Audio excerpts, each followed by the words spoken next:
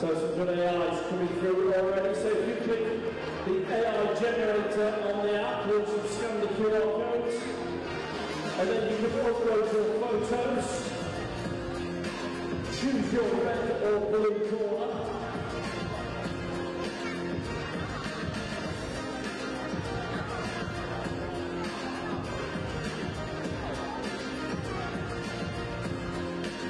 There we go.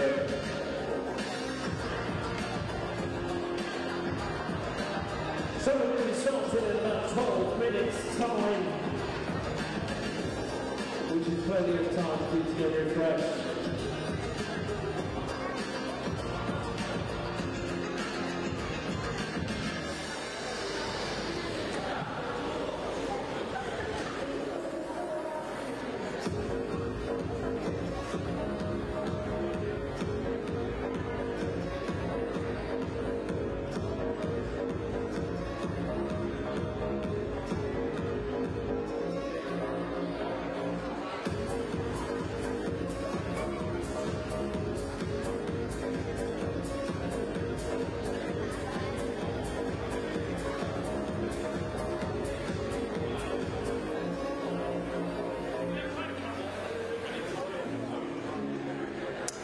So ladies and gentlemen, there is a fan cam if you want to get on that QR code, and I'm going to go live with the fan cam in a second, and I'll look at a few faces down here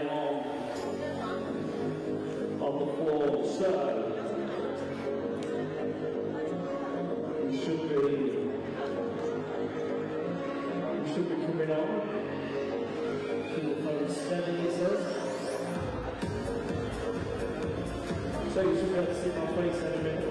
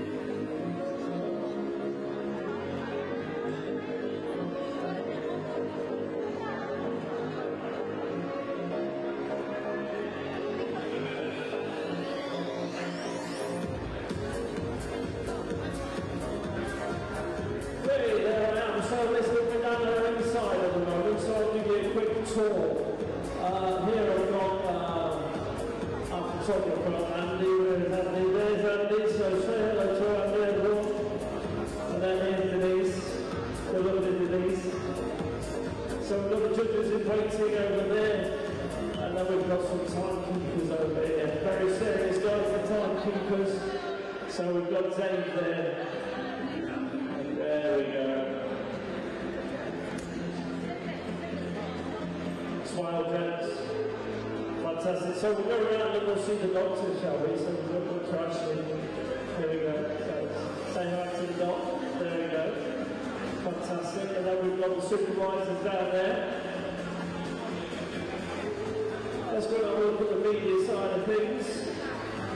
So we've got our commentators over here.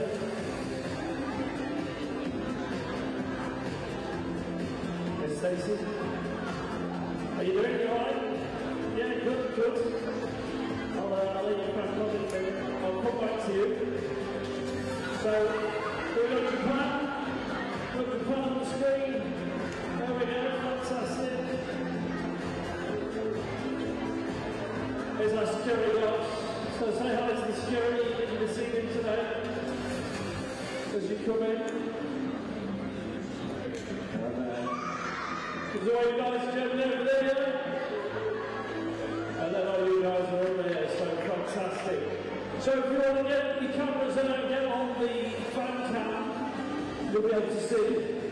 Get your own faces up there. So we'll have a look. There we go.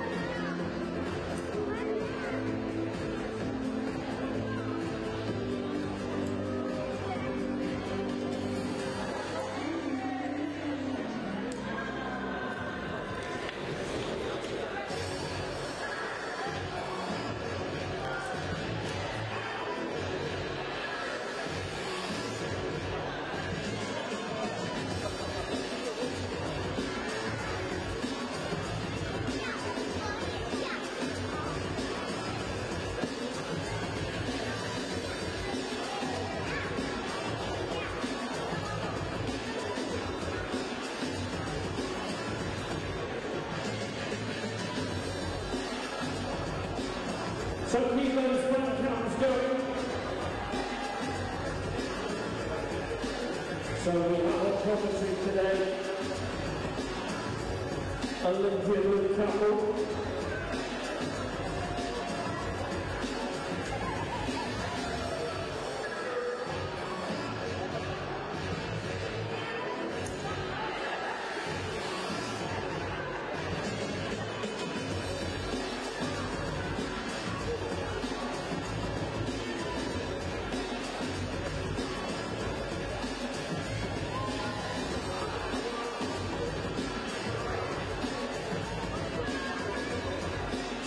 So another 6 minutes and we're going to be on there, so keep those front counts going.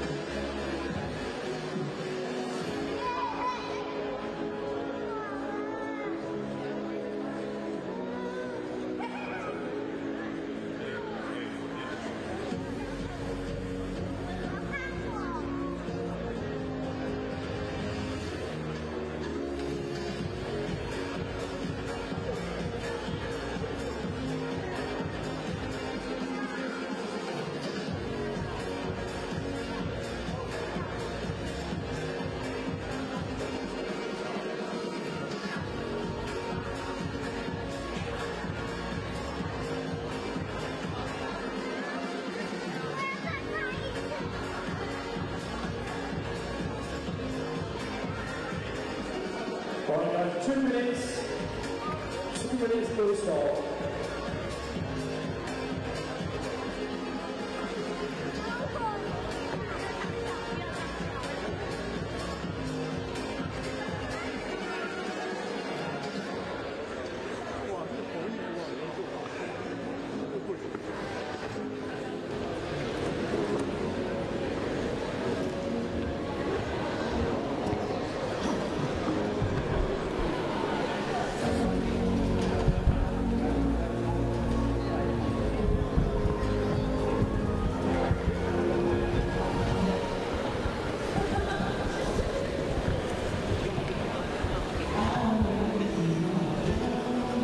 Well, a very good afternoon and a warm welcome from the English Institute of Sport here in the Steel City.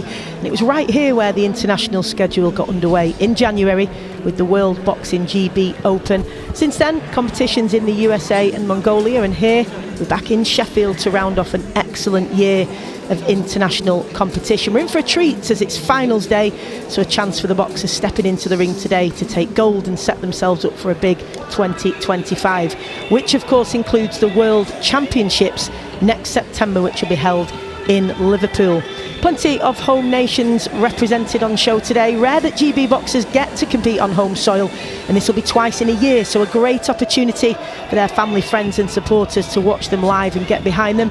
And there may well be plenty to cheer about as 7 England boxers will step into the ring today. 2 of them, in fact, going head-to-head. The women's 66kg final, the only one to see 2 competitors face off from the same country, Kayla Allen and Dion Berman, and what a cracker that promises to be. So 4 men and 3 women represent England today. Brazil have 3 women and 3 men going for gold. They promise to be exciting as they box with plenty of flair. 5 finalists for Japan who really impressed this week with their technical ability, ferocious speed and style. We also have Korea, Mongolia, China, Chinese Taipei and Italy competing for gold.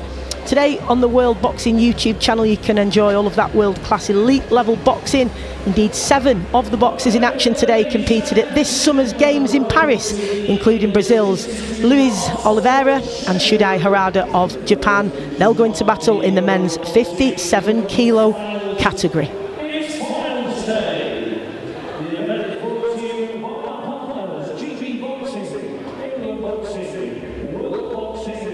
National Lottery, Sheffield City Council and Sting.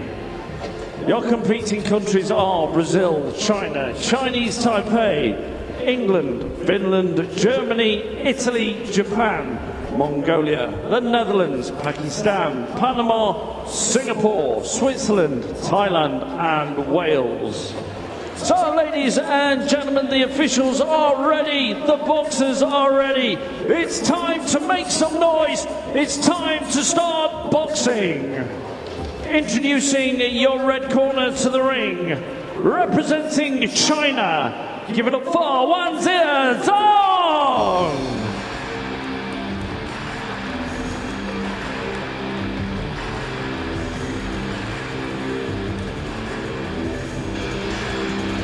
Well, she beat Finland's Kaivo Oja in the quarter-final, who was a rangy, tall fighter and had to find a way past those long levers.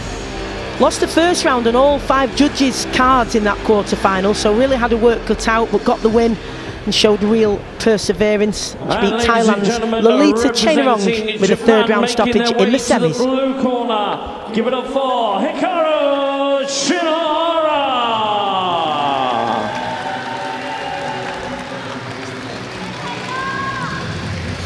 Well, the 21-year-old making her European debut, former Asian youth champion, beat Mongolia's Lutza Khan in the quarter-final, unanimous points decision in the semi against Yushan Liu of Chinese Taipei. Really exciting opportunity for Shinohara to stake her claim for a big 2025, and what a team the Japanese have brought here, and they've really impressed. Caught everybody's eye. Real technical ability, ferocious speed, exciting to watch. So, ladies and gentlemen, this is bout number 69. It's a women's 50 kilo final. Your officials at ringside: Judge 1 representing Italy, Judge 2 representing World Boxing, Judge 3 representing the USA, Judge 4 representing Australia, Judge 5 representing World Boxing. Your referee representing World Boxing, Paola Faloni.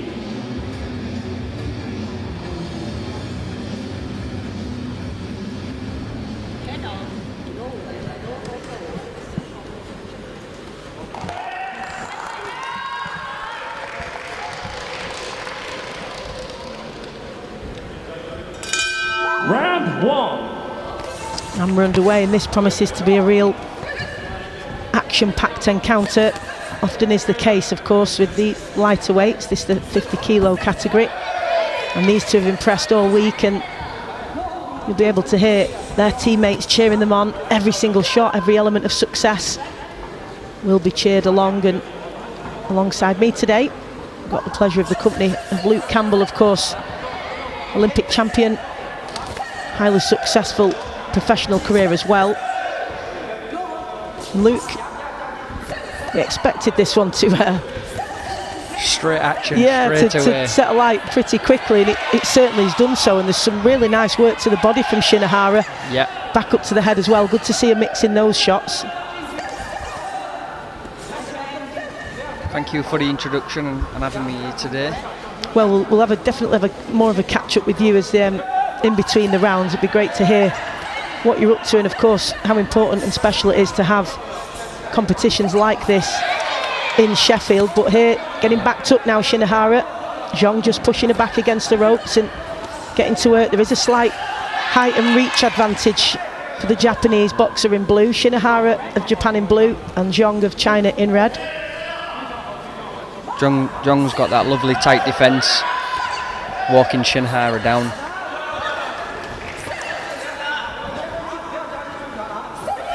We were saying yesterday that particularly with some of the lighter weights in both the men's and women's categories, it's so fast, the exchanges, that you can barely see who's landing the shots, and therefore it can be really crucial to either have the last say after that exchange or make sure you're landing really clean shots that the judges can make no mistake about, just to sort of state your claim really, because fast and furious these exchanges.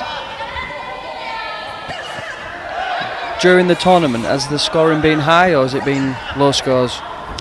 It's been, I tell you what's been notable, sometimes there's been a few standing counts that you thought might have been a little bit soft, let's say, although obviously it's important to say that it's really important for the referees to protect the boxers. But yeah, I would say that, but I think in terms of the scoring, there's not been anything that's been particularly, really shocking. Yeah. Been a few 10-8s though. Oh, lovely. Nice, really nice work on the inside from the boxer in red from China, but equally great work on the outside from Shinohara as well. Of course, it's to her benefit if she can keep this at range. Shinohara is always the first one that's letting the exchange go on the inside. And I like it as well, Luke, that she is going down to the body as well. She's mixing her shots up a lot, so she's had a lot of success to the body there in that round for me, Shinohara. Well, let's see how the judges have this one then for the opening round.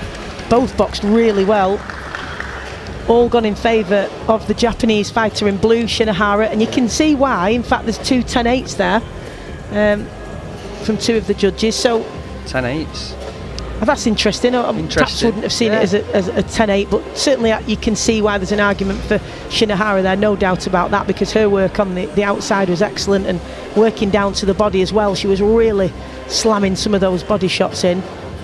But I was just going to say, sort of, how great it is, because you were on the programme for a long time and probably never had the chance to box on home soil, and now twice in 1 year, and then the World Championships in Liverpool next year. It's great for the sport in this country, isn't it? Oh, it certainly is. I've had some fantastic memories in tournaments in the UK. Round 2. And the EIS being one of them. And Shinohara straight out, firing shots again.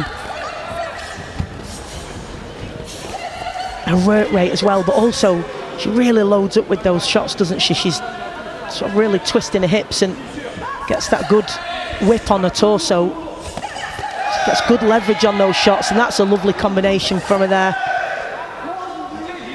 Uppercut to the body and then lead hook to the head. Shinohara's a taller opponent of them both, but keeps getting brought into exchanges on the inside. But she's actually beating Hong from China on the inside.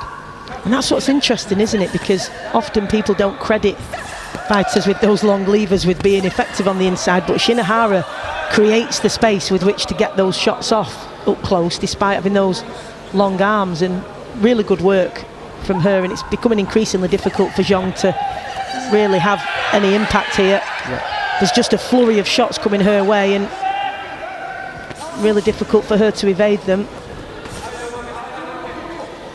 You can see how hard Hong from China's working, but she seems a bit messy at the moment on the inside. Certainly Shinohara from Japan's got the cleaner work rate.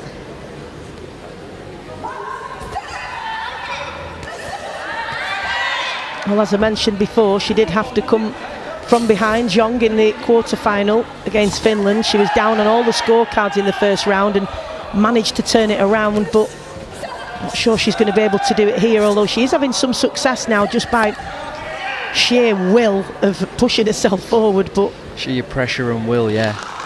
You know, she might just be one of them that is a slow starter. You know, when I was boxing. Point deduction there from the referee. I didn't really see any warnings for that, if I'm honest. that has happened a couple of times this week, actually. Myself and Lewis Richardson missed one completely yesterday. Wow. Admittedly, it was that quick. It was, blinking, you'd miss it, but that one was a bit more obvious that when the referee gave it. But yeah, that was not happy with the way that Zhang was going about her work, but you can understand it in sheer desperation just to get forward. She's stuck her head on her chest and just trying to get at her, but Shinohara just not allowing her a sniff of an opportunity, really. Nice work again from Shinohara. When she's at range, that's superb, isn't it? And really accurate. It's that right hand left hook she keeps walking her onto. It's working a treat every time, and it's really helping her hold the centre of the ring. As Hong from China is trying to walk her down, she wants to be in the centre of the ring. And is that a good combination, would you say? I used obviously to love when that you're combo. Against the southpaw. I used to love that combination, because you're bringing them on to the backhand, and then you're setting them up for the lead up. Well, I don't think anything will have changed for Zhang in terms of the scores here. I think we'd be expecting a clean sweep again from the judges. All went in favour of Shinohara for the first round, and we're seeing the same again, and it's becoming an increasing gap now. 2 more 10-8 scores. You understand the 10-8 score with a point deduction, but the first round I was a little bit puzzled by that. Yeah, absolutely. Yeah, I didn't think perhaps it was wide enough for that, but really good performance from Shinohara nonetheless, and really got their tactics spot on here. And Zhang finding it really difficult, and you do get those contests, don't you, where everything you try, either because you don't have that level of experience or there's just a different level in quality at that stage of somebody's career. There's little you can do, and that's where you just have to commit yourself and give absolutely everything for your pride and your development, and do what you can. And that was great work from Zhang there, sharp shooting and finding the gaps between the guard of Shinohara. That's really good from the boxer from China in red.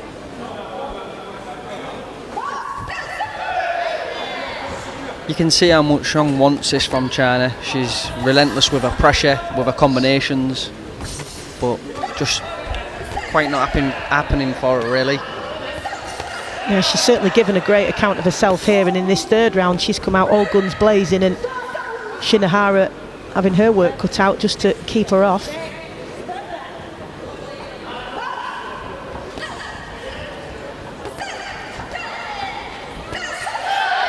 Really difficult to set yourself as well, isn't it, for Zhang, as she's trying to make her way in, and Shinohara just slamming that backhand right into her head guard and her face, which she loses that momentum then and has to reset every time.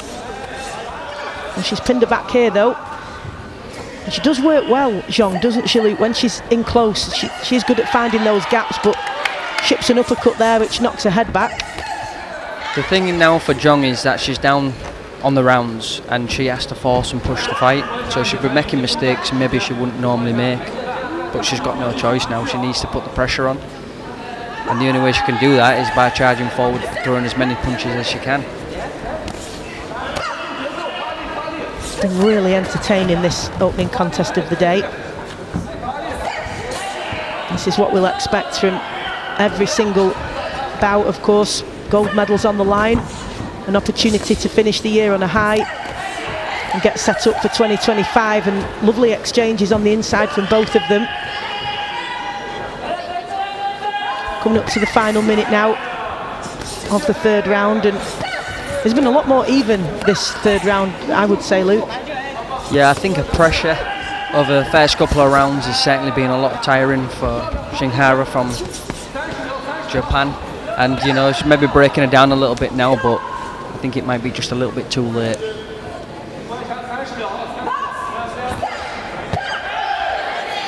Shinohara again stands in the centre of the ring, throws straight backhand and brings her onto that lead hook every time.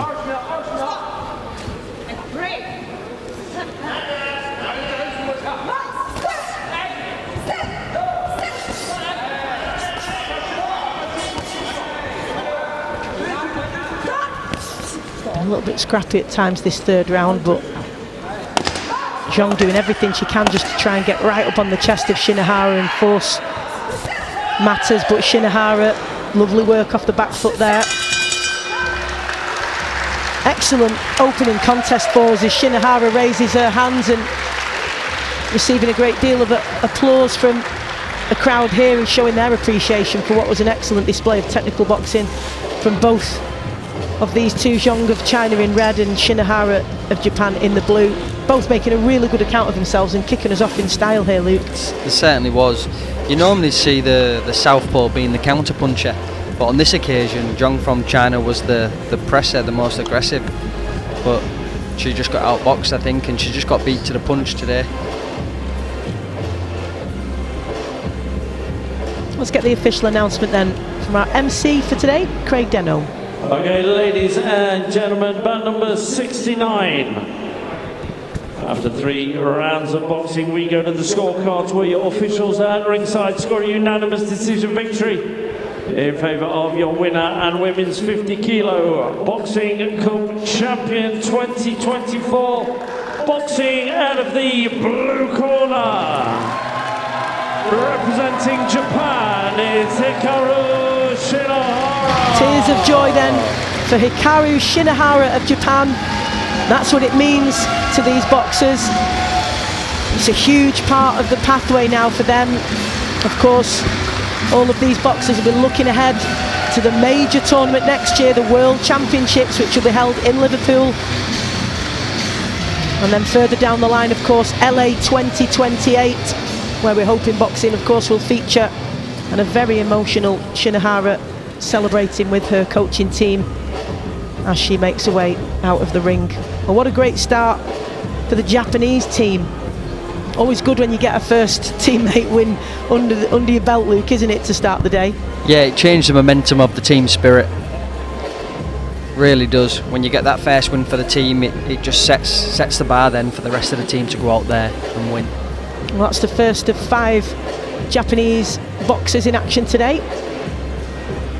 And certainly the rest of the team will take a great deal from that, because a winning start for Japan. Well done to China's Zhong as well. Gave a really good account of herself. It just wasn't to be for her today. Coming up next, we've got the women's 54 kilo category, Mongolia and Chinese Taipei. Okay, ladies and gentlemen, we move on to bout number 70, which is a women's 54 kilo final. And introducing your boxers, making their way to the red corner, representing Mongolia. Give it up for Yesigen Oyuntsetseg.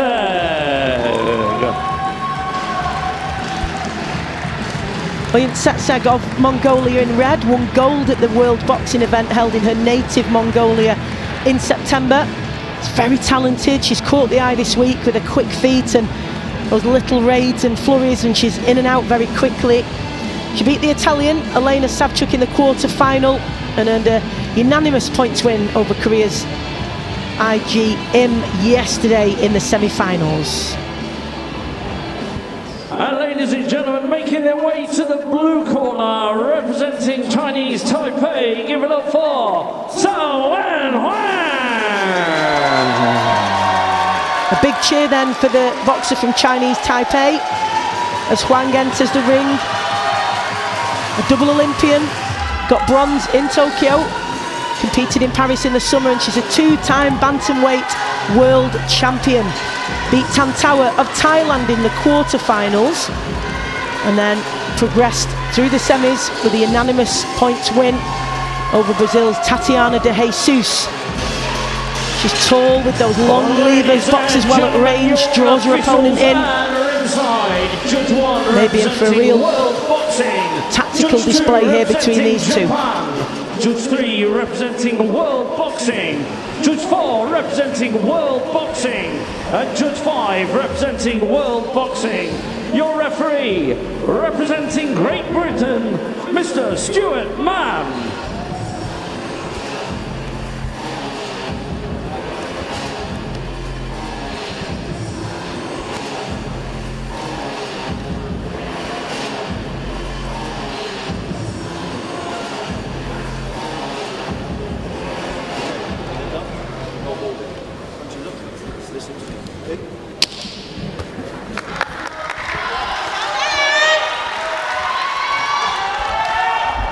So the crowd really up for this one then. Oyen Tsetseg of Mongolia in red. Huang of Chinese Taipei in blue. Getting to work with that backhand straight away, and that's what we saw yesterday from Huang Luke. Really well timed.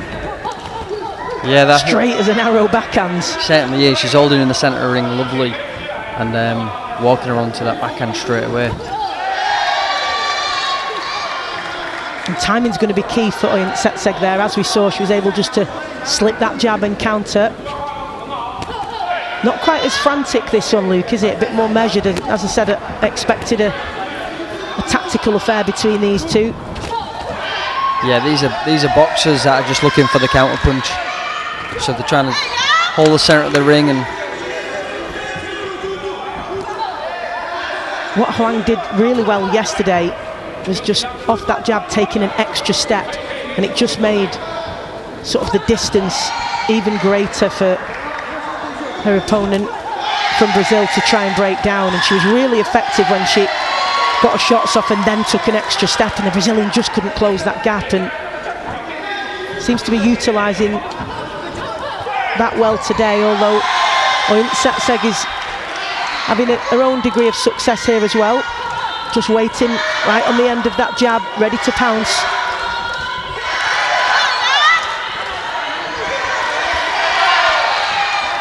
Great to hear the whole team getting behind their teammates as well. It does make a difference when you're in there, Luke. oh, it certainly does. Every time you land a punch and you've got your team screaming for you, it makes you just want to throw more. That was great work off the back foot from Huang. Just caught Oyen Tsetseg twice as she just came stepping in.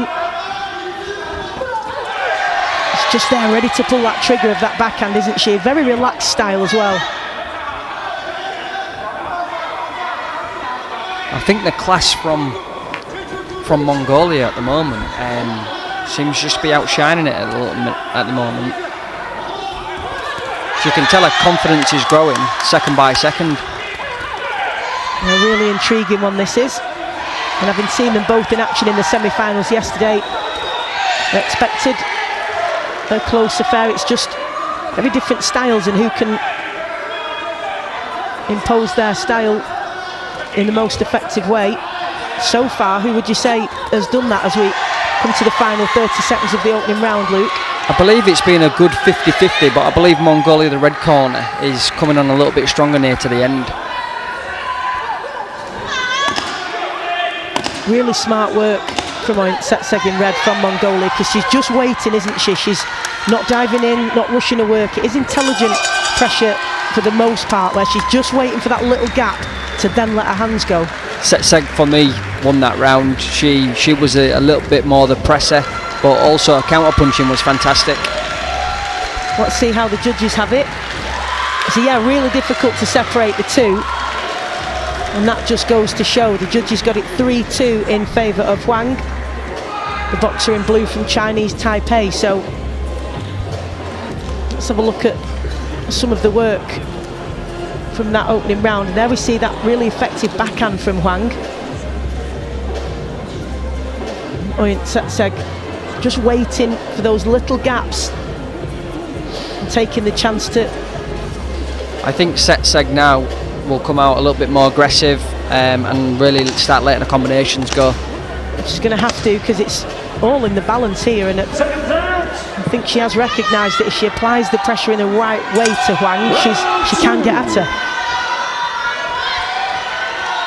Tsetseg knows that Huang is looking for that right hand every time. There's a lovely backhand to kick things off for Tsetseg there. There you go, she's coming out. Look at that head movement. Upper body mobility there, making it difficult for Huang. I really like Tsetseg's style. She seems to have real flair. She's got great footwork, and she really started letting the combinations go at the beginning of the round. And the body language here tells you, Luke, that she's come out here with a great deal of confidence, and she won't be denied. She's really come out ready to set the pace here, just triggering, twitching, trying to force Huang to let something go so that she can counter. Huang has such an awkward style though to get past. She's so tall, she's got a great reach, look at that. And that low lead hand then just flicked up in the face of Oyun Setseg, and again just took that fluidity from her and that momentum. Light on her feet, Oyun Setseg. She's just trying to draw something from Hwang. I think Setseg cannot have the patience to wait. I think she really needs to use her footwork and her combinations like that and really jump on her.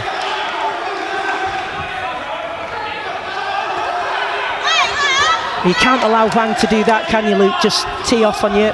If you sit off Hwang, she's just going to pick you off all day.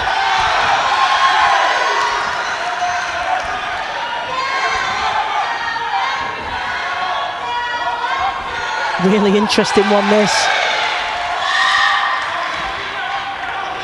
Real chess match. Quite different to the opening contest. The backhand from Hwang lands there, though. And another. Oyun Setseg needs to reply. This is really good boxing from both. The boxing IQ in this fight is really high. I'm enjoying watching it. Yeah, very high level and really experienced, the pair of them. Oyun Setseg in red won that gold medal at the boxing event in Mongolia in September.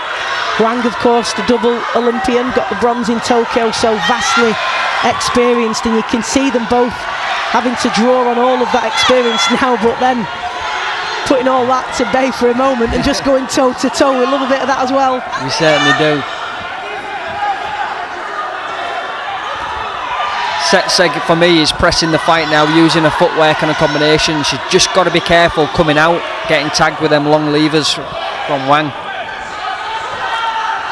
It's really difficult to initiate an attack against a boxer like Hwang, isn't it? Because if she takes a step back and just sticks out those long levers, it just leaves you in no man's land. And it's very awkward style she's up against here from Hwang. She's really applied herself well here, though, Oyun Setseg, and made this extremely competitive. What a contest we have here.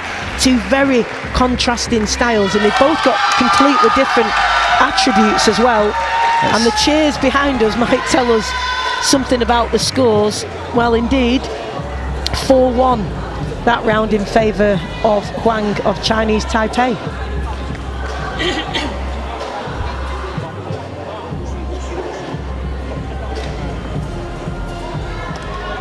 I need to figure out how they're scoring these rounds. And it's interesting, isn't it? Because, and this is what we've said, you know, through each contest, it's, I guess, are you preferring the back foot?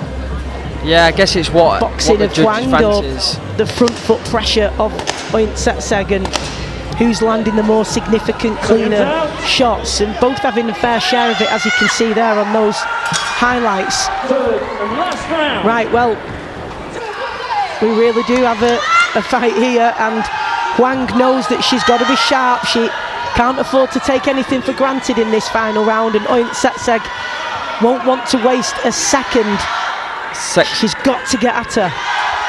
Setseg's got a big challenge now in this round. She really needs to apply that pressure and catch with some convincing, eye-catching punches.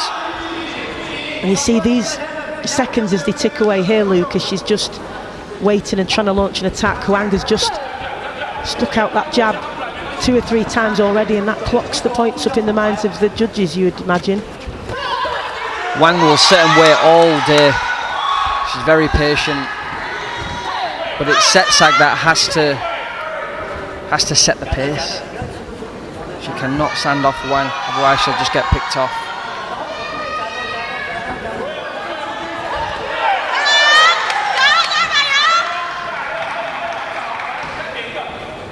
Such a high level here that the margins for error are minuscule. If you just mistime that shot, you will be punished. Such is the level of these two competitors. Just falling short there.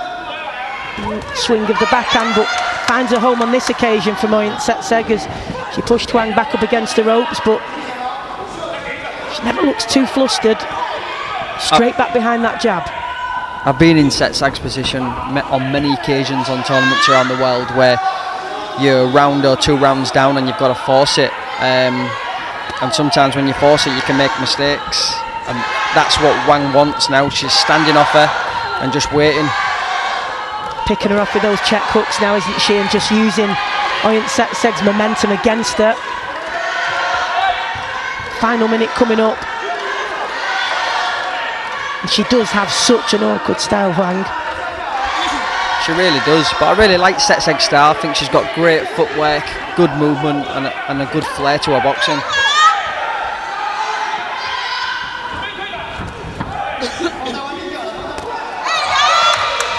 Good work for the Mongolian as she puts combinations together, but a little smile from Huang to let her know it didn't bother me.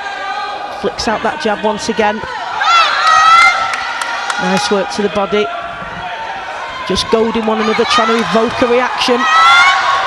Backhand makes its way through from Setseg. A flurry to the body. Great work there on the inside from Setseg, letting her combinations go and finishing with a lead hook to the head. Final 10 seconds, crowd on the feet, really imploring both of them forward. As Setseg beckons Huang forward, but she's not going to take that bait and skips away, presumably to victory, raises her hands in anticipation of that, and another really, really high-level contest, and very, very different to what we saw in the opening bout, but that's what you can expect from today. Completely different types of contests and different styles, but all elite level. Very high boxing IQ there from both ladies. Very high. It was great to watch.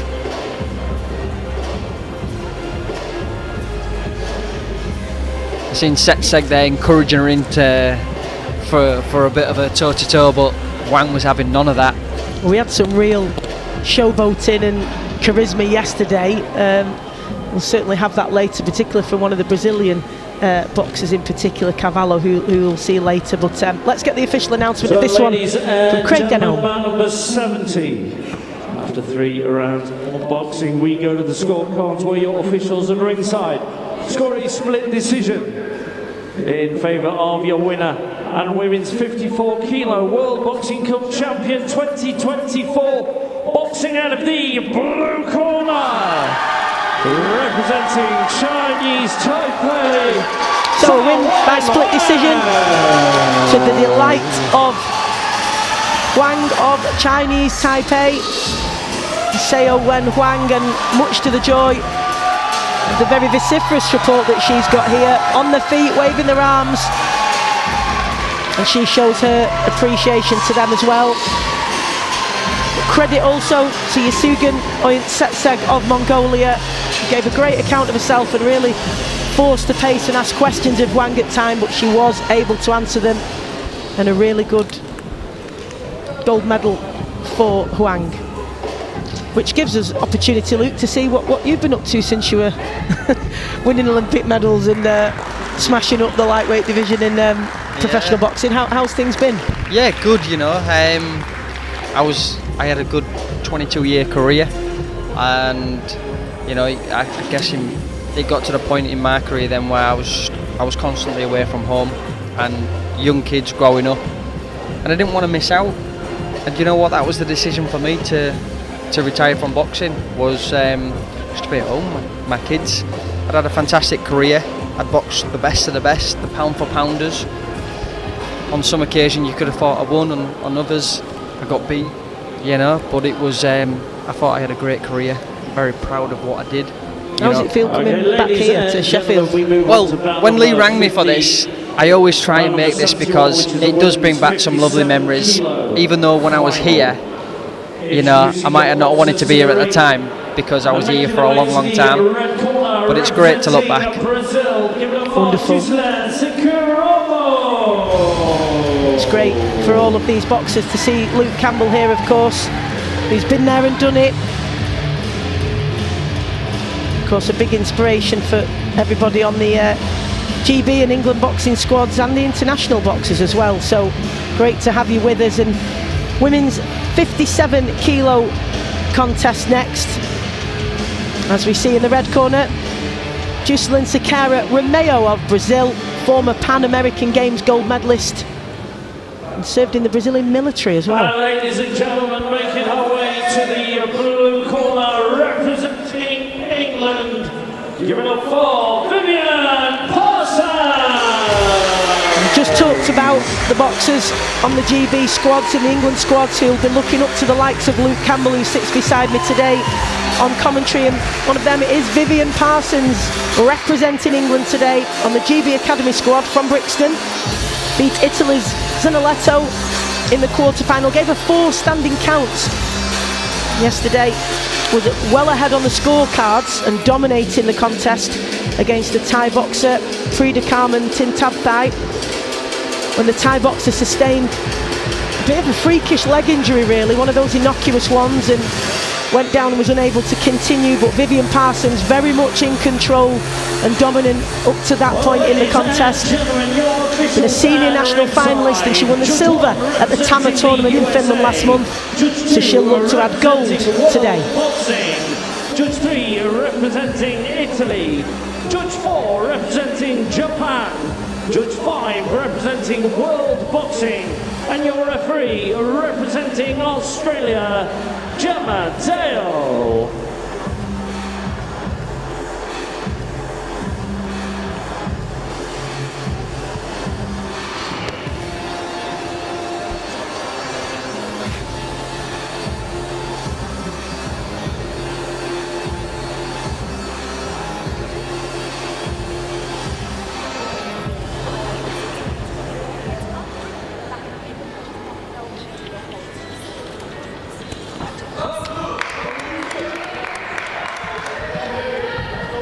So a huge opportunity for Vivian Parsons to make a statement here against the Brazilian, who's a real slick, classy, technical boxer.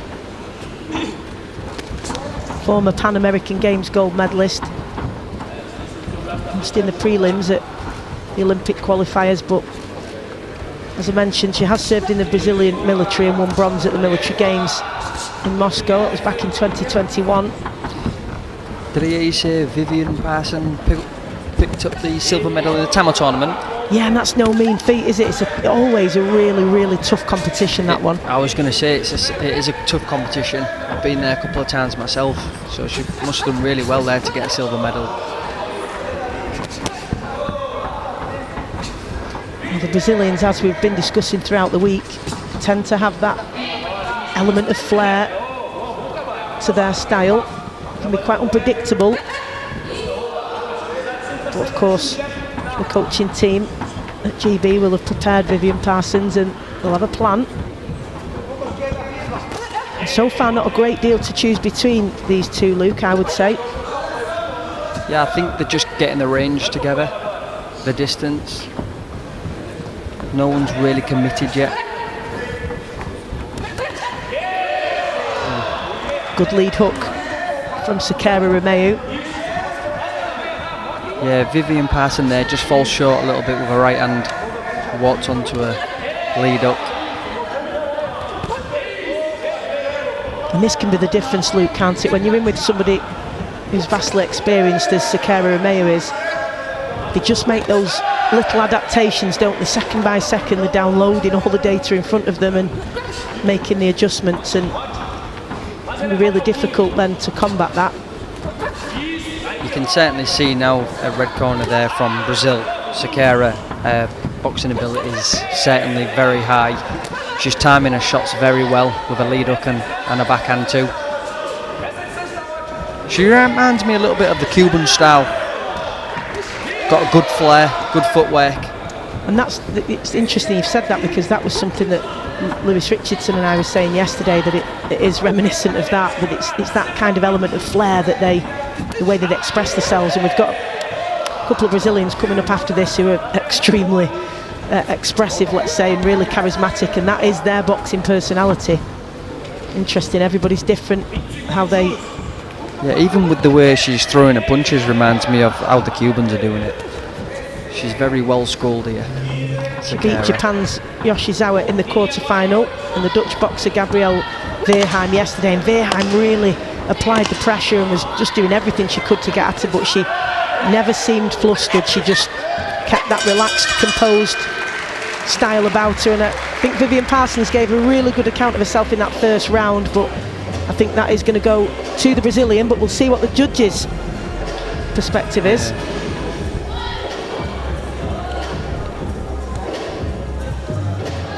So that's interesting. 4 judges in favour of the Brazilian, 1 going 10-8. I just can't see a 10-8 round. And then the judge from the there. USA going in favour of Vivian Parsons. So it's a really peculiar one, that, isn't it? And you asked at the beginning about the score, and I said, well, it's been bob on. I think there's been a couple of 10-8s here already that I would say are questionable. Yeah, I mean, the only reason I asked is because every time I went to a different tournament, it was always different scoring. So I was asking, how's it getting scored on this one? Certainly we've not had any great complaints. There's perhaps been a couple that we thought it would have gone the other way, but nothing that shocking. But those couple of 10-8s today so far haven't made a great deal of sense, but nonetheless, especially with no counts or points deducted. Very peculiar. For me, Vivian Parsons now needs to close the distance a little bit and let her combinations go a little bit closer. The use of her feet, Sakara Romeo, is just superb, isn't it? Because there's just those tiny little shifts in and out constantly, which make it really difficult for Vivian to set herself, and she's always ready just to, as you say, very Cuban-esque, that, isn't it? It certainly is. Her judgment of distance is really good, Sakara's. So every time Vivian is attacking, she's just dropping back and making her fall short a little bit. Yeah, lovely to watch, and we have really enjoyed watching all of the Brazilian boxers this week, because they do possess so much flair in the way they express themselves in the ring, and Sakara Romeo exactly the same. Vivian Parsons, she's letting her hands go, but she's doing it from a little bit out of distance. I think she just needs to close that gap a little bit. But then again, Sakara's not really letting her do that. She's got great footwork. And she's one of those who has deceptively long arms as well, Romeo. She does have a fair reach on her, doesn't she? She certainly does, yeah. She's really using her distance very well. Good work from Parsons there, where she doubled up on the backhand and found its home right on the chin of Romeo. But she is really in control of the distance and the pace of this fight as well, Luke, you feel? Yeah, I feel like every time Vivian's attacking, she's just dropping back and making her fall short. Just tiny movements with the feet, but that's what's just allowed her to get off that backhand, which landed clean just around the side of the face of Parsons. And it's that footwork that's really setting everything up for the Brazilian and allowing her to be in that flow state. Lovely fluid movement. Check hook there, just catches Parsons coming in, and look how comfortable she is, Luke, just allowing Parsons to come at her, and she knows she's a step ahead, isn't she? She really is. It's every time Parsons leading in with that right hand is where she's getting caught with the lead hook. I'd say work your way in with the jab and then let your right hand go. But it's easier said than done when you've got such a great boxer in front of you. And that vast experience, really difficult to close that gap on it if you don't have that level of experience, because they've got all of that with which to draw on. They've seen it all before. They've been in with every style, every type of opponent, as she catches her again coming in, but really committed from Vivian Parsons, who has been relentless in trying to get at Sakara Romeo the entire contest so far. Definitely, you can't fault Vivian Parsons' effort and will to want to score and want to win, but she's just getting caught off at long range there. Well, there we go, clean sweep for Sakara Romeo in this one. 2 10-8 rounds there. Again, it's I guess it's each to their own, but I didn't feel that she got pummeled in that one. I think she was edged on experience and technical ability, but certainly I was thinking during the fight, it's certainly it's a great learning curve so far in what she's doing. She's just a little bit out of distance, but it certainly wasn't nowhere near a pummeling. I guess perhaps looking at it from the point of view of they feel that there's another level there of ability, and suffice to say that's why they felt it deserved a 10-8 rather than a 10-9, which is fair enough if they feel that the work from Romeo is that superior. Let's see what Vivian Parsons can try and do in this final round. And when you are in with somebody who, you know, they've got that far more experience, Luke, and you're at a different stage of development, and you're going into this third round knowing you're way behind. What's the mentality there that you know, what the coaches want from you? What do you want from yourself as a boxer? Lovely backhand from Parsons really there, though. Good work there on the ropes, backing Shakira up to the ropes there. I think it's what the coaches have said to you in the round, what they want you to go out there and do, and if you can go out there and achieve what they've asked you to do, that in itself is something good. Just win this round. He's having success here, Parsons, at times as well. Landed a lovely couple of backhands and been sharp with that jab as well. This is good from the England boxer in blue. Just catches one though, and that's where it's still though just that bit of experience, isn't it, of being able to take that little step back and judge the timing as Parsons comes in. It is, but this is the best work I've seen from Parsons so far in this fight. A really good opening phase in this third and final round. Nice backhand again. Been really sharp and accurate with that backhand, and it's finding a range with it a bit more. It really is. It's the timing as well. The timing's really on spot. That lovely defensive work there as well, Luke. That slip and backhand. Lovely shot. Lovely shot.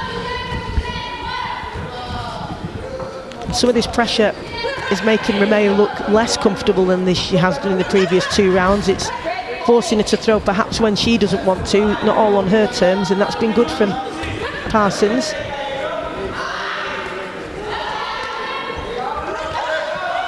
Parsons again. This is for me her best round so far. She's really good work from really Vivian good. Parsons here.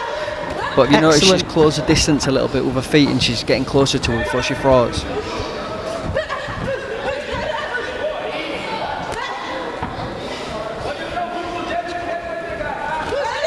Really important factor in this as well that I'm sure the coaches will look at is the mentality that Parsons has shown here, being so far down on the cards from those two rounds and then come out and put on a great display in the third. So able to execute the instructions that they've given her, but also willing to commit and dig in, and nice intelligent pressure from her in this third round, and she's landed some really nice shots. Another backhand there.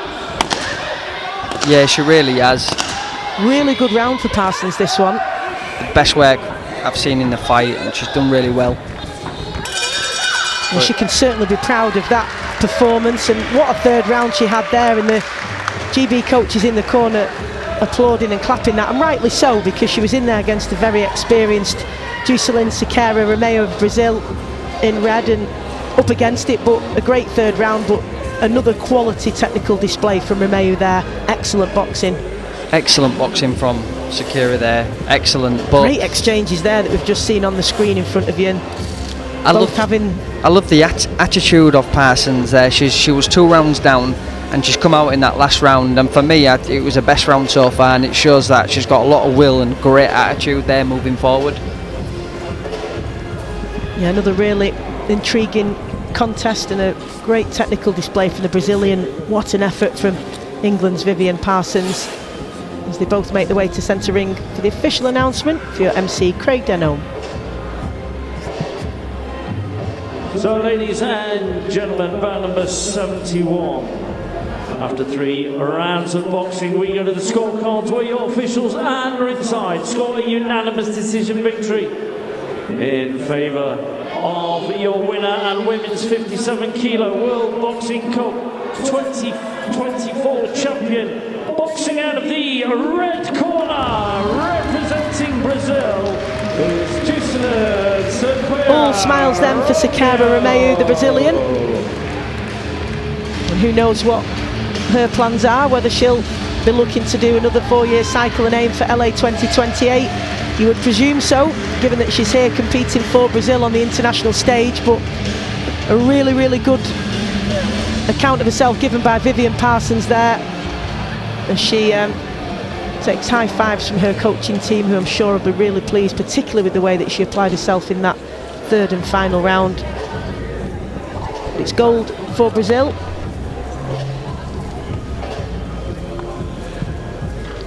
And that's the first of 5 gold medal opportunities for Team Brazil.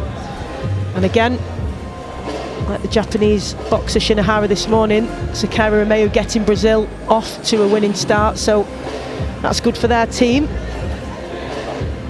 And they really do have plenty of flair. And we're really looking forward to watching the rest of the Brazilian boxers. Cavallo in particular was very, very charismatic, let's say, yesterday, Luke. He had all the antics and showboating, and some people will love that, some people won't like it if they feel it's a bit too much, but nonetheless, ever entertaining. There's that fine line of elegance and arrogance, I think, when you're doing that type of stuff. For me, I never really did that type of stuff. It wasn't really for me, but you know, I've seen it from a lot of other boxers. And how did you find it to box against if you came up against somebody like that? I always just thought that the basics beats that style. Doing the basics the best, like your judgment of distance, fast feet and timing beats that type of style for me all day long.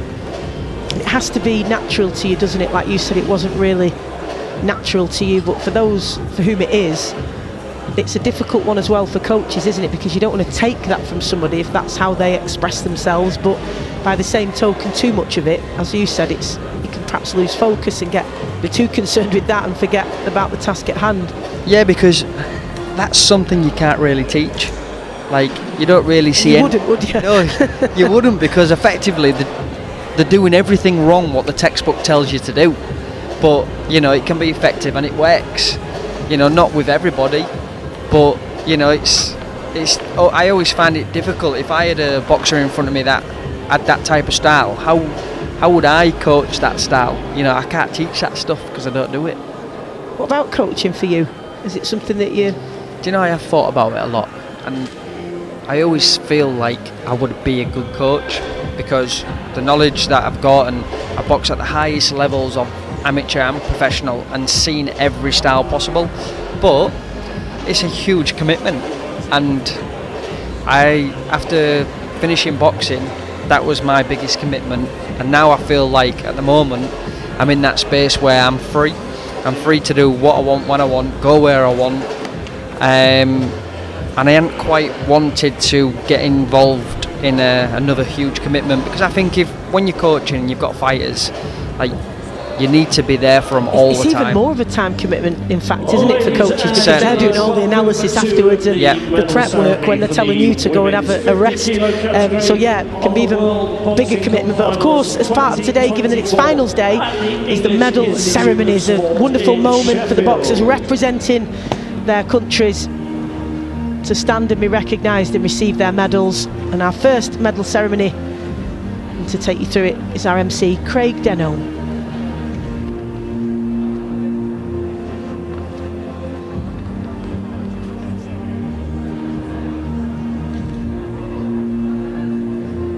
So, ladies and gentlemen, the medals will be presented by Richard Brooks, Chair of England Boxing. In joint third place and winners of the bronze medal, representing Thailand, Lalita Chengaron, and representing Chinese Taipei, Yushan Liu.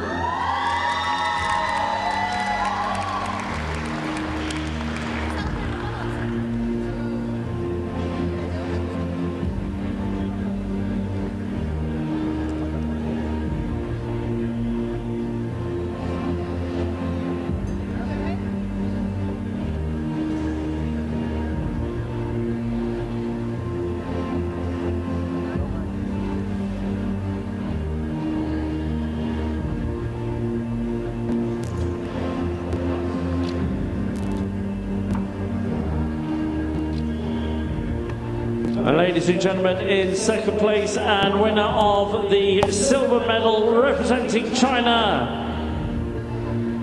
Wanjie Zhang.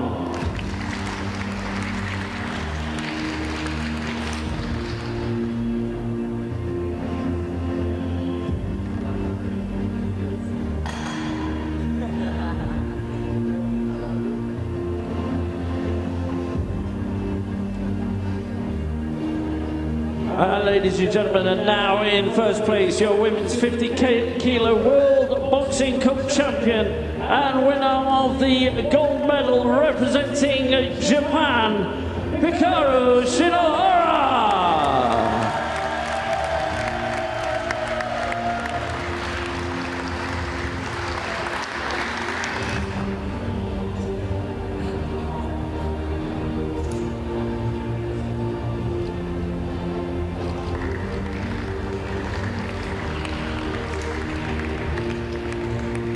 Ladies and gentlemen, please join us once again in celebrating the outstanding performances of our medalists. Bronze, Lalita Chenaron, Yushan Liu, silver, Wanzir Zion, and gold, Hikaru Shinohara. Once again, please show your appreciation for the women's 50-kilo medalists.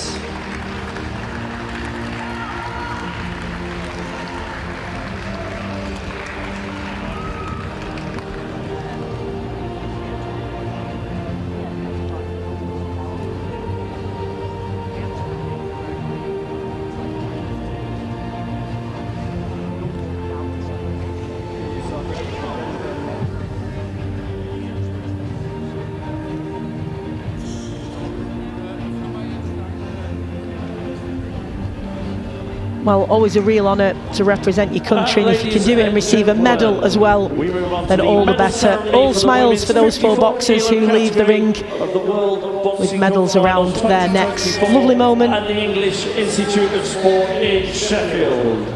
And our second medal ceremony coming up now for the bantamweight women's 54-kilo category.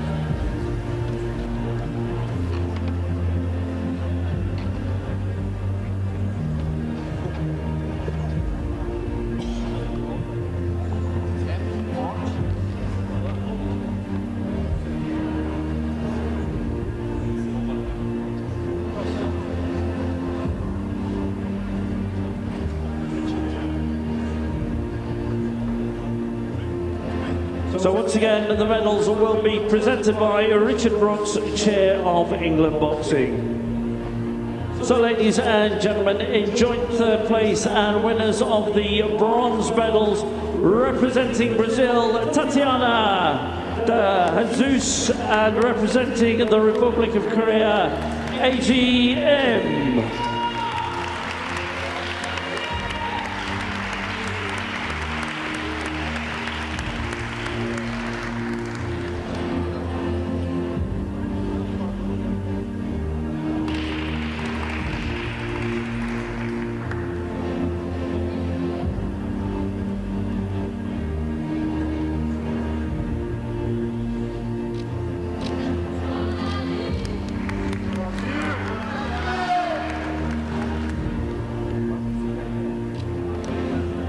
And ladies and gentlemen, in second place and the winner of the silver medal representing Mongolia, Yesigen Oyunsetseg.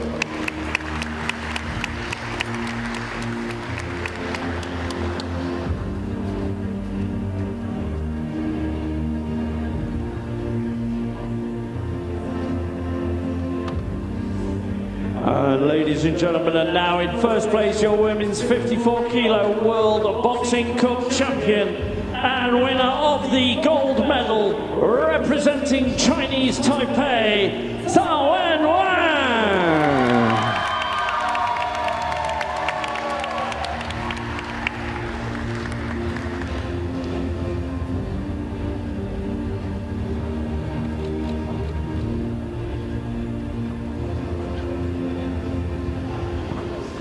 So ladies and gentlemen, please join us once again in celebrating the outstanding performances of our medalists.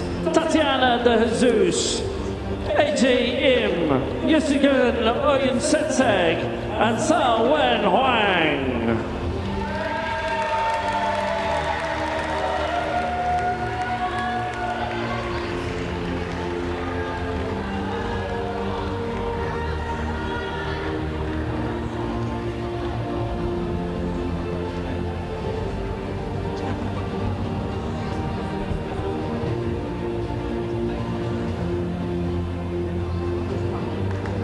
Ladies and gentlemen, once again, please show your appreciation for the women's 54 kilo medalists.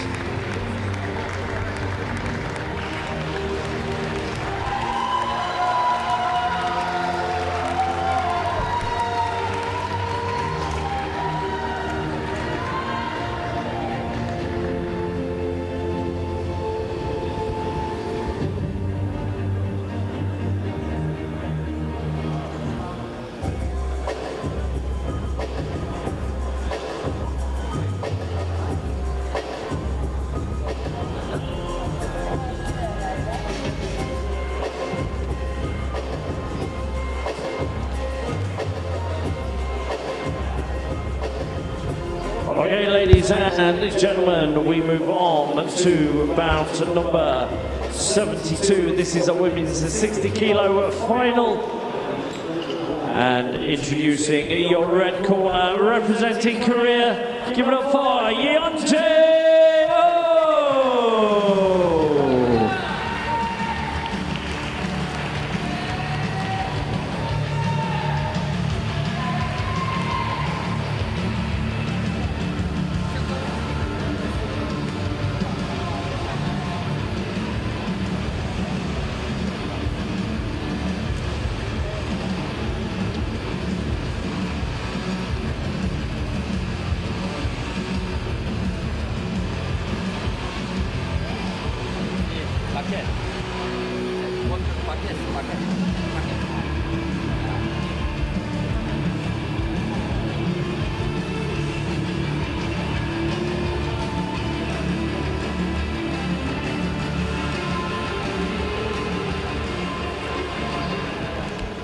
And ladies and gentlemen, making their way to the blue corner, representing Brazil, give it up for Rebecca de Lima Santos.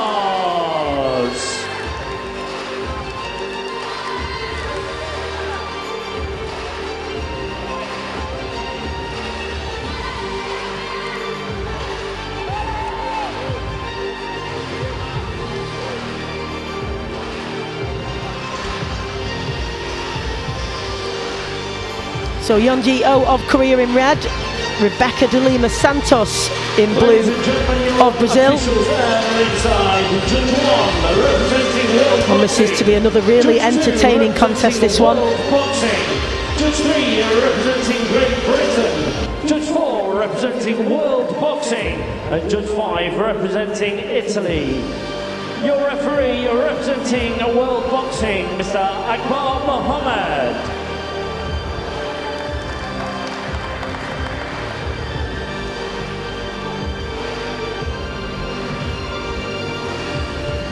So the Korean in red, Yeonjae, four-time Asian lightweight champion, two-time bronze medalist at the World Championships as well, so real pedigree here for Team Korea. She beat Pakistan's Laura Dija Akram in the quarterfinals here, and yesterday in the semi-final she beat Maud van der Toorn from the Netherlands. And Rebecca de Lima Santos of Brazil in blue. Split decision yesterday in the semi-final against Ayaka Taguchi, a really enthralling contest that one was. She put on a great display, so expecting big things from these two.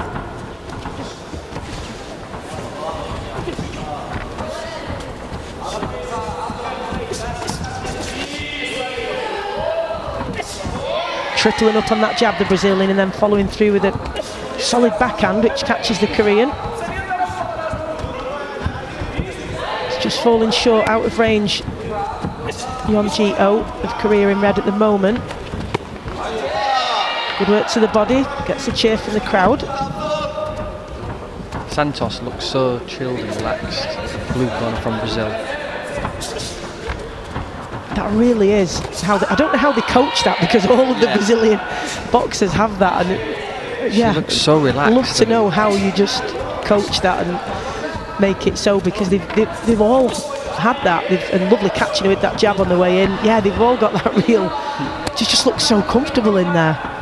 A bit like how they play football, Luke, is it? Just really comfortable on the ball, never look under pressure somehow. No, true.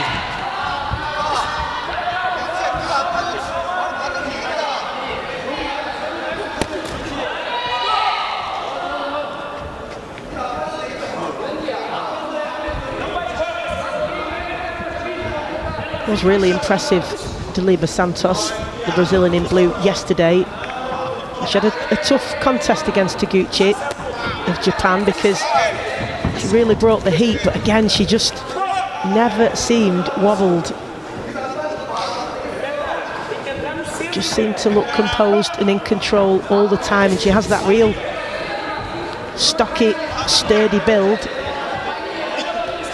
Santos is really up against a very awkward opponent here from Ho from Korea. Very rangy, good footwork, trying to keep that distance. Just trying to keep it at range. Yeonji-oh, the Korean in red, sticking out those long levers. Still falling short at times though, not quite taking her feet in enough, but as we saw in the exchange a couple of moments ago, the Brazilian under fire just shot out a lead hand of her own and caught Oh off balance. She can throw from really unorthodox angles, so Oh just a little bit wary of that perhaps when she's initiating her attacks.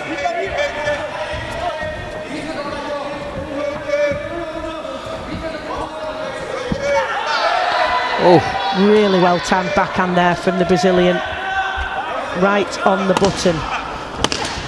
You know, it's another question, how do you coach timing? Another one again, absolutely, yeah.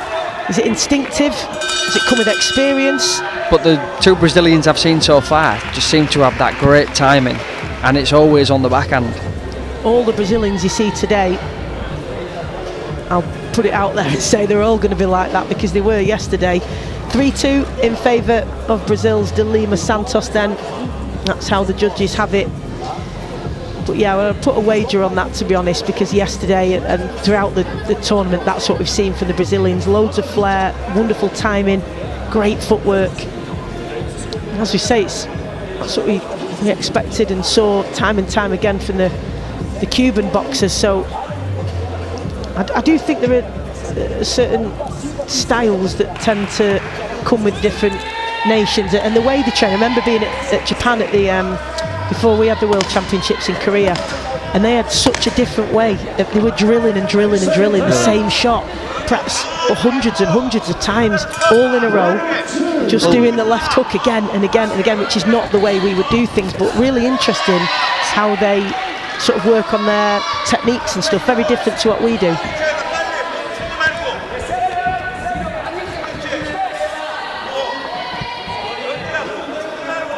Oh, from Korea now you can see that she's putting them a little bit more pressure on, trying to come forward a little bit more now. Under fire there though from the Brazilian.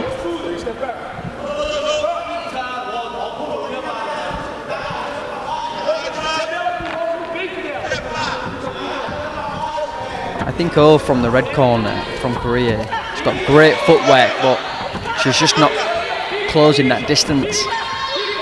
She also doesn't appear to possess the power to deter De Lima Santos from coming forward, and the Brazilian just bullish in the way that she comes forward. She does have that flair and that technique, but happy as well. Santos there just to letting get into off a brawl. a 10-punch combination on Ho.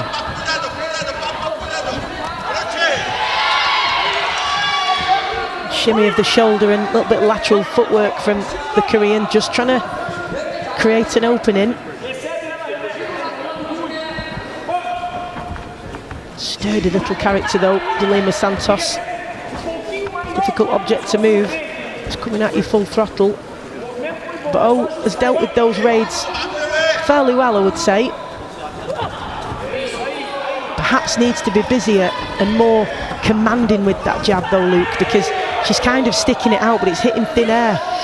Yeah, she needs to be careful, Oh, from Korea, that she doesn't get caught with an overhand right, because her lead hand's quite low, like you say, and it makes an opening for that overhand right coming across. Rather than using it in a and she's looking real for it, commanding Santos. fashion, it just lets Santos know you're in range, doesn't it? And as you say, sets up that overhand right. Just needs to be a little bit more committed with it, perhaps step in with it and make it count. Doesn't appear to be her style, though. She really uses that jab just as a rangefinder for herself, doesn't she? Just flicks it out to set up the backhand, but Santos is cute to that, knows it's coming. She really does. Oh, seems a very tricky opponent, but Santos from Brazil just seems to be handling that type of style very well. And she doesn't allow herself to be pushed back either, does she? Because as O's edging in and flicking out that jab, she just doesn't move. She's keep coming, and I'll meet you. I'll meet you with that right hand. Here it is, waiting for you.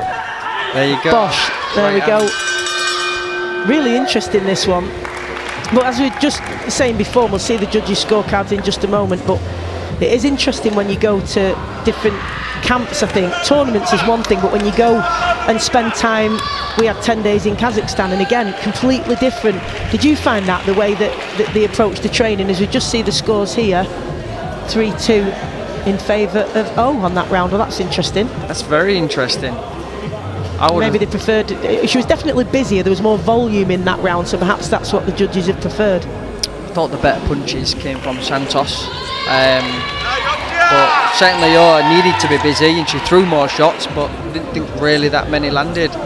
What did you find then? Because as I was just saying, in Japan, for example, I remember distinctly a row of the boxers with the coaches just drilling the left hook again and again, hundreds of times. And in Kazakhstan, they were doing all sorts of footwork drills I hadn't seen before. It's fascinating, isn't it? I was a perfectionist, so I would literally, that's what I'd take myself off into a little corner somewhere and literally just try and throw the left hand over and over again. Ooh, little bit of flair there by O. From Yeonji-Oh, enjoying herself, and maybe she's taken confidence from the judges' scorecards, and they liked her. But it's very eye-catching. She caught Santos with one shot, and then a little showboat in there is quite eye-catching. And it's interesting because one of the things that we were talking about yesterday is that there's a certain element of body language that's really hard to quantify. So the number of power shots landed, or significant shots landed, you can sort of see, you can quantify it, but the body language and the manner in which a boxer approaches something sort of gives you an indication as to who's dominating in a way. I think it counts a lot. It's a really difficult thing to quantify, isn't it? I really do. I think it counts a lot, having that body language, shoulders back, head up high. Obviously not in boxing, not during the round, but the body language counts as a lot. But the fact that here O is on her toes, she's got that low guard, she's dancing in and out, it looks like she's the one in control. The boxer in control, doesn't it? Exactly. Enjoying herself. And she's come out high energy, feints, footwork, really trying to take Santos off her game plan. And Delima Santos, for all that being composed and measured, she now really needs to make sure that she's matching the work rate and the energy of Yeonji-Oh, because you do feel the momentum has shifted in the Koreans' favour. Santos really needs to apply some pressure here and land some significant, meaningful shots to catch the eyes of the judges. Otherwise, potentially, it could go the way of the Korean in red. And that's the thing, Luke, it's great having that flair and being composed, but you've got to make sure that you're doing enough work, haven't you? Oh, for me, it's all about landing the shots. So she had that flair just through landing the one shot. I think she needs to do a little bit more. But Santos does not want to be moved from the centre of the ring. She don't want to be pushed back, and she don't want to go forward. So Ho from Korea has no option to step in.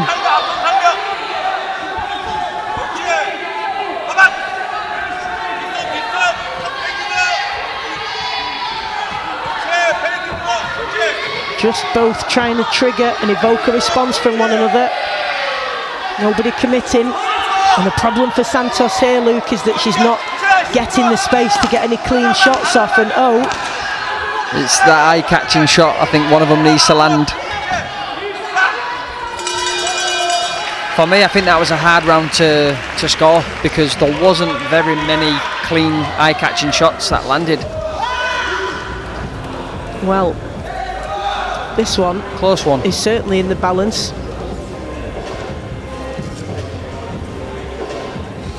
Judges struggle to sort of separate them in the first 2 rounds, and that third round was even less helpful because it was each other. so close, wasn't it? It got a little bit scrappy at times, but as we see here, some of those nifty footwork from O, but ultimately didn't allow Santos the space to get any decent shots off. I feel like they was both trying to nick that one shot and run away with it. Well, it's been interesting to see as Brazilian just shaking off that water. Let's see then. 2 and 3 rounds of boxing. We go to the scorecards. Where your officials are ringside. A split decision in favour of your winner and women's 60 kilo World Boxing Cup 2024 champion, boxing out of the red corner.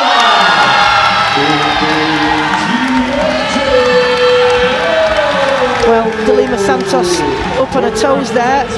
Probably could have done with a bit more of that during the contest, because I think the sheer energy of Yeonji Oh, the Korean in red, swayed that in her favour, and it was a good first round for Delima Santos, a decent second round, but just didn't do enough in the third, I felt, and I think that was a really fair decision to go the way of the Korean boxer, who just had that extra energy, that extra zip, and deserved the decision ultimately. But also it was eye-catching as well from such a close fight. Like, her body language was different, you know, and I think that might have made a difference in the end result. Yeah, when it's close, as a judge, you're probably looking for those distinctive bits where it might be a really clean shot landed, or that extra bit of flair, or whatever it might be, and Yeonji Oh found that and she brought it, and a really good display from the Korean. So a first gold medal for Team Korea today. Got another 2 opportunities as they have 3 finalists on show here today. Yeonji Oh, the only. Korea, I don't think I've ever boxed against Korea. Reminded me a little bit of the Kazakhstan style, with the footwork and the feints.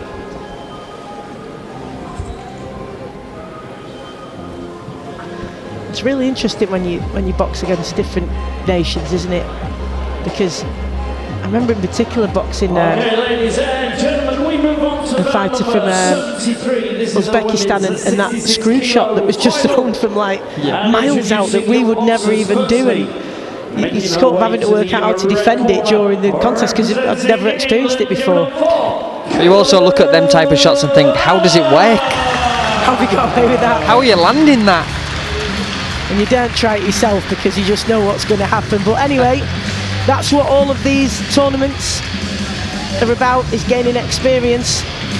One of my best shots was the left-hand bolo shot to the body, and I picked that up off a Russian in 2003 in Latvia in the European Championships.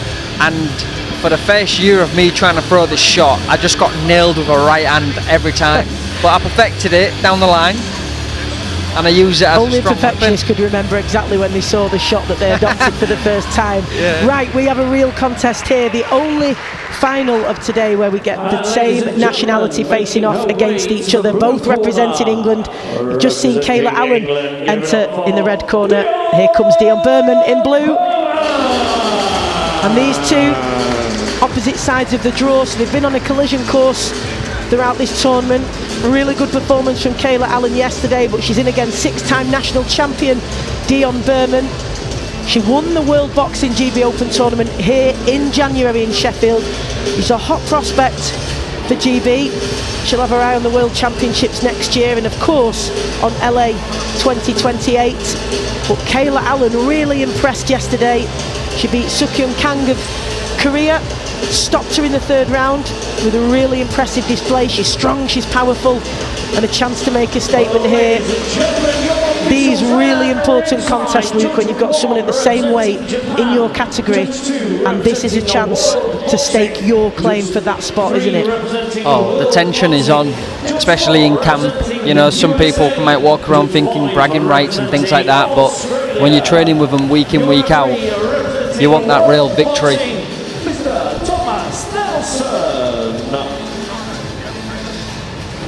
It's great to see them both in the final though. It certainly is. Dion Berman beat the only Swiss boxer at the tournament, Anna Jenny, in the quarter-final. Gave her a standing count and grew in confidence throughout that one, and took it into the semi-final where she beat Brazil's Beatriz Oliveira Soares on split decision. Used her height and reach advantage really well in that one. Kayla Allen was really powerful. Allen's awkward Berman, of course, tall, rangy, southpaw. So Allen got to find a way to get past those long levers, and this promises to be an absolute cracker, Luke.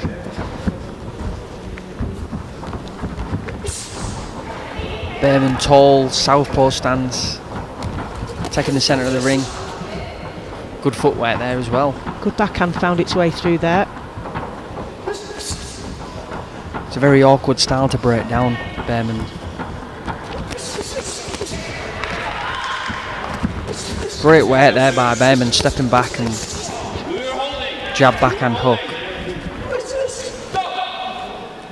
Of course, that experience here in January for Dion Berman, going all the way to the final and taking gold, and stood her in good stead, but takes a couple of big shots there from Kayla Allen. We know that she's got that in a locker. She's a real powerful build and not afraid just to maraud forward and let her hands go.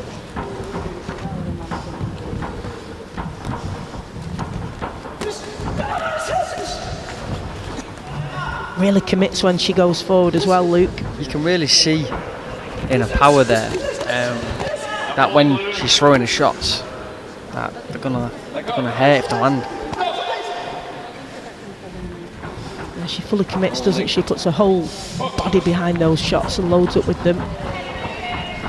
She's really relaxed in between though. She's not got those tense shoulders that sometimes boxers can have when they throw those power punches. She is relaxed stance as she backs Berman up again against the ropes, and the judges may appreciate this front foot pressure from Allen. Yeah, pinned her to the ropes and let her hands go. It's good work by Allen. And she goes again. Another nice backhand in the arc. Landing clean. You can clearly see some of these shots from Allen landing, so Berman just got to be on her toes here and making sure that she's lovely uppercut there. Yeah. Beautifully timed backhand uppercut. Just on cue.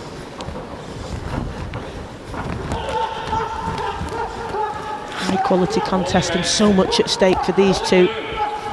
Of course, it's not often as big as it seems, but to you as a boxer, this will seem as big as it gets when there's a huge 2025 ahead with the World Championships. You want to just put your marker down for that spot at that weight category, doesn't it?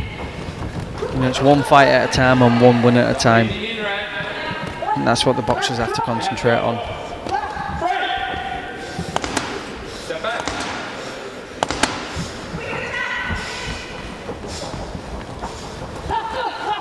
Oh, great shot there by Allen. We talked about the screw shot before the fight. Yeah, lovely shot. Really nice shot. Took a little step, tiniest of steps to the left, dropped that left shoulder and let that screw shot go. Screw shot, eh? It's an unusual shot against a taller fighter as well. You usually get the taller, rangy fighter doing that against the shorter fighter, so she's done really well, and she's pulled that off twice now. So I honestly don't think I've ever thrown a screw shot. I definitely didn't. But then again, I want that fighter to stand there and slip and throw a shot. Let's see how the judges have this one then. I think it was a close round for me. Okay, so 4-1 up. What a start for Kayla Allen. Certainly can't argue with them scores. I think she was the aggressor, Allen, in that fight. And she pinned her foot pressure, yeah, and she made the most of it. When she got Berman backed up, she let her hands go and made sure that she landed plenty of shots. There's that screw shot with the lead hand we just saw in the replay there. What a shot that was. So Berman going to have to up this work rate now and this intensity, and Allen again coming out with the aggressor and pinning Berman to the ropes. Berman doesn't want to be against those ropes. As soon as her back brushes those ropes, she needs to be moving off, Luke, because she'll benefit from having the space behind her, won't she, as the taller fighter, to Berman cannot be able afford to step back, to sit on them ropes and let Allen exchange. Just relentless in coming forward as well, isn't she? and loading up with those shots. Behrman in the blue corner really needs to hold that centre of the ring as much as she can. Certainly be better having the space behind her, as once she's backed up, that's where Allen can really do her best work, and she has done frequently in the first round, which is why 4 of the judges have gone her way. Another good backhand from Allen, and again sits down on those shots and really lets her hands go and sinks them in. Behrman here, for me, I would have grabbed her and turned her. She doesn't need to be in the corner. And this is where Behrman needs to work, Luke, isn't it? These phases here, get those long levers going. There we go, lovely backhand landed. Needs to be busy with that. Again, this better work from Behrman. Really needs to get off those ropes though. Yeah, she did great work, but then Allen backed her up to the ropes and let the combination off. She's tied her up now though, and that's a better tactic to employ for Behrman, to get those long levers working and then tie Allen up as she has to, and just take that space and not allow her space to let those shots go. That's it. And also, it's not just about tying her up, it's tying her up and tying her, so then she's back in the centre of the ring. You know, you can tie her up, but don't stay on the ropes. This is a better position for Behrman here. She can't allow just to be in front of her, she's got to be working. Better ring position for her, but must be working, get those long levers going. This is where she needs to be active and busy, Luke, isn't it? Certainly is. And that's better from her, there we go. Putting a combination together. Allen replying, really good from both of these two. Allen of England in red, Behrman of England in blue. What a contest this is. Better from Behrman, picking her off with those long shots. Overhand right from Allen. Asking plenty of questions as one another, Luke. Allen's just got to be careful, she's just not walking onto some shots. Her attacks are really, really good, but she just can't afford to stand in front of Behrman too long.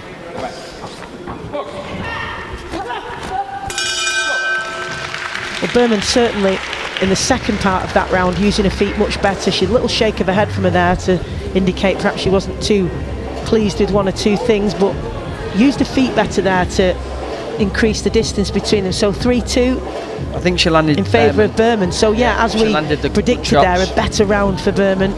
She used those long levers better. I do think she could do with being a little bit busier though, when she takes that centre ring and she's got Allen backed up a bit to then fire off those shots, because when she does that backhand, it's a really, really significant shot, and we've seen it whip the head round of Allen on there it is again. Really is, but really eye-catching shots because they knock her head right back. But here in these situations just needs to be first and be busy rather than letting Allen initiate her own attack. So it's well poised for this third round because there's everything to fight for these two in the third. Behrman up on her toes. It seems to be whoever waits the longest gets hit first.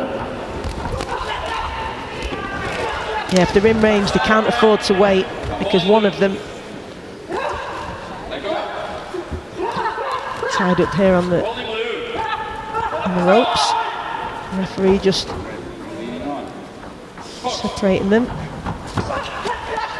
Good backhand from Allen. Throwing caution to the wind now, the two of them. Nobody's been waiting so far, Luke. They're straight into the thick of the action. Behrman is now also trying to turn her when she gets backed up to the ropes.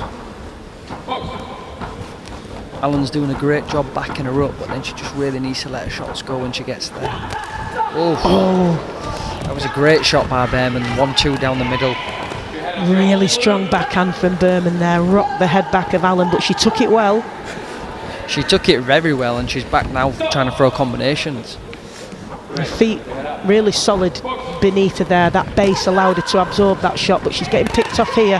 Going to have to be intelligent with that front foot pressure, Allen. Can't just wade in, because Behrman now has made the adjustments and is starting to time it better and catch her as she's coming in, Luke. So there was a couple of really eye-catching shots there by Behrman, walking Allen onto the backhand.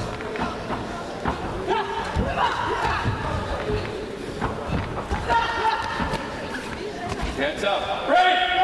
Step back. Stop. Stop.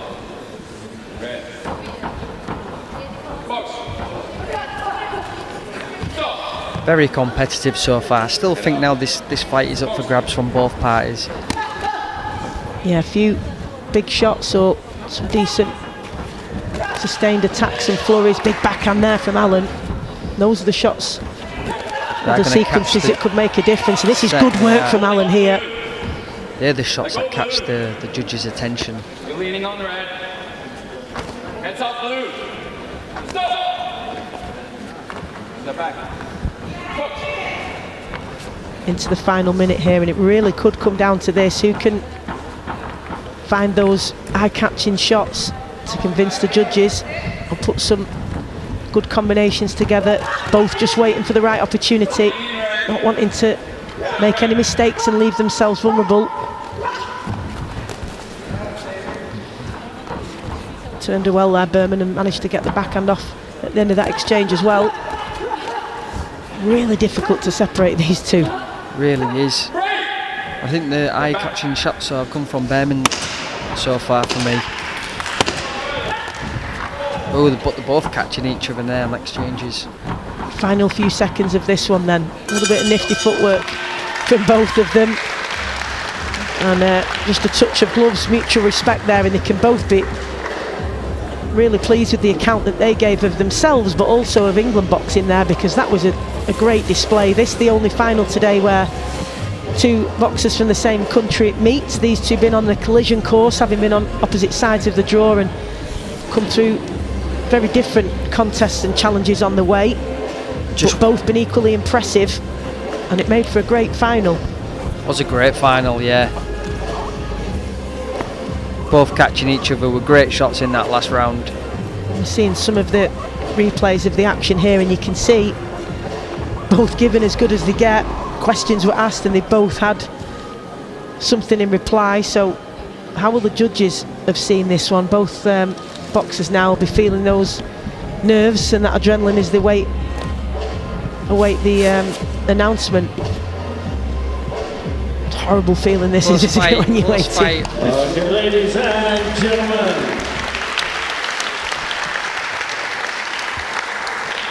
round number 73, and after 3 rounds of boxing, we go to the scorecards, where your officials and ringside score a split decision in favour of your and women's 66 kilo World Boxing Cup 2024 champion. Boxing out of the blue corner, representing England is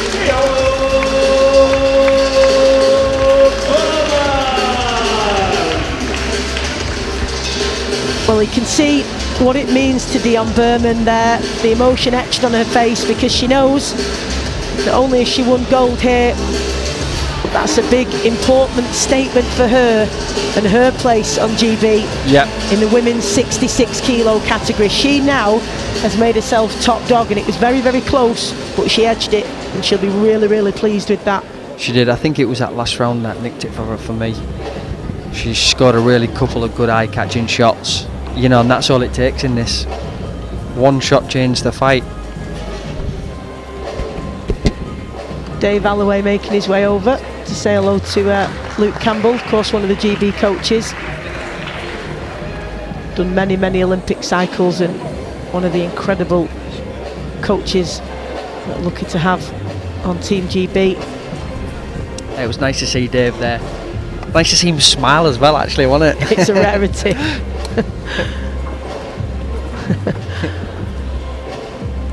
Travelled many countries with Dave, many occasions.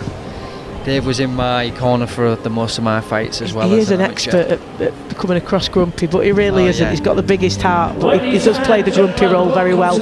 Well, what isn't going to be grumpy is another medal ceremony that we can look forward to here. And well done to Dion Berman and Kayla Allen, an excellent display from both of them. We await their medal ceremony later, but here with our MC Craig Danone, we'll continue with more silverware.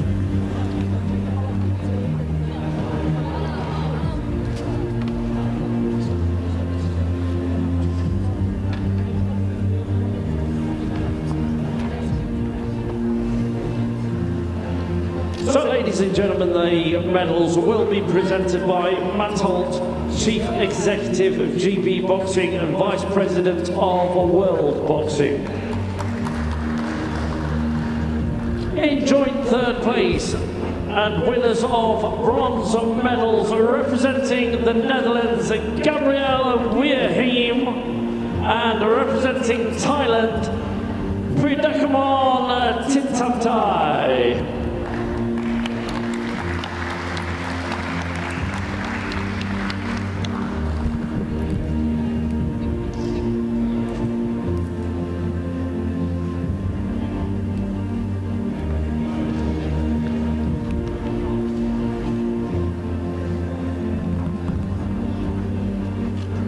And ladies and gentlemen, in second place and winner of the silver medal representing England, Vivian Parsons.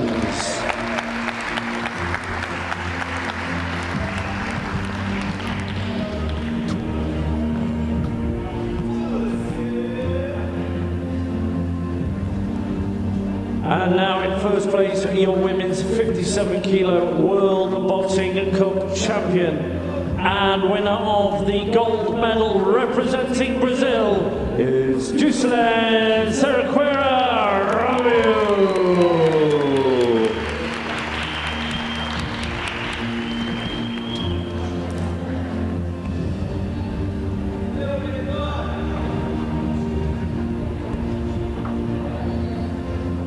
So, ladies and gentlemen, please join us once again in celebrating the outstanding performances of our medalists. Gabrielle Weerheim, Pre-bout Tintamtai, Vivian Parsons, and Jocelyn Cerqueira Romeo.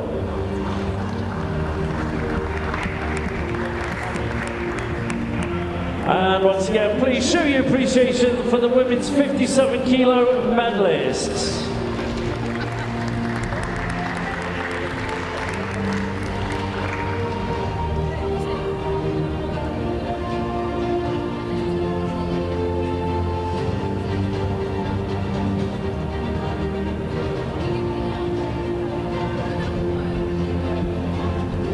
And ladies and gentlemen, we move on to the women's 60 kilo category of the World Boxing Cup Finals at the English Institute of Sport in Sheffield.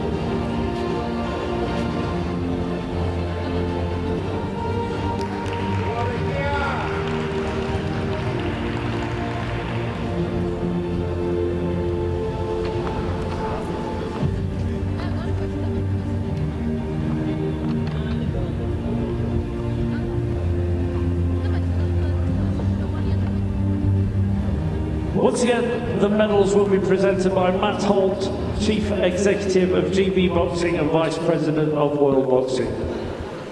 So, ladies and gentlemen, in joint third place and winners of the bronze medals representing the Netherlands, Maud van der Toorn, and representing Japan, Ayaka Taguchi.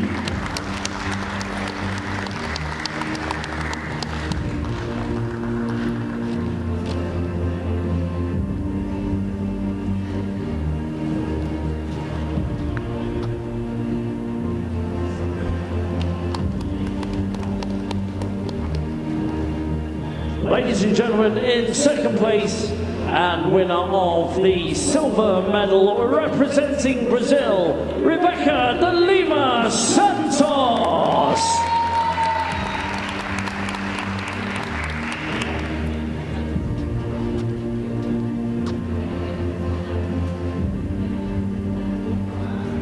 And ladies and gentlemen, now in first place, your women's 60 kilo World Boxing Cup champion and winner of the gold medal representing the Republic of Korea, Yeonji Oh.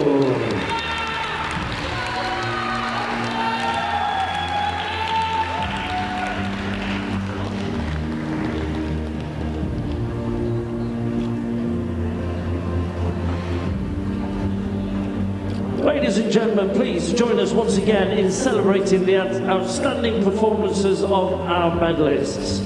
Maud van der Toorn, Ayaka Taguchi, Rebecca de Lima Santos, and Yonji Oh.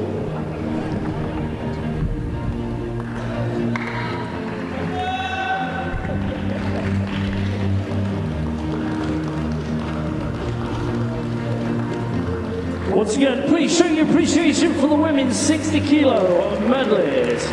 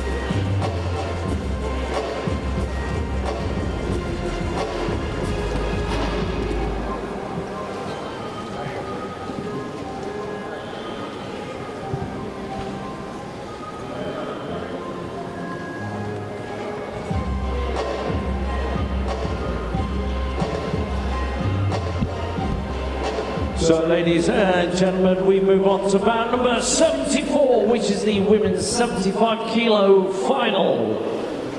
Introducing your boxers and firstly making their way to the red corner, representing the Republic of Korea. Give it up for Soyeon Song!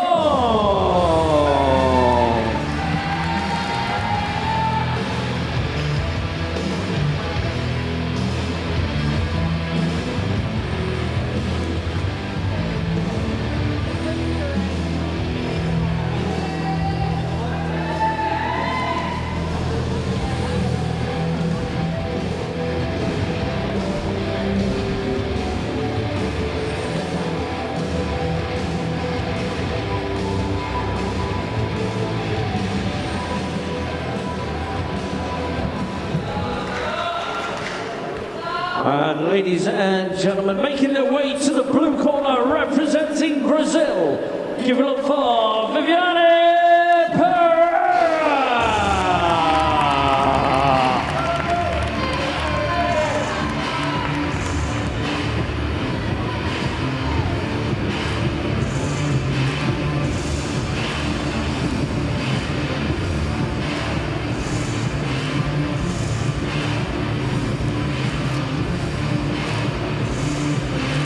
Ladies and gentlemen, your officials and ringside. Judge 1 representing World Boxing. Judge 2 representing Great Britain. Judge 3 representing World Boxing. Judge 4 representing Italy. Judge 5 representing World Boxing. And your referee representing World Boxing, Mr. Lee Innes, MBE.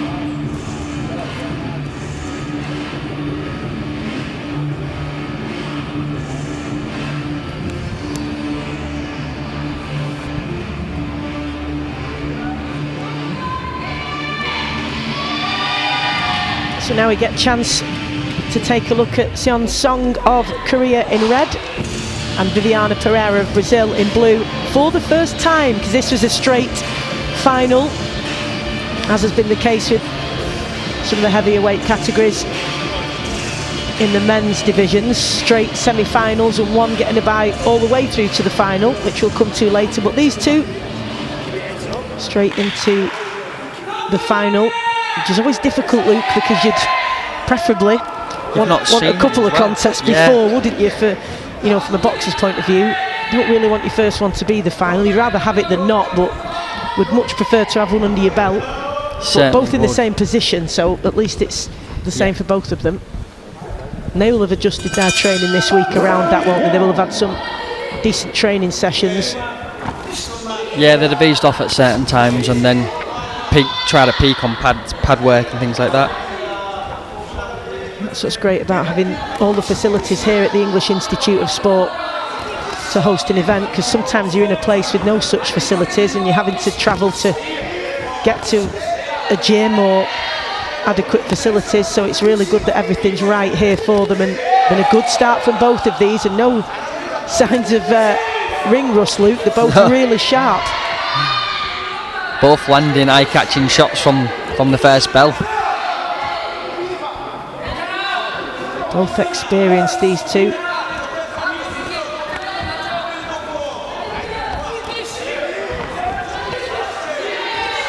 Just trying to find a way through those long looping hooks from the Korean to body and head, and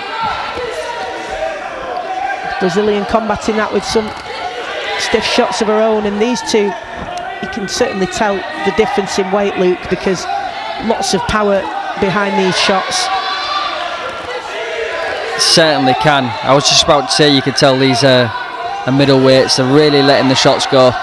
There's completely different types of power, aren't there? I mean, the Korean possesses that thudding sort of thumping power, whereas the Brazilian, more solid, short stature and different type of power that she appears to possess, but both, either way, can really dig, letting the hands go. And they look like heavy shots from the Sing-yong from Korea. Heavy landing shots. Yeah, those really thumping types, aren't they?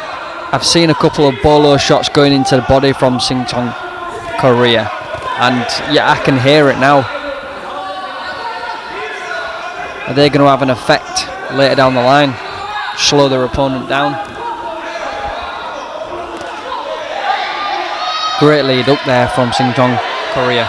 She's just beaten her to the punch, isn't she? And Pereira not managing to counter, but she does there. Nice lead hand, catches Seong on the way in.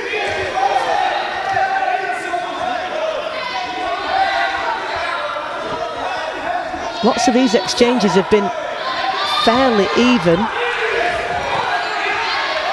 Great nice shot. Clean work from Pereira, but an instant reply from Seong as well. Yeah, I was about to say there.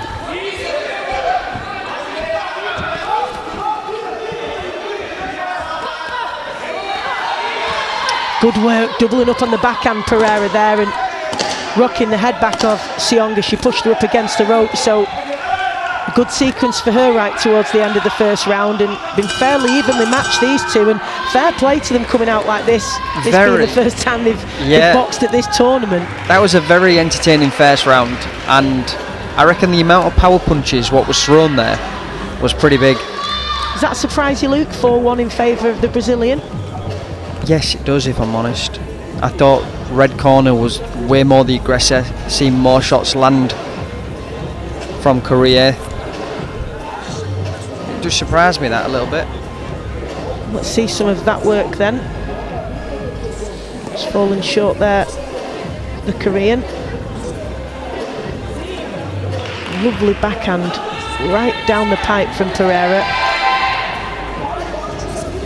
And again, some nice work on the inside, and she's really astute at finding the gaps, isn't she? Because they tend to be looping shots from the Korean, so those shots straight down the middle are really an effective tactic to adopt for Pereira. I think red corner Sing-yong now is going to really apply the pressure, but she has got no choice to not put the pressure on. Fast hands from Pereira. She's up the work rate here as well, and this is lovely work from the Brazilian, catching the Korean lefts and rights. All different angles, a lovely lead hook to finish that exchange, and she's really put herself in the driving seat here and really taken it to the Korean in this opening second round, and did feel that the Korean was having the better of some of those exchanges in the first round. Judges didn't see it that way, and Pereira now is... She seems to be certainly controlling this second round so far, Pereira. She's really stepped things up, hasn't she? This is lovely work. And the Korean, those looping shots are just taking that bit longer to get there, and meanwhile, the Brazilian has gone route one, the quicker route, straight down the pipe and catching her. She was doing that in the first round, but far more frequency in this second round, and really effective for her. Sing Song from Korea in the red corner has landed at least 7 or 8 powerful lead hooks to the body. Plenty of shouting from the crowd imploring these two to go forward, and a huge step with that front foot from the Korean as she launched in with that lead hook. The Korean seems to have good success at the moment with her right hand down the middle. Oh, great lead hook as well there from the Korean. Firing back the Brazilian. Good work from Pereira.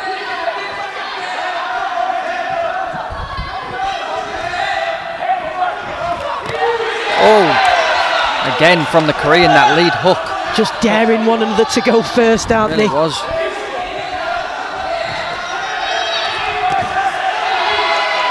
Good attacks initiated from the Korean there, but can she make them count? Sing Song from Korea, you don't really know where shots are coming from. Going to the body, to the head, she's swinging them wide every time.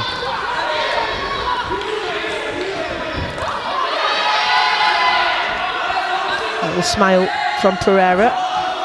The Brazilian in blue, Korea in red.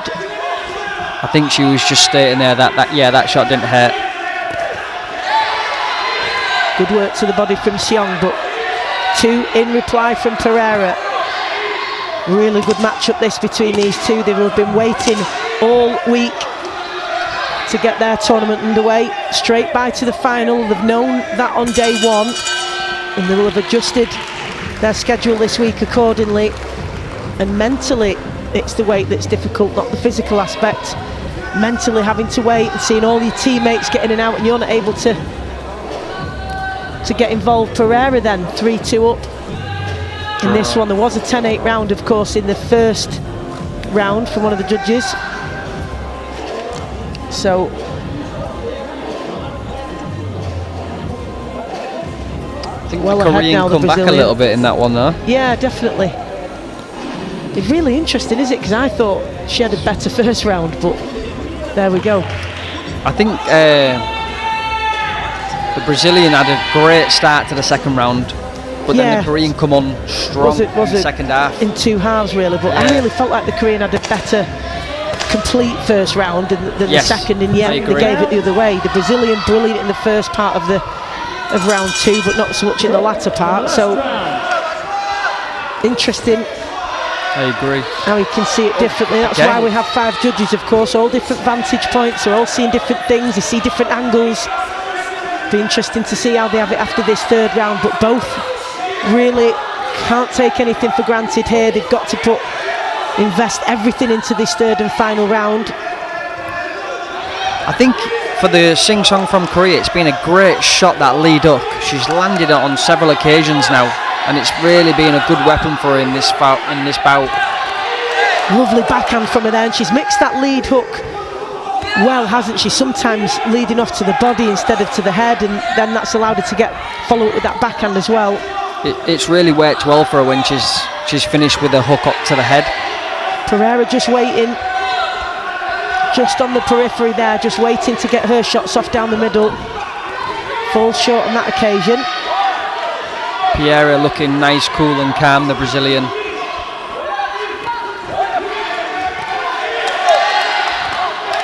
Three shots landed there in succession from the Korean, and that's what she's able to do at range. And if Pereira again not in position to reply, then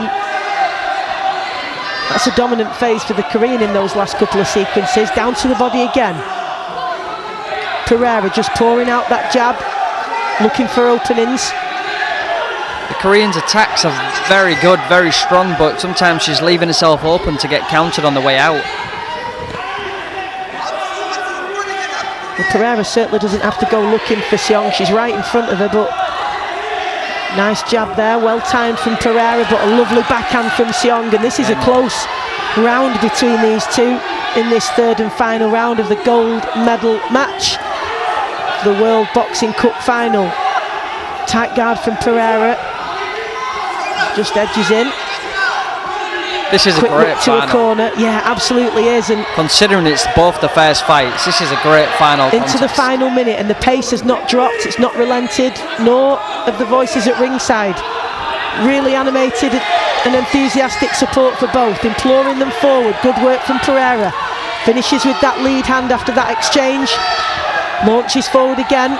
Seong just sucking in the air. Lovely lead hook from her. That's been such an effective shot, as Luke Campbell has mentioned throughout this one. Both taking a little mutual breather here, but they'll have to take a deep breath now and dig in. Every shot seems to be a power shot in this contest. They're both going to load up here as we reach the final few seconds, and Pereira getting to work straight away, finding a way through. Reply from Seong though, big dig to the body again, and really good work from both of these two. And we must consider the fact that they haven't been able to get their juices flowing, so to speak, and I think that was knocking the ring rust off that a little bit. superb performance from these two. Really, really good work. Good mental concentration. And really good effort physically as well, as I say, given that this is the first time we've seen them in action at this tournament. They had to wait all week for their opportunity, and they put on a great display, as we're seeing on the replay on your screens now. There's that lead hook to the body from Seong, which was a really good shot, and then there it is up top as well. It was a great weapon for her during this fight. And you can see when some of these shots are missing from both of them, they're almost spinning around, such as the velocity that they're putting behind these shots. They throw the whole body weight into them, don't they? And made for a really entertaining contest. Let's get the announcement from Craig Denholm, our MC. 74. After 3 rounds of boxing, we go to the scorecards where your officials and ringside score a split decision in favour of your winner and women's 75 kilo World Boxing Cup Champion 2024. Boxing out of the red corner, representing the Republic of Korea, Seong.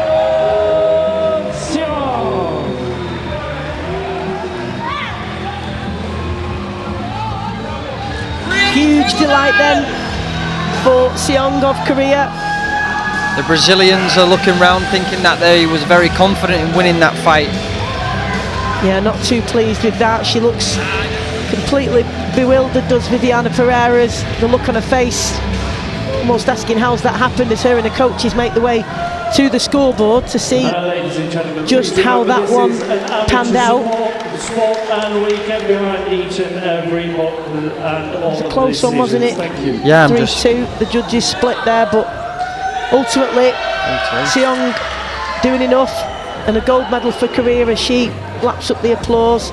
So that's the second gold for Korea. Seong being greeted by coaches and members of the Korean team, who are absolutely delighted, and rightly so. It was a really good performance from her, but really dejected looking Viviana Pereira. And ultimately a great contest from those two, and it's a big ask when you've had to wait all week to get your tournament underway, but really competitive contest, and more still to come. Men's 51 kilo category on the way, where we're going to see another English fighter, Ellis Trowbridge, against Mongolia's Alda Kishig.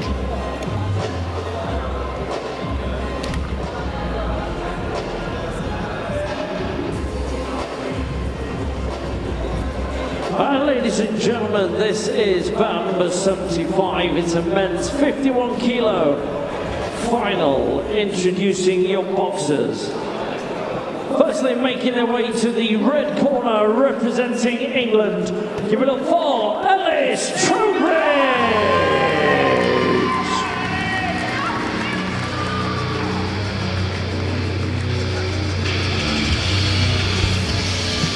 So two-time national champion Ellis Trowbridge beat Italy's Filippo Secca in the quarterfinal. We had a great contest yesterday with Tsushi Makino of Japan. He won on a split, but it was an excellent display of technical boxing, and a really big opportunity for Ellis Trowbridge here to make his mark on the international scene in the men's 51 kilo category.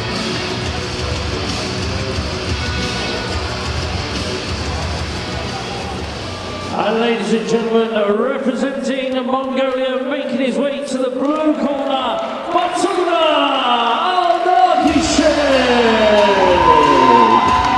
Well, he beat the Korean Taegun Yoon in the quarter-final, and yesterday, what a contest we had between him and Luis Pache of Panama. He won unanimously, and he got bronze at the boxing event in Mongolia in September, did the Southpaw. So he'll be wanting to add a gold to that silverware collection here on away soil.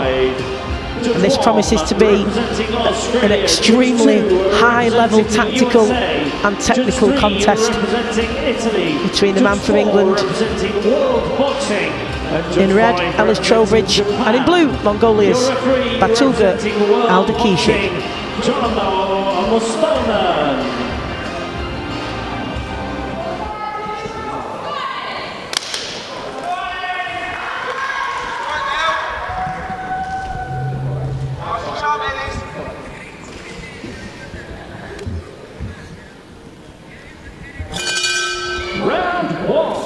Both of these were so impressive yesterday, and this one should catch fire very quickly. The lighter weights, both southpaws, they were fast, sharp, explosive and lightning speed yesterday. And that seems to be the same again now. The speed of both of these guys, incredible. We were talking yesterday with Lewis Richardson, having watched both of these separately in their semi-finals, just saying, wow, there's going to be absolute fireworks in the final when these two come head to head. And that's what we've got in these opening seconds. I always like to see two southpaws verse each other as well, because it's much more technical.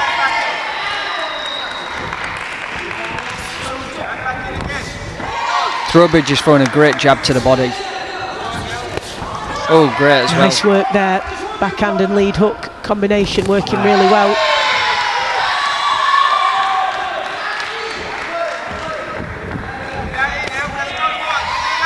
High levels of concentration here.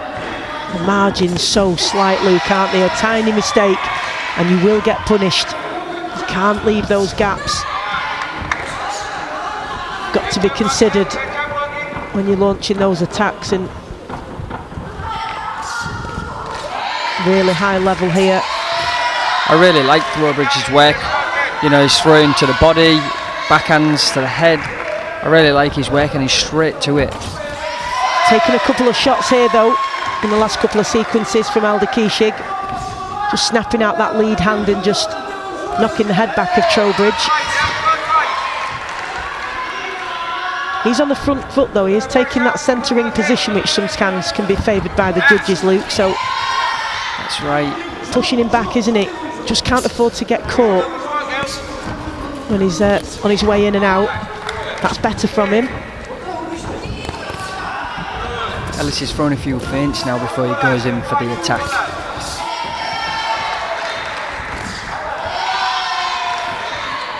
Very, very evenly matched, these two. Both having success in these exchanges. It's good work there from Ellis. He's working off the jab well. He seems to be beating the Mongolian to the punch at the minute.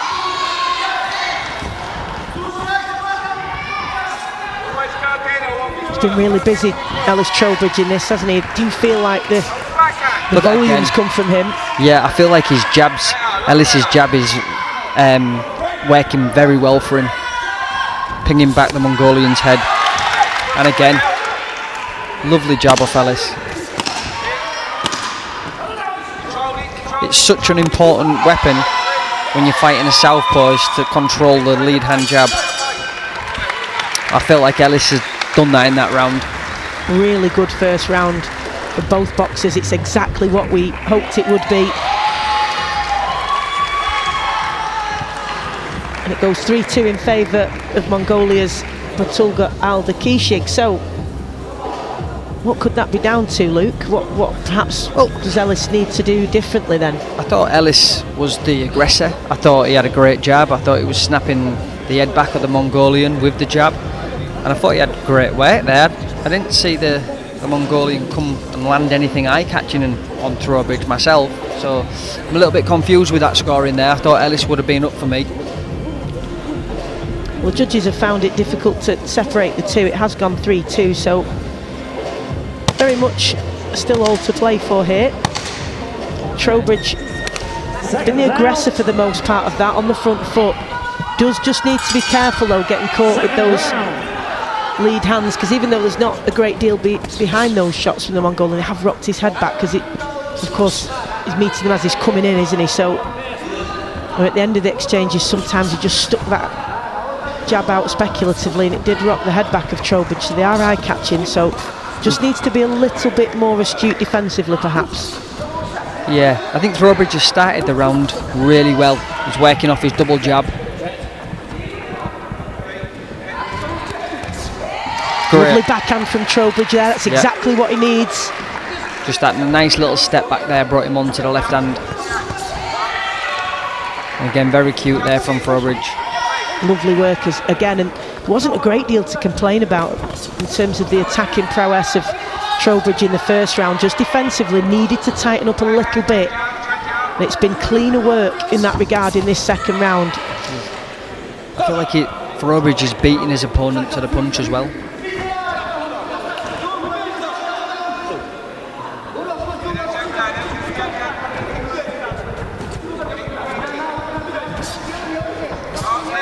It's a good jab to the body again from Trowbridge. Walked onto a couple of shots there though himself. That's just the one that's where the Mongolians had most success, isn't it, when he's walking onto them. So just got to take his head off that central axis if he can when he's on the way in. But this has been really good from Trowbridge so far, and a lovely lead hook. Slaps around the head of the Mongolian, but fires back in return. Good exchanges, these two. I think Trowbridge has to be careful here, not just rushing his work. Don't want to get picked off, and that plays into the Mongolian's hands, because he did that well in the first round, Aldakishig, so got to be intelligent pressure. Great work to the body though there from Trowbridge with that lead up. Oh, and the Mongolian comes back there with the same body shot. Just needs to make sure sometimes, Trowbridge, that when he's landed, he just instantly takes his head off that central axis, so maybe a little slip straight after the shot, because if his head's still there, the Mongolian is finding it, isn't it? He is. The Mongolian's very patient and he's waiting for Trowbridge to make a mistake. He's evasive, isn't he? He's skillful boxer, that's for sure. Both technically lots of ability. Makes for a really entertaining contest. Good work from Trowbridge again, and then follows up with the lead hand, which is better. Again, that jab. Really good work from him. Solid work from Trowbridge there to finish the round strong. This has been an excellent round from him. A little bit of matrix style movement from the Mongolian, and nod of mutual respect between the two, and I think Trowbridge, I'd be very surprised if he didn't get that one, but you never know. But I really did feel that his attacking work was good, and defensively he landed great eye-catching shots. Better as well. Well, we've just heard a cheer from the crowd, so that indicates they've seen the scores already, because it was from the Mongolian contingent and they were cheering. And yes, indeed, 4-1 this round. Well, I'm surprised at that. I thought that was a really good round for Ellis Trowbridge, but not taking any credit away from Aldakishig at all, but just felt that Ellis was better defensively, but also he landed some really eye-catching shots, as we're seeing here. I'm just not seeing it the way the judges are, because I thought that was a great round there for Ellis Trowbridge. Well, he's on the front foot, he's applying the pressure. I've seen him get it, and he's landing some really clean shots as well, so, but wasn't taking as many in that one as the first round, so I am surprised at that. But what has Ellis got to do to win this fight now? Has he got to stop the guy?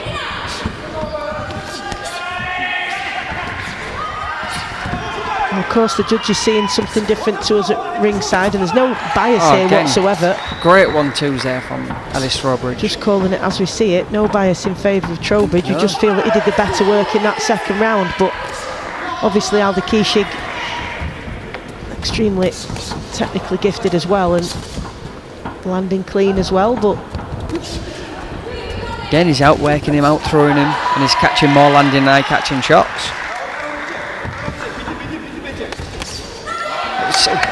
1-2, great 1-2 again from Ellis. Again, that's 3 backhands in a row to finish those exchanges that have landed clean from Trowbridge. Surely these must be registering. Again, another jab catching the head of the Mongolian.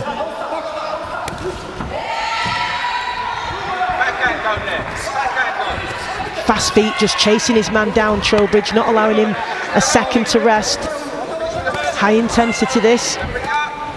Good defensive work from Aldakishig, the Mongolian, as he's just trying to fight Trowbridge off.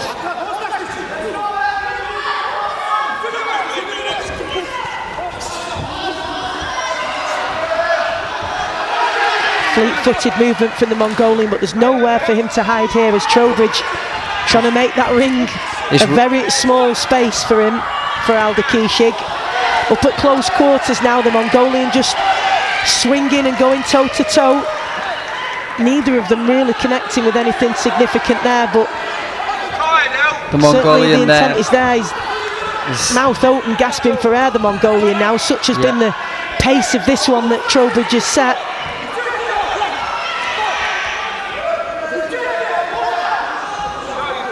Into the final minute, and the corner in the Mongolian's corner are really screaming at him, firing instructions at him. Lovely backhand there from Trowbridge, that's what he needs. Few clear shots here. Trowbridge, he just needs to be, he's just spoiling his work a little bit, getting caught up, but the blue corner, the Mongolians. He's certainly forced to pace Trowbridge here, hasn't he? He's taken the fight to the Mongolian, not giving him a second breather. He's found himself having to try and fight for dear life at close quarters here. Oh, great hook there from Ellis Trowbridge, which gives the Mongolian the standing 8 count. Immense pressure applied throughout this third round from Trowbridge. He's been relentless and he sprints across the ring, gets straight back to work, loads up. The Mongolian just, the gum shield is out there as well right at the end. Yeah, the gum shield. When we talk about body language from the blue corner, that to me does not look like he's won this fight. Well, he was exhausted towards the end there, wasn't he? And what a pace and intensity that was set from Trowbridge there. And I really genuinely was surprised at those judges' scorecards in the first and second round.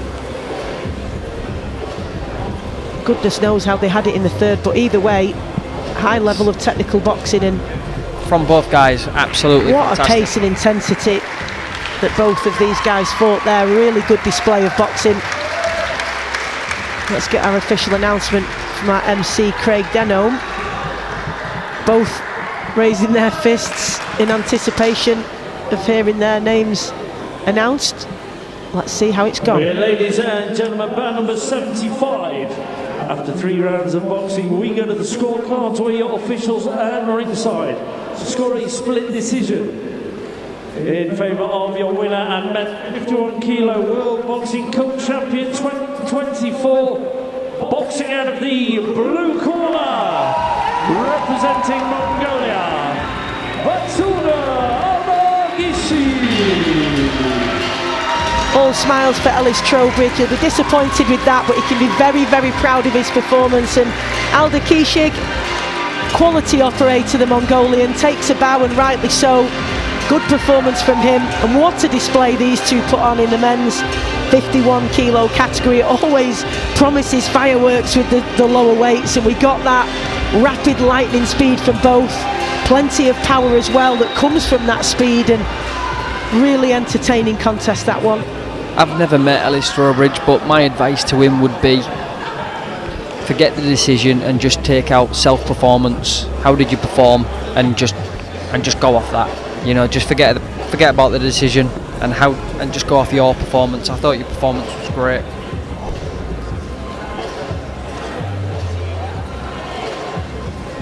A really good performance from Ellis Trowbridge. And it was just what we hoped it would be, that contest.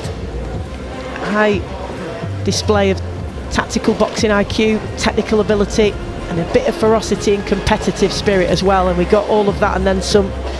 Well done to Batulga Aldakishig. He gets the first gold for Mongolia of the day. And a great performance from England's Ellis Trowbridge. We're going to crack on now with the medal ceremonies for the women's 66 kilo, where we had 2 England boxers in the final, Kayla Allen and Dion Berman. Then we'll have the women's 75 kilo medal ceremony as well. To take you through it, our MC Craig Denholm. At the English Institute of Sport in Sheffield.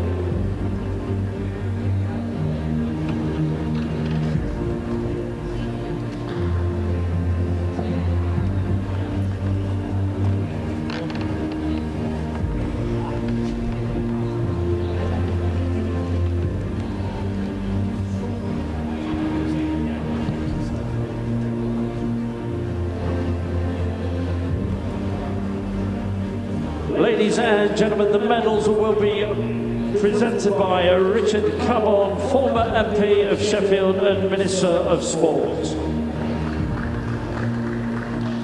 So ladies and gentlemen, in joint 3rd place and winners of the bronze medals, representing the Republic of Korea, Seokyeon Kang, and representing Brazil, Beatriz Oliveira Soares.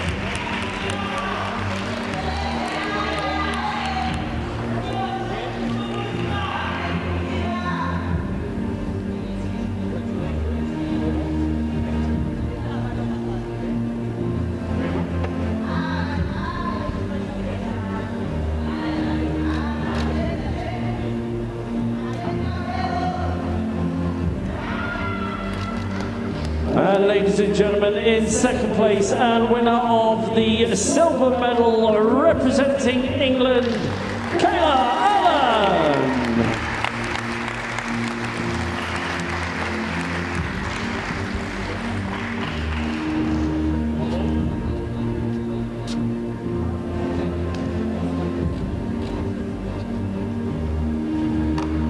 And now, in 1st place, your women's 66 kilo World Boxing Cup champion and winner of the gold medal representing England, it's Dion Berman.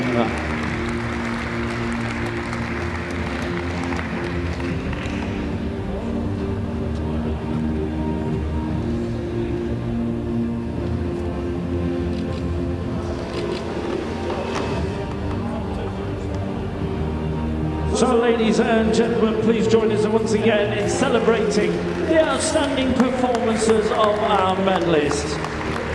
Seokyeon Kang, Beatriz Oliveira Soares, Kayla Allen and Dion Berman.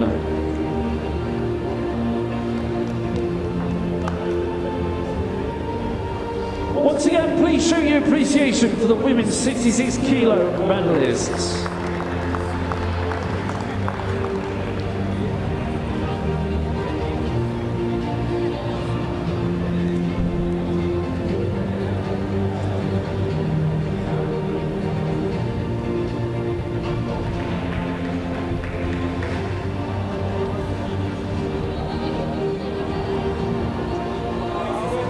So ladies and gentlemen, we move on to the medal ceremony for the women's 75 kilo category of the World Boxing Cup Finals 2024 at the English Institute of Sport in Sheffield.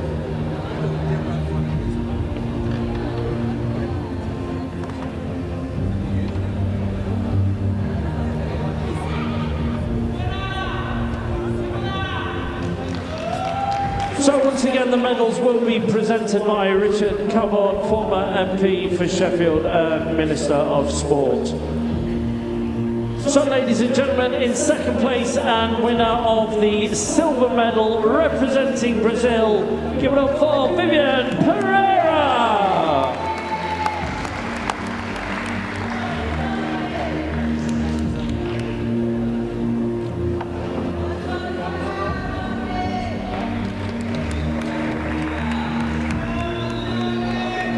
And now in 1st place, your women's 75 kilo World Boxing Cup champion and winner of the gold medal representing the Republic of Korea, Seokyeon Kang.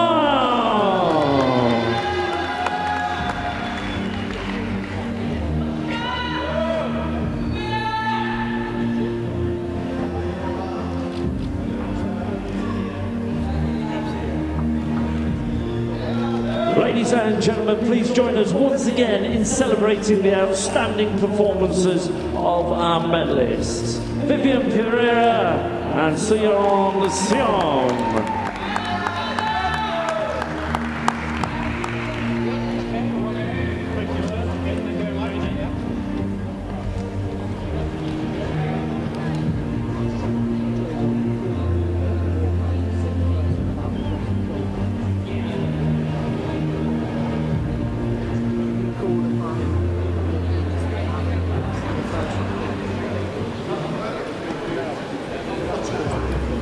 Congratulations then to all the medalists. More medal ceremonies on the way, of course. More boxing action about to get underway. That's in the form of the men's 57 kilo category. We've got Japan and Brazil. Shudai Harada and Luis Oliveira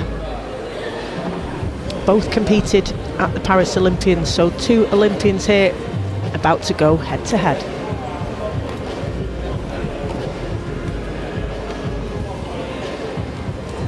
So ladies and gentlemen, we're going to bang the QR code up just on the screen for a minute. So if you want to do a bit of fan cam, or if you want to do your AI generation, scan that QR code, and what we'll do is get your pictures up there. So if there's any gold medalists in there, you want to get your gold medals up, or your silver or bronze medals, if you want to get them up, get on the QR code and get on that screen.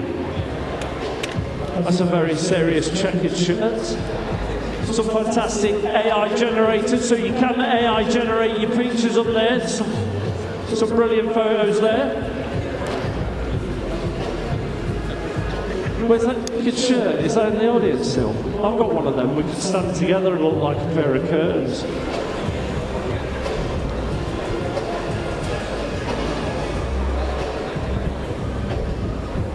So all you've got to do is go to AI generator and choose your red or blue corner. So is that? Have we got any medals in the crowds? I think they've just got. Right, we're getting back to it in a second, ladies and gentlemen. So if you want to take your seats.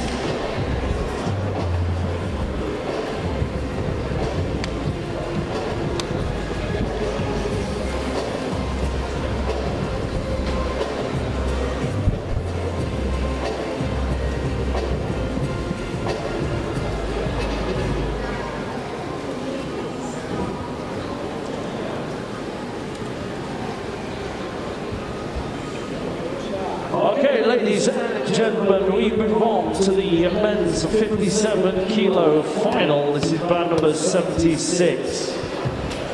Introducing your boxers to the ring, and firstly, making his way to the red corner, representing Japan. Give it a for Shudai Harada!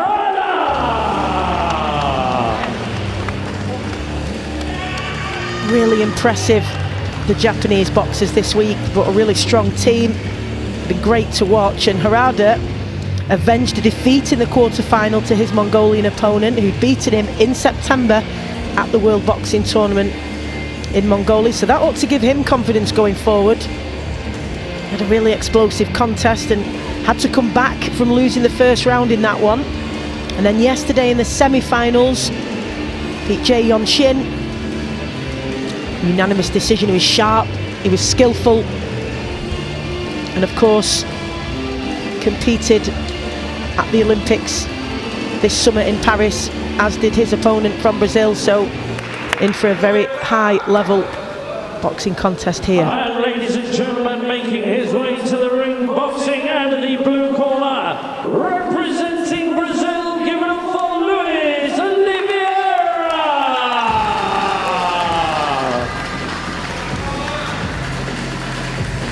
So as I was just explaining, he's also an Olympian, former South American Games gold medalist. And what an interesting DNA as well, given that his grandfather won bronze at the Mexico Olympics in 1968 as well. He beat Jinlen Chen of China in the semis. Really nice style to watch, fluid, skillful, all that Brazilian flair. What a contest we have before us here now. And Judge 5 representing World Boxing, your referee, representing Italy, Mr. Carlo Franchi. So real world-class level. We've got a few Olympians on display here today, and in this contest we get two going head-to-head. We've talked about how impressive the Japanese team have been this week with their technical ability, lightning speed, skill, and the Brazilians with their flair and fluidity. Both of those styles come head-to-head here in the men's 57 kilo category, and this will be boxing of the highest order. Who will get the better of it? These are both Paris Olympians. Did any of them get a medal?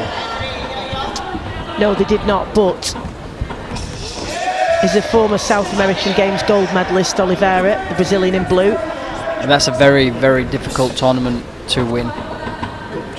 And Harada, in the quarter-final, beat the Mongolian who beat him at the World Boxing Tournament in Mongolia. So he'll take a lot from that. He's obviously made some significant improvements in that time, so he's grown in confidence throughout this, and he'll bring that to this gold medal bout. And beautiful work there from the Brazilian. Nice countering. He's been a real pleasure to watch this week, Oliveira. There's been some great eye-catching shots there. What he's called He the switches his Japanese guy. stance. He's Southpaw now. He can go first, he can counter, he's got it all. Harada though has to find a chink in the armour. Got the slight height and reach advantage, Oliveira. And he adjusts and adapts so quickly, Luke. He's really agile. He's able just to react really quickly to whatever the opponent in front of him does. Harada's got that solid frame where he looks very muscular. Really well conditioned, the Japanese fighters. Every time I fought a Japanese fighter, they all had unbelievable engines where they could go all day long. They really do. And they was all very strong. Every one Didn't of you them. find that though in Japan? It felt like everybody was like that, because even the people who were much older seemed to be playing tennis for fun at like unbelievable pace. It was like just super fit, all of them. I've boxed two guys as an amateur from Japan. One of them was in the Olympic semi-final, and I just thought that there was non-stop, had great engines. Absolutely. And just every one of them was strong. Definitely something about it, because the whole nation when I was there just seemed to be really fit and in great condition. Yeah, they could Good really work take a from- shot as well. Good work from Harada there with the lead hand to the body and coming over the top with the backhand. Had success with it twice on the bounce, and a raise of the hand from Oliveira, the Brazilian in blue. So we've got Harada of Japan in red, Oliveira of Brazil in blue. Both really high quality operators, and let's see how the judges had it. They've all gone in favour of Oliveira. We've seen some of his lovely tidy work there on your screen, finishing off with that lead hand and catching him. And it's another thing we were discussing yesterday, Luke, because if you come up against a switch hitter, those that are really effective at it does make it difficult when you're in against them. For some people it doesn't work well, and it actually confuses themselves more than their opponent, but it's really effective if it comes natural to you and you can be effective out of both stances. Yeah, I mean, for me, Oliveira had, I think, start of the round he had really, really good shots, eye-catching shots, and he took control, I thought, of that round. Second round. And certainly the judges saw it the same way, so got his work cut out. Harada had to come from being down in the first round against the Mongolian in the quarter-final, and did go on to win that. Harada now has to put a little bit more pressure on because he's down, which may change his tactics. Oh, great shot there landed by Harada.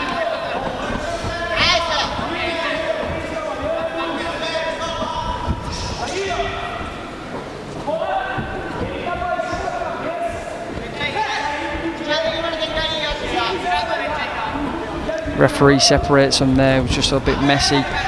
the referee had to step in and separate the boxers.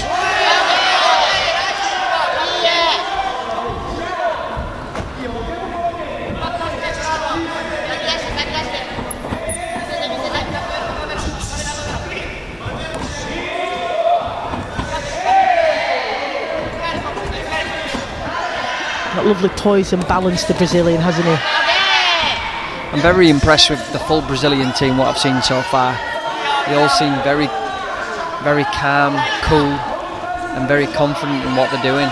You've got Cavallo up next, who's been the the standout showman of the week, so you'll look forward to watching him in action in the next one. But Oliveira certainly living up to that reputation that the Brazilians bring to the sport, of that flair and fluidity and superior footwork, which sets them up for everything. Herrera's defence in this round, I think, is showing really well. It's making Oliveira miss quite a bit. Look, he's in and out really well.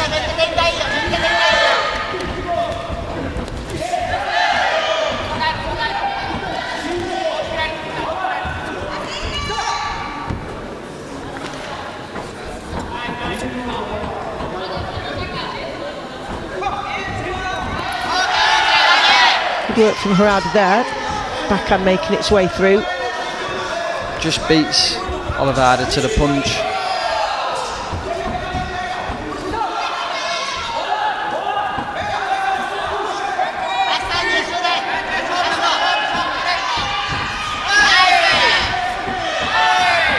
.30 seconds left in this round now, and I feel like it's a very hard round to score. I think both fighters have had success in this round. Getting frustrated there, Oliveira.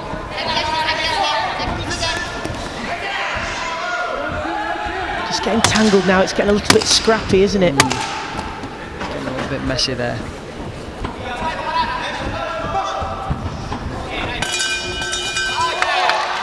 Both raising the hands after that one. Both feel that they did enough to get the nod, but of course all that really matters is how the judges saw it. Yeah. Complete turnaround. 1 for 1 at the minute. Well, that's incredible that Herrera has managed to do that again, and as I said before, he had to do this in the quarter-final against the Mongolian who'd previously beaten him, so to have that mentality really says a lot about him, and he's done the same again, down on all the judges' scorecard, and completely turned it around in that second round. We've seen some of his work there, and it was a lot more scrappy, wasn't he? And for Oliveira, he doesn't want to get involved in a scrap, does he? No. It's really not going to be to his advantage. I think Herrera did the good work before it just got scrappy. But this round now is all to play for. It will come down to these final 3 minutes. Who is going to take gold? I've got 5 judges to convince to vote in their favour. Oliveira getting increasingly frustrated, and that could affect his focus. Luke, good work from Herrera again. Herrera is a very tricky opponent. Well, as you say, he's getting his shots off, but then he's right on his chest, so he's not allowing Oliveira the space to reply. He's smothering him, isn't he? He is. He's getting his work done, which is eye-catching, and then he's holding like this. What can Oliveira do to combat that then? Because he's somehow got to stop him getting into that position, hasn't he? I think he's got to lead first. I think he can't wait for Havana to lead in with his combinations. He's got to find some way to keep that distance. He does it better there, using his footwork and upper body movement, but ends up tangled again. Got to use his feet, the Brazilian, to get in and out and not allow Herrera up close to smother him.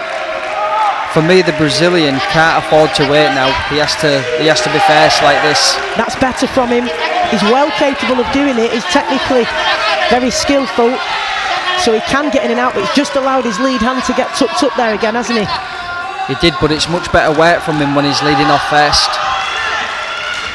The referee has to step in and separate him again.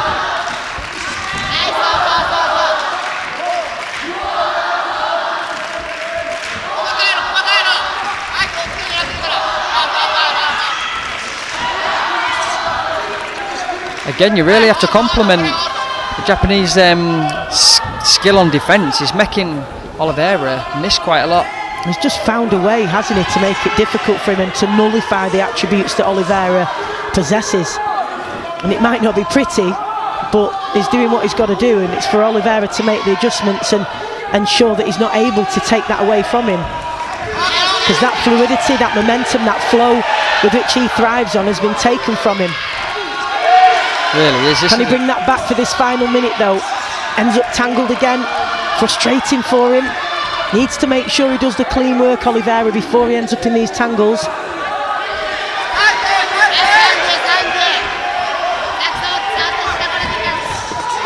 Good work from Harada to the body. Good exchange there. And they're sort of entangling one another, aren't they? Their arms are just getting interlocked. I think it's that desperation of... Neither of them are letting go either. No. Final 10. Someone's going to want to get these last combinations in, but they end up smothering one another. Very scrappy right now.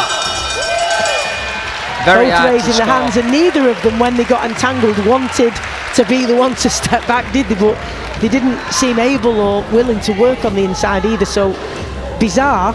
It was a hard round to score for me for judging. Yeah, difficult in the sense that two highly technical, skillful boxers ended up tangled like that in.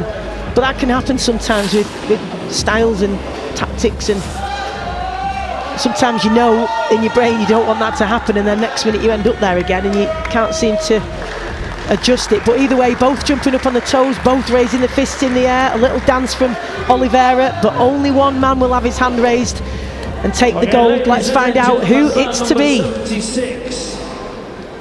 After 3 rounds of boxing, we go to the scorecards where your officials and ringside score a split decision in favour of your winner and men's 57 kilo World Boxing Cup champion. Boxing out of the blue corner, representing Brazil, it's Luis Oliveira. A round of applause for So Oliveira taking that third and final round, which in the end is what it came down to. It was crucial for him to do that, and just that cleaner work, landing those eye-catching, significant shots, and he beats his chest. Shouts out to the crowd who've been in fine voice behind both of these boxers, but a really good performance from Oliveira in the end, and he won it by, oh goodness me, 3-2 in the end. That was the finest of margins, wasn't it? And just goes to show how close it was. But I think that was because they were spoiling each other at times. We didn't get to see the two of them at the very best, but when we got glimpses of it, it was a real treat. I think it was about 15 seconds away where Oliveira did, where he threw some very eye-catching shots, and then the rest of the round was very messy. But I think it was that little bit of work there, 15 seconds in that round, what won in the round for me. Well, it was that close, you're dead right, that's how close it was, and you've got to make sure when they're so close that you take every opportunity to make sure that you've landed those shots and left your mark and left the impression on the judges. So, another gold for Brazil, and they'll get another opportunity in this next contest with a very charismatic Carvalho up against Nishiyama of Japan. Two really highly skillful boxers who we really enjoyed watching yesterday. Nishiyama gave a great performance in his semi-final, but Carvalho, he's one that stays with you and sticks in your mind, such as his antics and showboating yesterday. Whether we'll get that today, who knows? I suspect we will, because it's just his nature and how he expresses himself. But either way, we're in for an entertaining contest next. 63.5 kilo final. Introducing your boxers, and firstly making his way to the red corner, representing Japan. Give it up for Shion Nishiyama.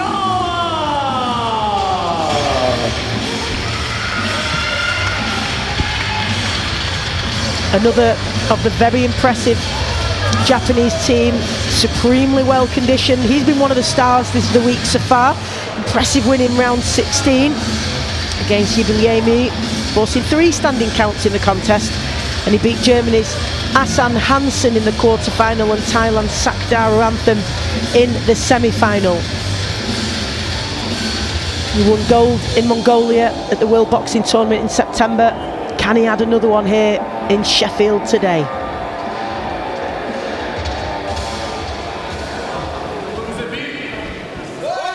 And ladies and gentlemen, making his way to the corner representing Brazil, give it up for Breno de Carvalho!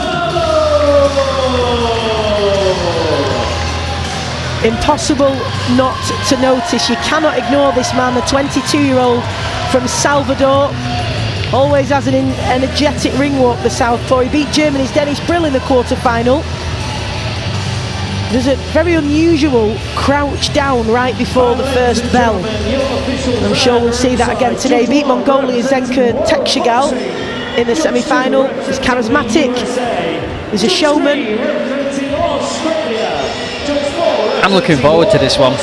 This is going to be really exciting. He really has been the standout showman of this tournament, but Nishiyama did the basics and the technicals really, really well. The fundamentals, let's say, really well in his contest throughout the week. So, really interesting clash of styles, personalities and approaches here. He looks quite small for the weight. He does indeed. Let's see if he does that crouch before. There we go. Crouching right down. That's what he does before the first bell. I wonder why that is. Like a 100-metre sprint straight out the blocks. And here we go then. Brace yourselves, because this one, it's going to be really interesting.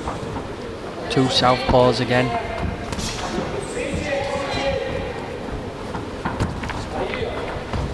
Nishiyama, very disciplined, controlled. Brazilian. Good timing there from the flair. Brazilian.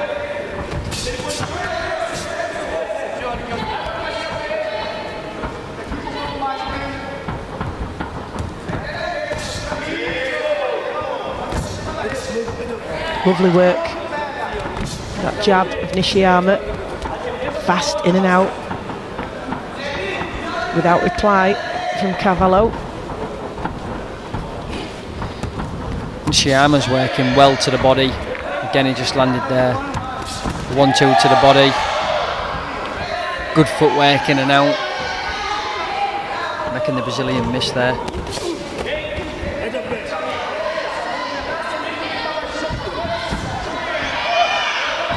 Really precise, that jab, isn't it? He made him like miss. A sniper. He made him miss by a fraction there, and then straight back and countered that shot. Doesn't waste any shots, Nishiyama. He waits, he's patient, then explodes into action and is very, very accurate with that sharp jab. The Brazilian struggling to find a way to get into close range here. Manages it, but in a scrappy manner. Nothing significant landed. He's going to have to make some adjustments here. Breno de Carvalho. He's the man in blue representing Brazil. And Nishiyama there just shaking his head at the Brazilian. And he'll have seen him throughout this week, Luke, and he'll know what to expect. So will his coaches. So they'll have prepared for whatever was in front of them. Did you used to like to see opponents, or would you rather not watch them? I used to watch maybe 2 rounds, maybe like 4 hours before the fight, and that was about it. But I did that. I never really watched any of my opponents throughout my whole career, which maybe I shouldn't have. Maybe I should have studied them a little bit more. But in the amateur game, you ain't got time, because you're fighting a brand new style. You know, if you're going through tournaments, in the World Championships I had 6 fights. You know, you don't have time to study each and every one of them, because you don't know what it's going to be. There's some of that fancy footwork and showmanship for the Brazilian. Perhaps he's decided it's time to start to bring some of that in here. It certainly looked good, but I'm not sure if it won him the Not round. had much success, has he, there, in terms of being able to land Nishiyama's discipline. And as I say, the fundamentals he does very, very well, as we've seen with all the Japanese fighters. Nishiyama working that really jab. good technically, 4-1 in his favour. And there's no surprise there, because he landed the more significant shots, and he appeared in control of every aspect of that. The He really pace did. of it, ringmanship was good as well. Very, very controlled, disciplined performance. Great lead hand there, snapping the Brazilian's head back. He used the jab well to the body as well. But yeah, great work there from Nishiyama. We talked before about boots as well. Huang, obviously, who won gold earlier, choosing to wear trainers, and it has been commented on to the Japanese team that they do have those Mizuno boots that are really difficult to get hold of, and everyone's quite boot envy of those. But of course, they look like Nishiyama has them as well, and the old-fashioned style, them ones, the leather. Yeah, absolutely, yeah. Here we go now. De Cavallo has upped the intensity. He's got to be careful not to get caught. But both going toe to toe. Goodness me, this is these entertaining. fierce and ferocious exchanges here, both having successes. And the Brazilian has come out all guns blazing here. He's decided to go through the gears and really try and put it on Nishiyama, but Nishiyama seems to have maintained his composure for the most part. Nishiyama did not need to be there in that exchange. He's winning. He needs to pick his punches a little bit better than get involved in exchanges like that. Stern word from the referee, making sure Ian Ennistit has really heard what he's had to say. Settled a little bit now, but what a blistering start from the Brazilian.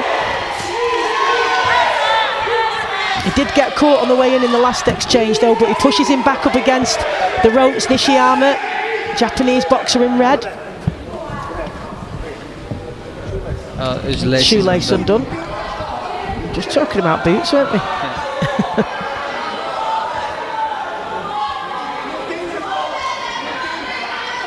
Very entertaining first 30 seconds of the round there.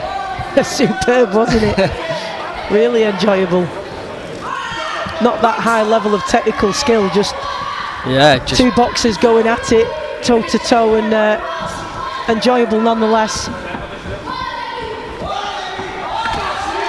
Good work to the body now from De Carvalho. He had to change things up. Only one judge going in his favour in the first round. Little tangle again. Nishiyama cannot let the Brazilian come out and start taking control now. No, absolutely not. And sometimes they're a little bit wild, these swings from De Carvalho, aren't they? Not really getting any purchase on them, not setting himself. There's some of those... Yeah, coming in swinging. Fancy feet again. The Brazilian coming in swinging with the lead up. Nishiyama just really needs to stay calm under that. Into the final minute of the second round then. And I think the one thing that De Carvalho has managed to do here is take a little bit of the momentum and the control from Nishiyama. Although it has been a little bit wild and unorthodox, your eyes are on the Brazilian now as opposed to Nishiyama. So it's worked in some regards, hasn't it? But I don't know who's winning the exchanges. It's certainly made this more difficult for the judges, I would say, than the first round, where you did feel that it was clear Nishiyama had done the better work, although a really good backhand from him, but Carvalho replied as well, so... Both putting their hands up to say, I landed that shot. Making sure we all know. Good work there from Carvalho, really exploded into action and closed the distance very quickly to get his shots off. A word from the referee, last couple of seconds in this second round. Well, we did say it'd be entertaining, not necessarily the entertainment you might expect for different reasons, but it certainly was entertaining. And I mean, he came right out of the blocks, didn't he? The start of that second round, it was blistering action, and then toe to toe. Goodness me, we weren't expecting that for the second round, but it certainly made it difficult to judge. I certainly think the Brazilian there flustered Nishiyama there from Japan. Well, these scorecards then, the judges did like that approach from Carvalho because they've all gone in his favour. One judge going 10-8, so that's put him in a great position here.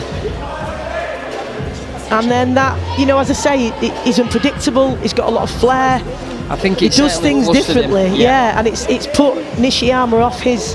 Put him off his game for sure, and we can see some of these shots landing really clearly from Carvalho. It's not just wild, erratic work. There's a method in the madness, if you like, because he's landed with a number of shots, as you saw in the replay there. So that approach has worked for him.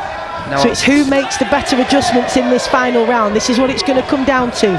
Concentration required from Nishiyama. Can't afford to give away too many wild shots like he did in that second round, but Carvalho applying the pressure once again. He knows that's the way to get at and disrupt and unsettle Nishiyama.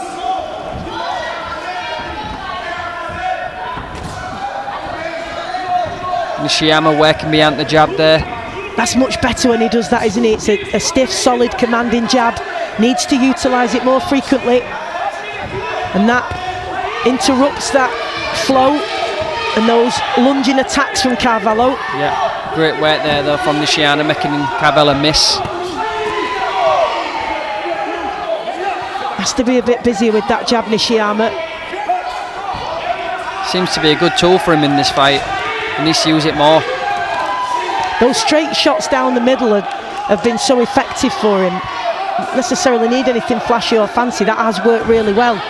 But Di Carvalho nullified that in the second round by simply wading in, swinging, and he caught Nishiyama really clean with some of those combinations. There he goes again, and then ties him up. Really good work from both boxers, this. Really important that they land those telling shots here, Luke, isn't it? Oh, it really is. It's all to play for. You got the last round there, and either fighter could win this fight.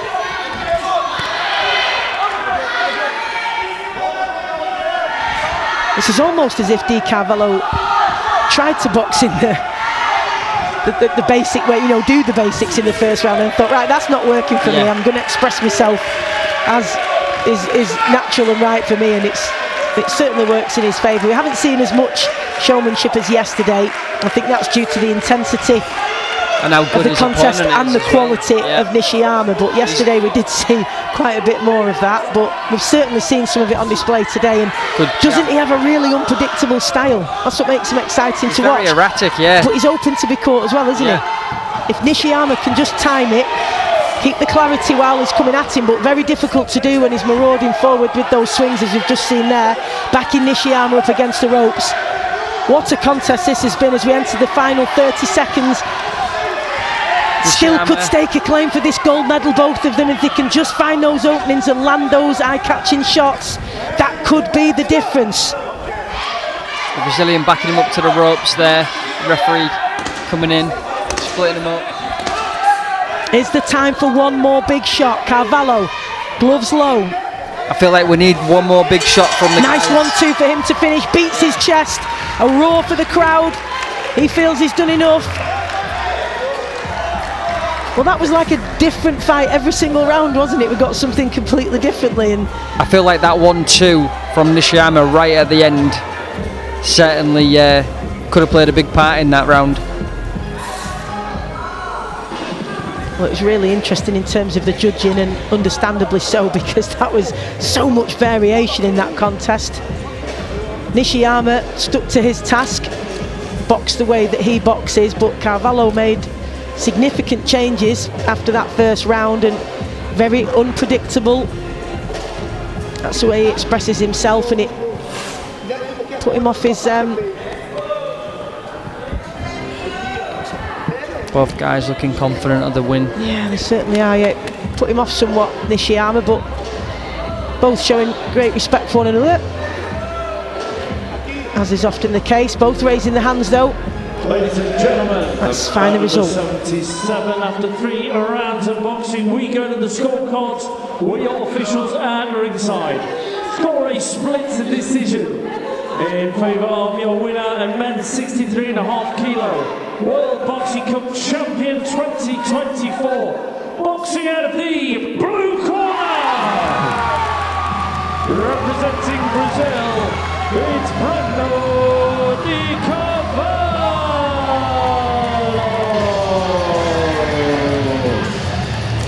Well, there's those signature dance moves that we've seen throughout the week from Breno Di Carvalho. He certainly is a character, lots of charisma, lots of personality, and expresses it in the ring. So congratulations to him, another gold for Brazil. You have to feel for Shion Nishiyama of Japan, because that was a great performance. He's been brilliant all week. Really highly technical boxer, but just couldn't quite figure out the puzzle today. And it was a complicated puzzle indeed that Cavallo brought to the table. It was a great performance from both boxers. And 3 judges going in favour of Cavallo in that third and final round, and that's what gave him the nod. Cavallo did good to change that around. I think from losing that first round there and coming out and like you say, the stuff that he did, second, you cannot coach. No. You could not have said at the end of that first round, what I'd like you to do now, shuffle your feet, in and out, throw a random backhand, spin around, and you just couldn't, could you? The boxer would be looking at you saying, what are you talking about? But to him, that's a natural part of his boxing expression, isn't it? It certainly interrupted the flow of Nishiyama, who gave a really disciplined performance throughout, particularly in the first round. So well done, another gold medal for Brazil. And we're going to have more medal ceremonies now with the men's 51 kilogram category, which we have an Englishman who earned himself a silver medal earlier in Ellis Trowbridge, and Batulga Alder Kishig from Mongolia taking gold. So we'll hand to MC Craig Denholm for the proceedings.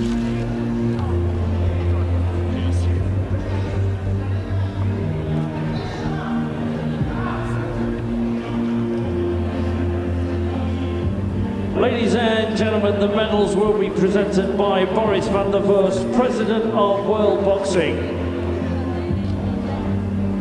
So in joint third place and winners of the bronze medals, representing Japan, Tsuchi Makino, and representing Panama, Luis Pache.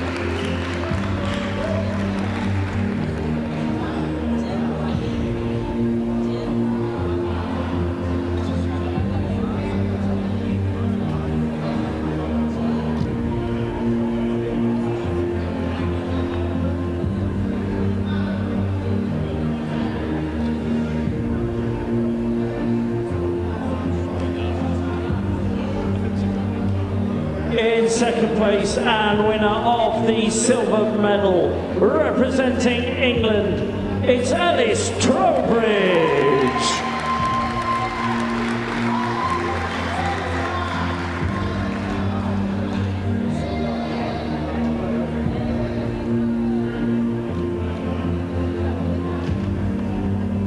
And ladies and gentlemen, now in first place, your men's 51 kilo World Boxing Cup champion and winner of the gold medal, representing Mongolia, Batulga Alder Kishig.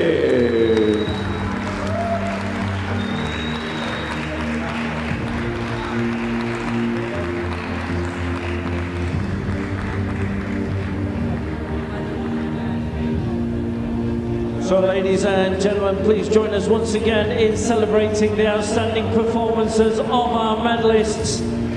Tsuchi Makino, Luis Pache, Ellis Trowbridge, and Batulga Alder Kishig.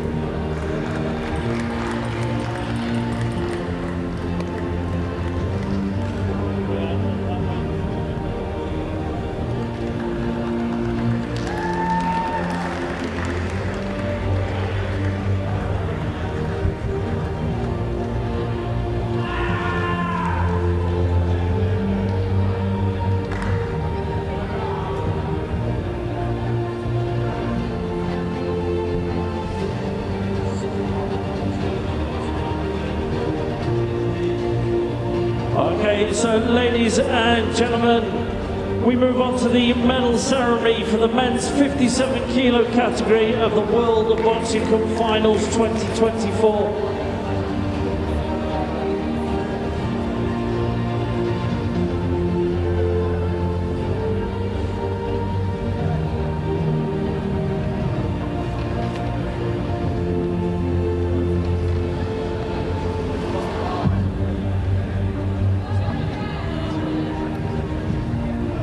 Once again, the medals will be presented by Boris van der Vorst, the President of World Boxing.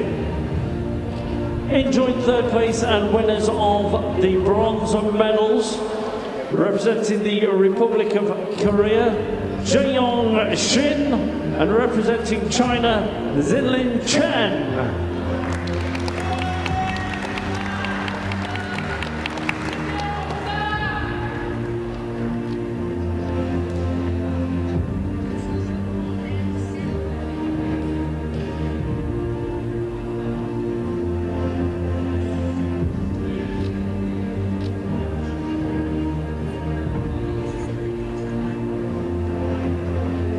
In second place and in winner of the silver medal, representing Japan, Shunai Harada.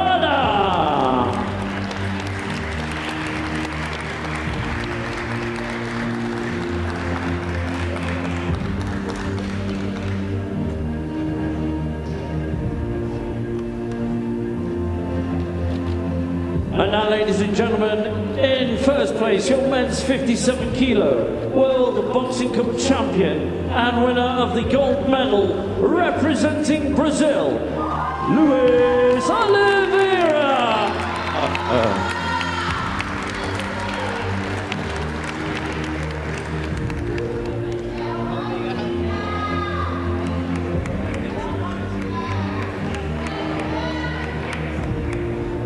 Ladies and gentlemen, please join us once again in celebrating the outstanding performances of our medalists. Jeong Shin, Zinlin Chen, Shunai Harada, and Luis Oliveira.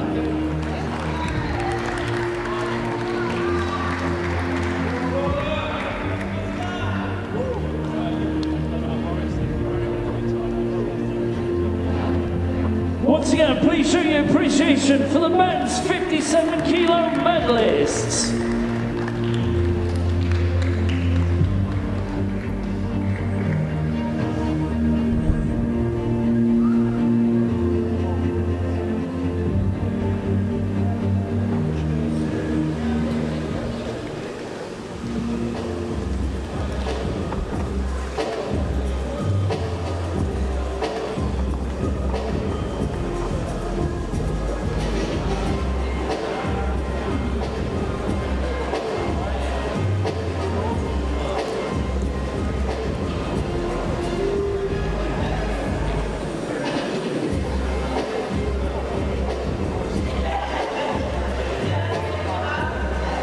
Okay, ladies and gentlemen, we move on to bout number 78, which is the men's 71 kilo final. Introducing your boxers and making their way to the ring. Your red corner, representing England. Give it up for Odell Camara.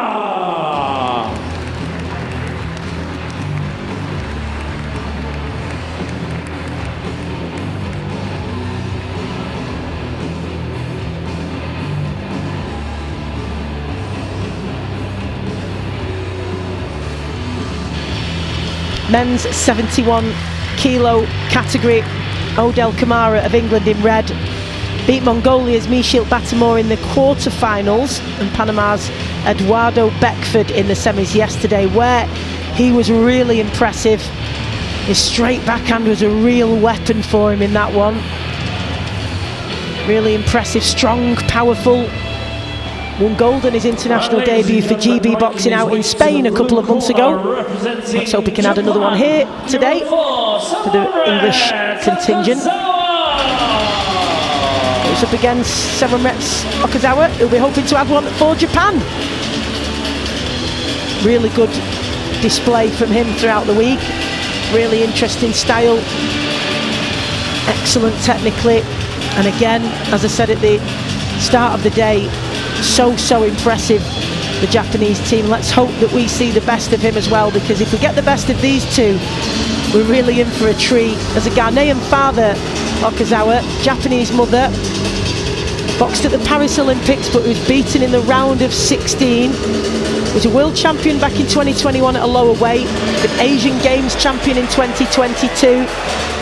His route here, he beat China's Yida Wulieta in the quarterfinal and won a split decision yesterday against Magomed Skachidov of Germany, who really pushed him all the way, especially in the third round.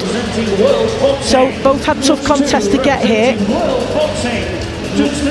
As I say, let's hope that we get the best of these two, because if we do, we'll be in for another high quality affair between two exceptional boxers. And Luke, the one thing that stood out yesterday with Kamara was that power, really strong, powerful boxer. I watched his interview yesterday after his fight, and he seemed like very passionate and the very, adrenaline was very certainly pumping, yeah. wasn't it? Yeah, it was a great interview. It was. Round 1. Oof. Kamara There's that come power. straight out. Exclamations from the Out. crowd. So the Englishman, Odell Kamara, in red, Okazawa of Japan in blue. We've seen an early glimpse of the power that Kamara possesses. The trick and the skill is finding the openings to detonate those big shots. Okazawa seems to have a cut as well on the top of his right eye. I think that was maybe from one of his last fights. He's got that thick set, sturdy, strong build, hasn't he, Kamara? And he really does possess real punch power. This, of course, the 71 kilo category, so there's some weight behind those shots. Okazawa just on his toes. He's gone flat-footed now, just trying to evoke a response from Kamara. Referee asking them to engage, and don't need to ask Kamara twice as he's straight into the action.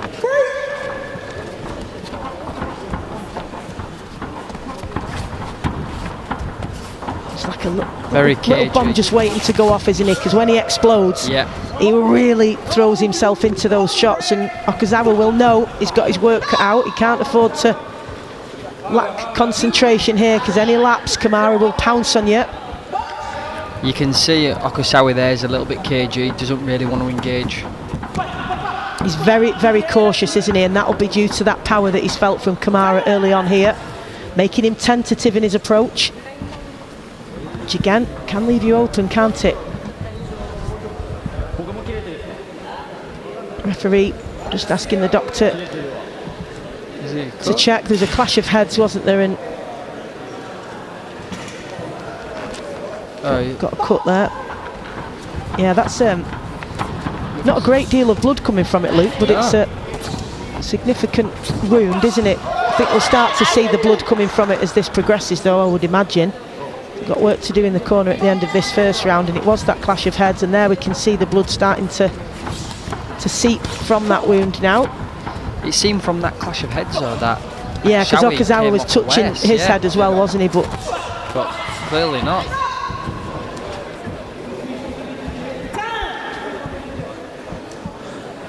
Both seem to, yeah. And this can happen, of course, when you're coming in with such ferocity.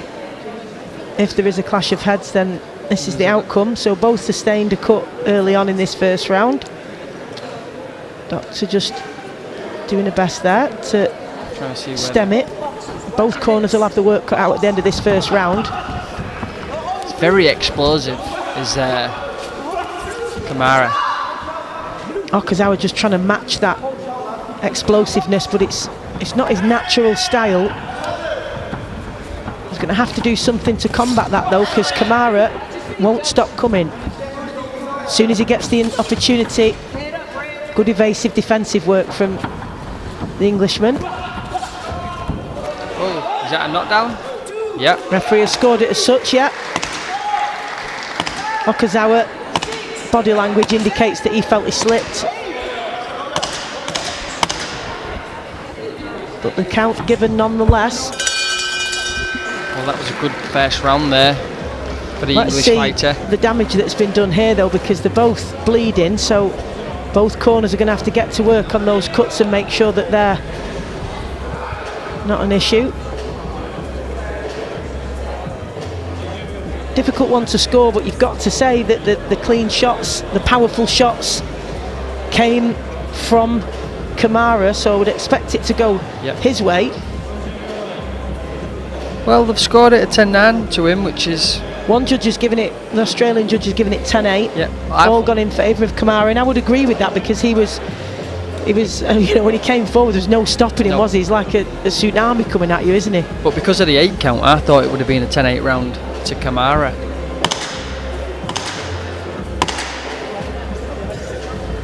Seconds out. Referee just indicating to both boxers to watch their heads. Let's hope there's not Yeah, he's more letting his cuts, but shots go well, Kamara's just Kamara. absolutely relentless with that power, isn't he? He will not be denied, and once he gets in range, And he's very explosive on the inside here for Okusawi.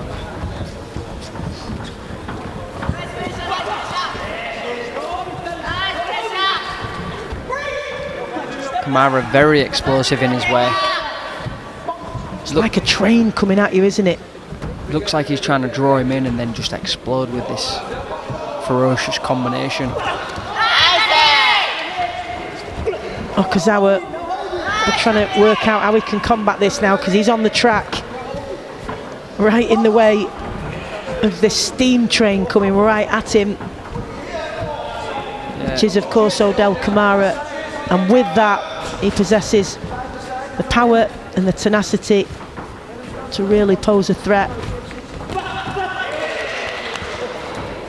Kamara's just beating Okusawi to the shot here. For me, he's stepping in and landing the first shots. Body language from Okazawa as well is...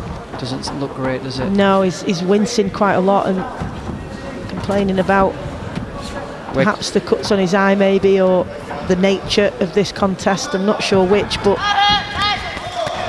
that won't concern Kamara. You see, Kamara's got a cut, but he just seems to be getting on with it.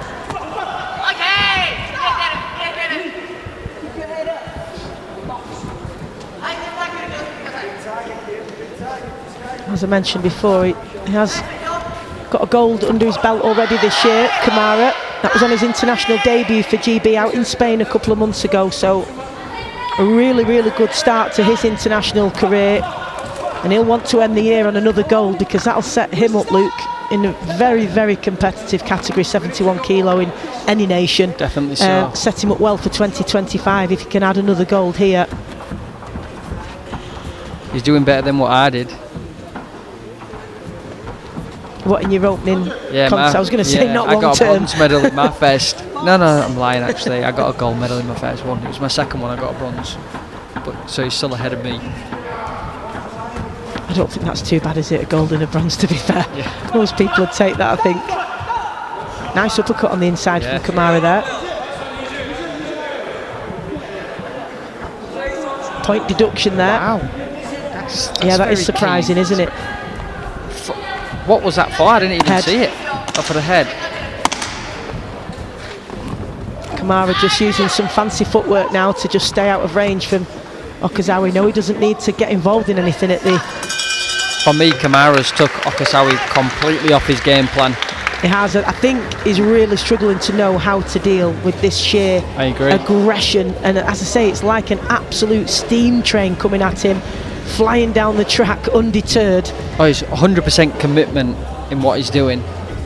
You know, but he's drawing him in as well. He's moving around the ring to draw him in, and then he's just lunging forward with this ferocious combination, and he's just catching him off guard. All in favour of Kamara then, all the judges. There's also a point deduction in there as well, so the odds really stacked up against Okazawa now, and he has looked really impressive in some of his contests, but I think, just as we've said before, Luke, that when you go to different tournaments you come up against completely different styles. This sheer aggression from Kamara is proving very, very difficult for Okazawa to deal with. It's not like a technical thing or a tactical approach, it's the sheer aggression. It's just really troubling him, and even his body language is giving that off, isn't it? Yeah, I mean, this would be a great win for him, for Kamara to beat Okazawa, because of how experienced he is and what he's done as an elite international boxer. A big scalp to take, as they say. Clash of heads there when Kamara stepped in with a 1-2. And they're both... watch it back on the replay.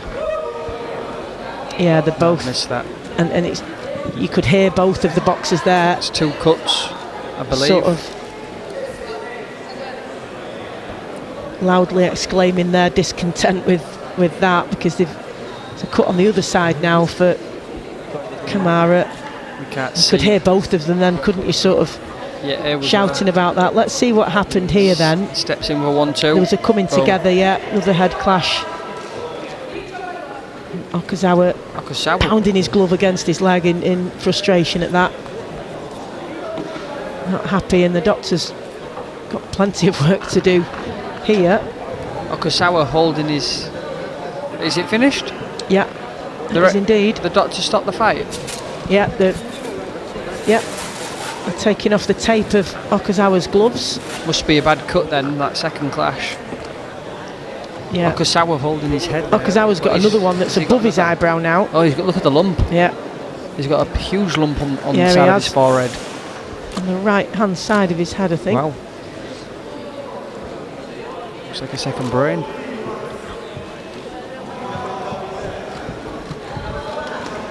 Yeah, real swelling.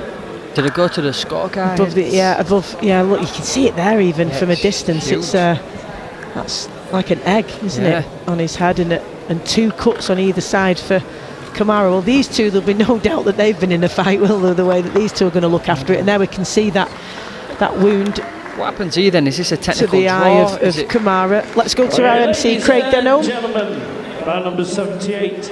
Due to the accidental clash of heads, we go to the judges' scorecards. So, ladies and gentlemen,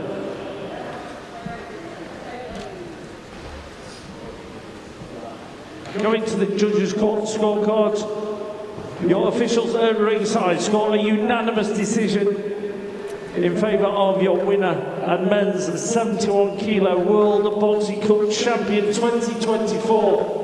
Boxing at the red corner, representing England. So there we go, and Luke was just asking, but we didn't want to miss the announcement there, but just asking what happens, and it's the same as yesterday we had with Vivian Parsons in her semi-final, that she was way ahead on the scorecards in the second round when there was an injury sustained to her opponent, an innocuous lower leg injury. It seemed to be her knee. She went down, couldn't continue, and it went to the scorecards, and that's what we've seen here. But due to that clash of heads, a huge swelling to the head of Okazawa of Japan, and 2 cuts to Odell Kamara, and the doctor felt that one couldn't continue.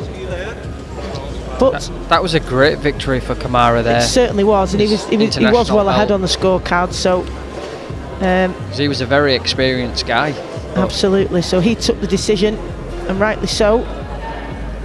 You're seeing there some of that frustration from Okazawa. He just seemed to really struggle with that sheer aggression from Kamara, and he'll be really difficult to handle. He's a handful He's for a anybody, handful. Luke, isn't he? He is a handful. Now you can see the scores there. The first 2 rounds and the third round, up to the point that it was stopped, of course. And You need to have great timing and really good footwork to beat Kamara there. and also that composure to not panic, because that kind of style and approach and aggression can really panic you, understandably, when that's coming at you. That sheer force. And so Okazawa, well, back to the gym, of course, and they'll work on that. May not come up against that very often, particularly in the amateurs. You don't get it as much, do you? But he'll hopefully learn from that experience and do things differently should he come up against that again. But ultimately a win for the Englishman, Odell Kamara. And as I said before the contest, really what was eye-catching about him yesterday was that aggression, that power and that style.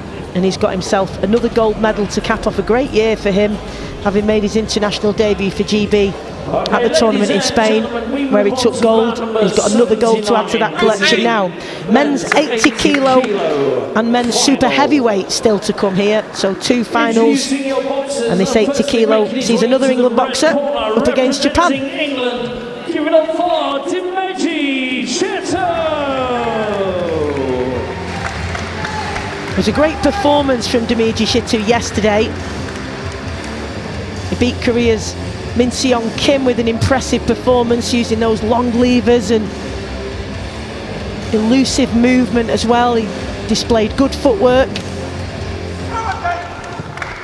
So again, ladies and gentlemen, making England his face way Japan. to the blue corner, representing Japan, Europo, Go Akaya!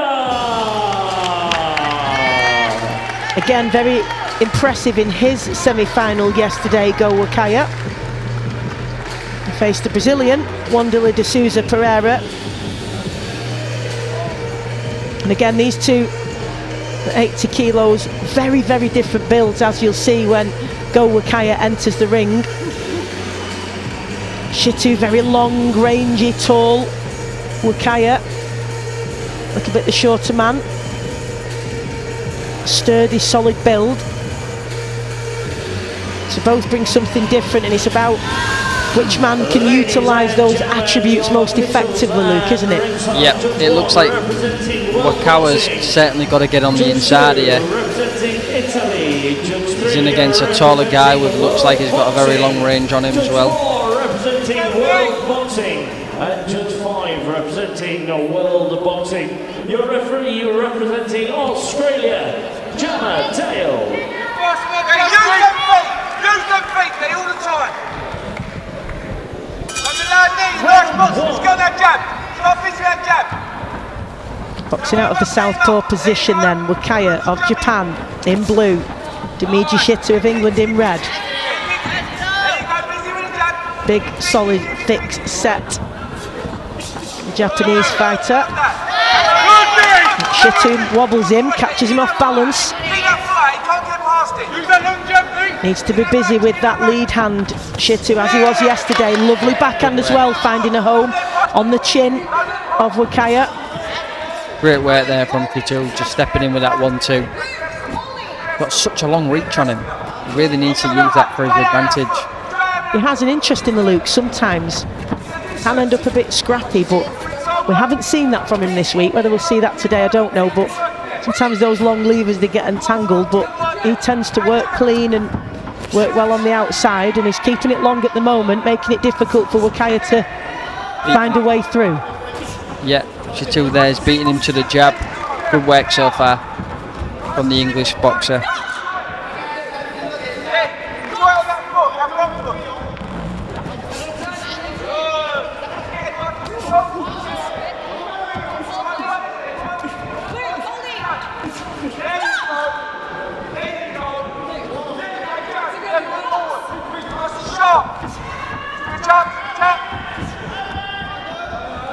Stabbing out that long jab, Shitu. Nice work from him in the opening stages of this first round. Doesn't seem to be fazed by the southpaw as well. He's getting straight to work, he should do. And sometimes that can be overthought, can't it, and overcomplicated. Yeah, because especially if fighters get it in the mind that that's their nemesis, and looks like Wakaya wants to sit back and counter punch, but Shitu's just not giving him that opportunity.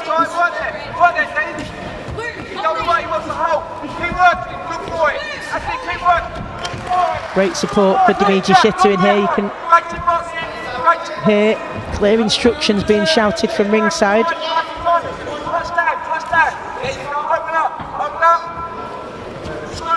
Just waiting, hands low, waiting to try and pick Wakaya off. Laces are undone, I think. A lot of loose laces today. Not the case for Wakaya. Another pair of those signature Japanese Mizuno boots on display. Action resumes though. Wakaya there trying to step forward with a combination. Who do you think's had the better of this first round then? Shitu's looked in control to me. I think Shitu's certainly had the winning in this round so far for me. He's thrown more shots, landed more shots, and just been more effective in what he's doing. Good use of the feet there to just step back and increase that distance. And I think there's a bit of frustration there going back to the corner of Wakaya. He's just not managed to get at Shitu, has he? And that's been because he's used his attributes effectively. He's kept it long, he's taken the step back when he's needed to, not allowed him to work on the inside. Just can't figure him out right now, I don't think. And that's why all the judges have Dmitry Shitu up on their card after that first round.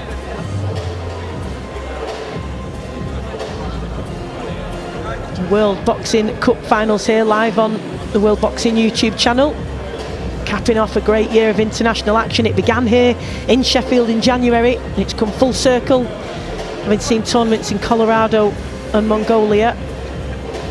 Last chance for boxers to claim gold on the international scene at the end of this year. It's a hive of activity here at the Institute of Sport in Sheffield. All sorts of sports going on here, and a very busy Saturday at the centre. Great environment. We've got world-class elite level Olympic style boxing here in front of us on finals day, which has been a real pleasure to watch. Alongside me, Luke Campbell, of course, has been all the way through that cycle to the very top of amateur boxing as Olympic champion, and this is where those important experiences happen and the development of these boxers. World Championships coming up next year in Liverpool, so really important for these boxers to make a statement. And Shitu, a good first round, and follows up with some quality in the second round. Nice lead hand to finish that exchange there, and that's what's interesting about him as well. He's tall, but he's really agile, and we saw there really quickly pivoted to get that lead hand off. Just watching this now, just Wakaya just doesn't look like he's got any answers for Shitu. No answers whatsoever. Nothing's quite clicking for him, is it? You can see that he's technically capable, of course, but just not able to get close enough to work. I always think a boxer's distracted when they keep looking outside the ring. Yeah, Wakaya has been looking to the folks sat directly behind us issuing instructions, and plenty of instructions, very vocal, coming from behind us for Shitu as well, but he's not taking his eyes off his opponent. Wakaya constantly looking out and nodding, and it's not doing her any favours as he ships yet another shot from Shitu, landed clean.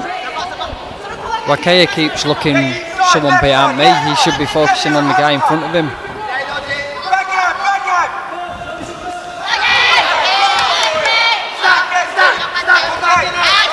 Very elusive style is Shitu. Very awkward, long range, tall, and what looks like great footwork as well. Yeah, he's very comfortable, isn't he, moving around the ring, using every inch of it, making it even more difficult for Wakaya to close the distance. Lovely use of that uppercut as well. Really was. This will be something that Wakaya probably doesn't like doing going forward. I think he's a southpaw that likes to sit back and wait, but he's got no choice to come forward with this guy. He was very much in control yesterday in the semi-final against the Brazilian Wanderlei de Souza Pereira, was Wakaya.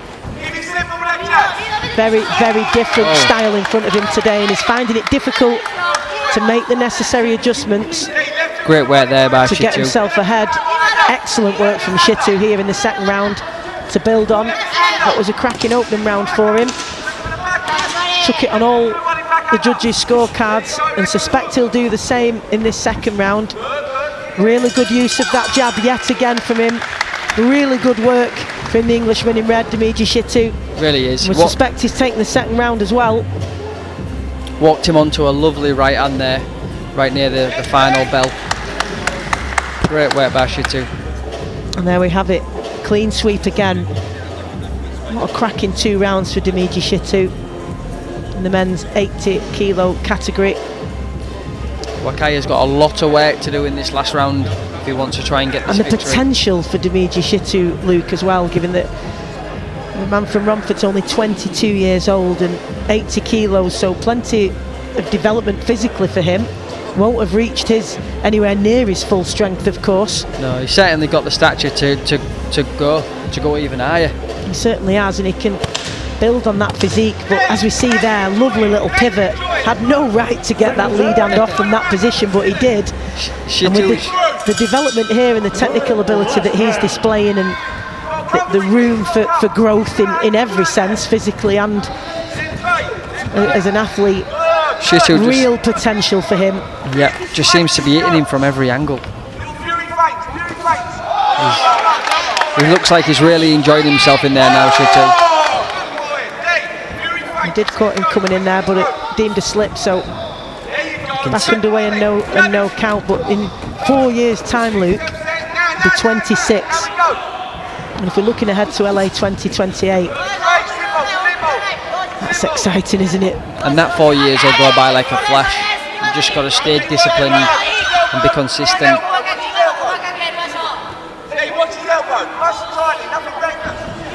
And if he continues in this vein, Luke, he'll be one of those names that others in the 80 kilo category will not want to draw. He certainly because will. He's really awkward. Great. Lovely stuff. Great confidence displayed here, really relaxed. And he can enjoy this now. He doesn't want to take any silly shots in this final round. He can just enjoy doing what he does best. He knows he's up on the scorecards, presumably. The Englishman now in the red corner, Shitu, seems to be really enjoying himself in there. He looks like he's having a lot of fun. Great position to be in, isn't it, when you don't have to chase that third round or when it's not all coming down to it, and you can just enjoy it, because often your opponent will get desperate and it leaves them vulnerable, and you can pick them off and use it to your advantage, and he does. He takes the momentum from Wakaya there as he falls through the ropes. Sheer desperation. Wonderful backhand there from Shitu, really accurate, well delivered. Lovely shot. And you know, his coach has compared his style to Tyson Fury. You can see why, Luke, can't you? Yeah, I can certainly see resemblance there. Those long levers and that relaxed style, and plenty of charisma and personality on show here from Shitu.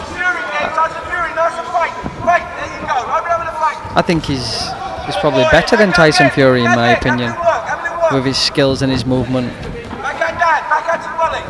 He's very, very agile in this 80 kilo category, and Wakaya has been completely bamboozled and ships another couple of shots from Shitu.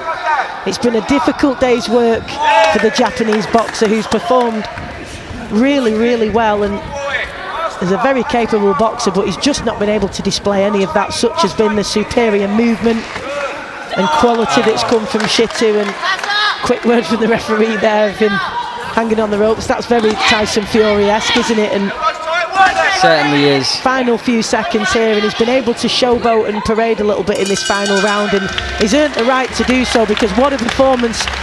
And hangs his head, and a shake of the head, go Wakaya, because he just really wasn't able to solve the puzzle of Shitu there, although really applied himself well, and credit to him for making it competitive. But Dmitry Shitu, what a performance.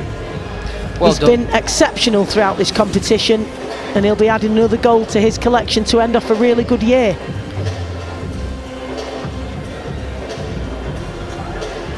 Yeah, I'll just capitalise on that. What a great performance there from Shitu. The Japanese Wakaya just had no answer for him whatsoever.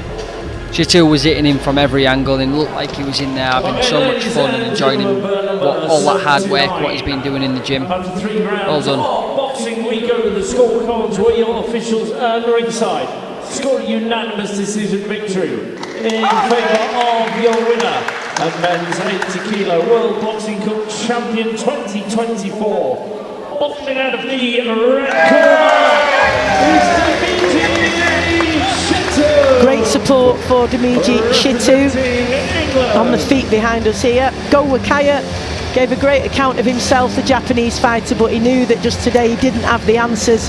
Dmitry Shitu, though, was a step ahead in every department, and a really good statement from him, nicking a gold medal here.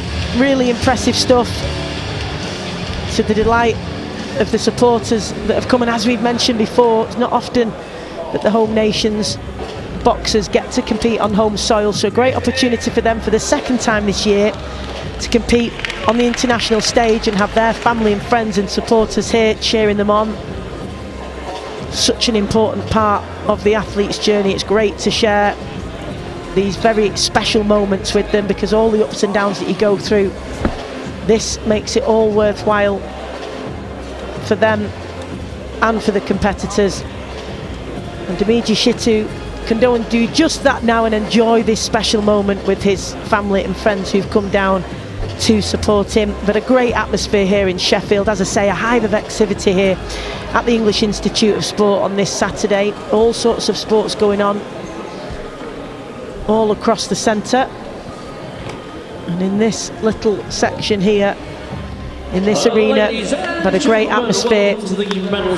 Boxing of the highest quality, world-class talent on display. We have one more contest still to come in the men's super heavyweight division, so don't go anywhere. Brazil and Italy, they were both incredibly explosive and entertaining yesterday, so make sure you stay with us for that one.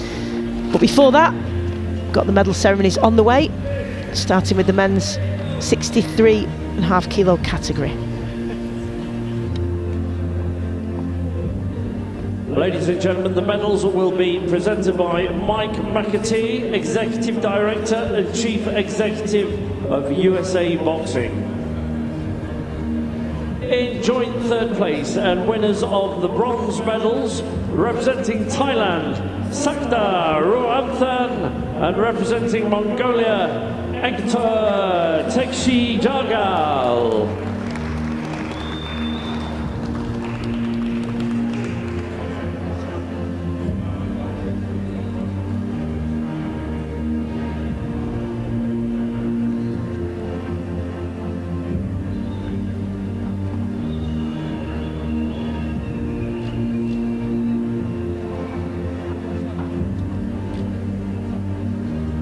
In second place and winner of the silver medal, representing Japan, Shion Nishiyama.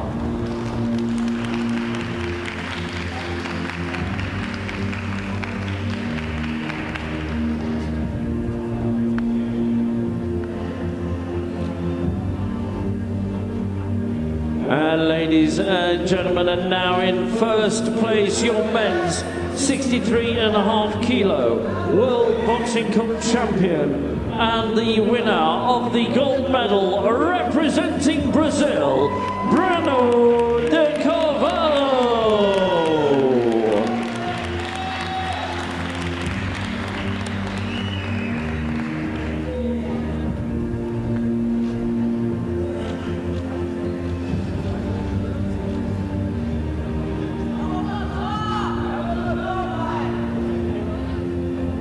So ladies and gentlemen, please join us once again in celebrating the outstanding performances of our medalists. Sakda Ruamthan, Ektor Tekshi Jagal, Shion Nishiyama and Breno de Carvalho.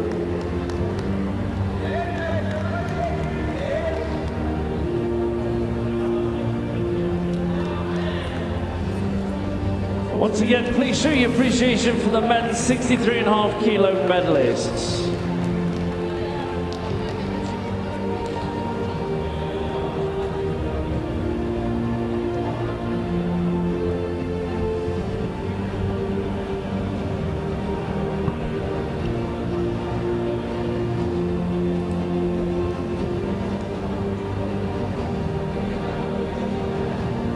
So, ladies and gentlemen, we move on to the medal ceremony for the men's 71 kilo category of the World Boxing Cup Finals 2024 here at the English Institute of Sport in Sheffield.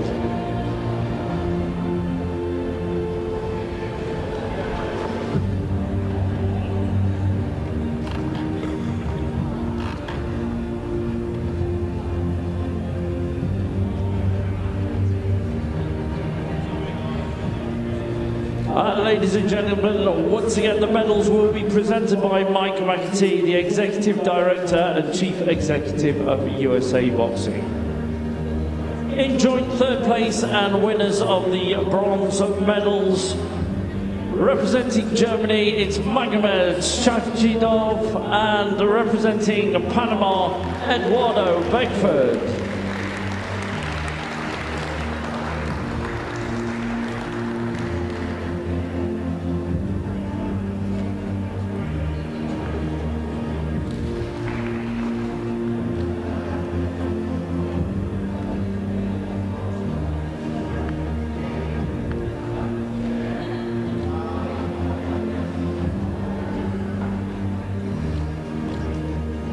And in second place, and winner of the silver medal, representing Japan, Ceremonies Okazawa.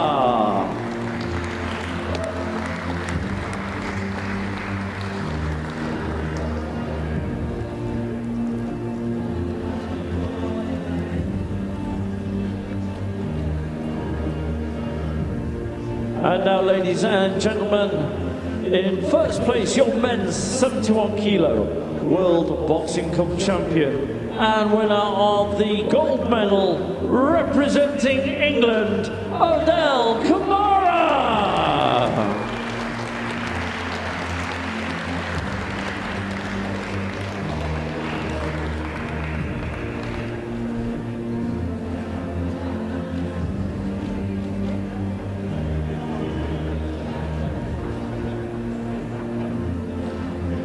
Ladies and gentlemen, please join us once again in celebrating the outstanding performances of our medalists. Eduardo Beckford, Madameg Chashidov, Ceremonies Okazawa and Odell Kamara. So ladies and gentlemen, please show your appreciation for the men's 71 kilo medalists.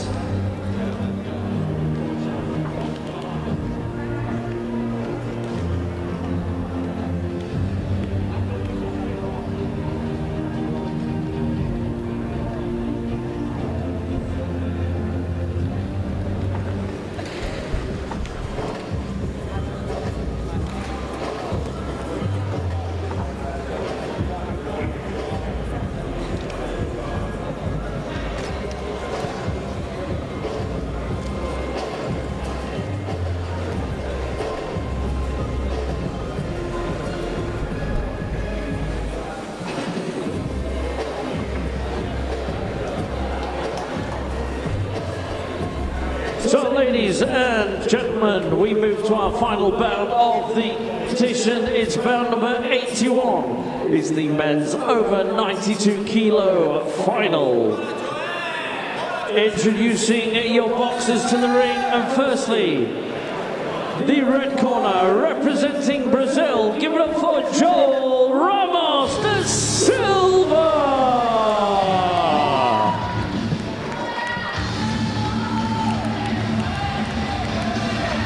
Well, this one promises to be an absolute barnstormer, not just because it's the super heavyweight category, which of course you can't take your eyes off, because that kind of weight behind the punches, anything can happen. But I say that because these two were exceptional yesterday, really exciting. Ramos da Silva from Brazil in red beat Taiyang in the semi-final. He had just one fight to reach the final, but he's a really agile switch hitter, lots of movement, fluid, relaxed style, really exciting.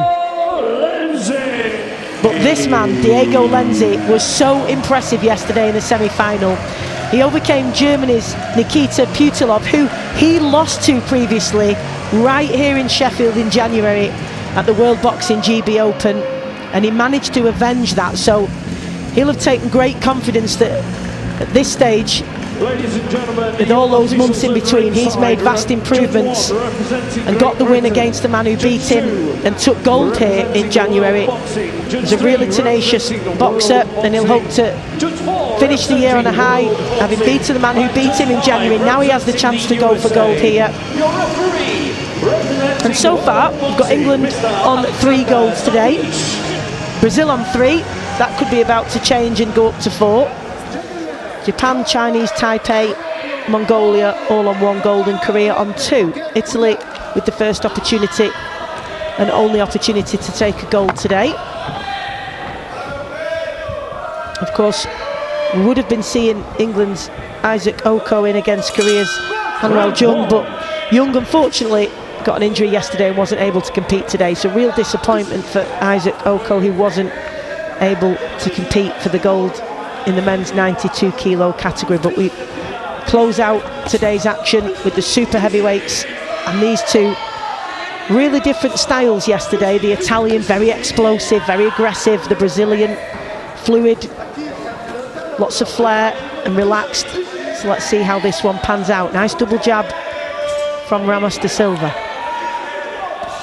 I just feel like Lenzi's just biding his time, Luke, ready to explode and detonate those hard-hitting hands of his.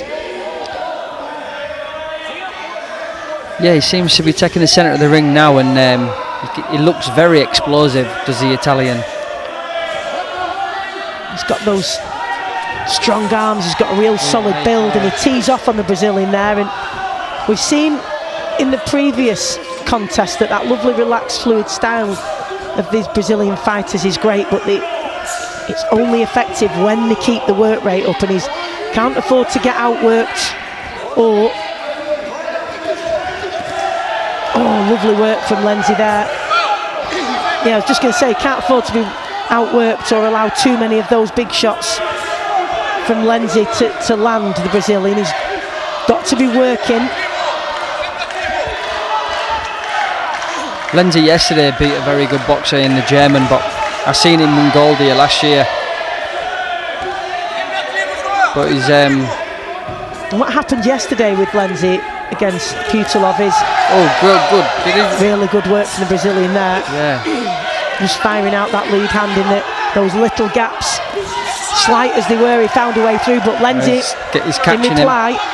And yesterday Putilov found himself really tentative, because such was the power that was coming back from Lenzi, he ended up falling short, and Lenzi just powering through with overhand rights that did the damage, as we've just seen there, catching Brazilian with that same shot. Really interesting tactically of who will be able to dominate in this one. If anybody, it might just be a real close encounter throughout, but Ramos da Silva's boxing is very good. Very good. Lenzi imposing himself with that aggressive, powerful style. Lenzi seems to be stood in front of him with his hands down.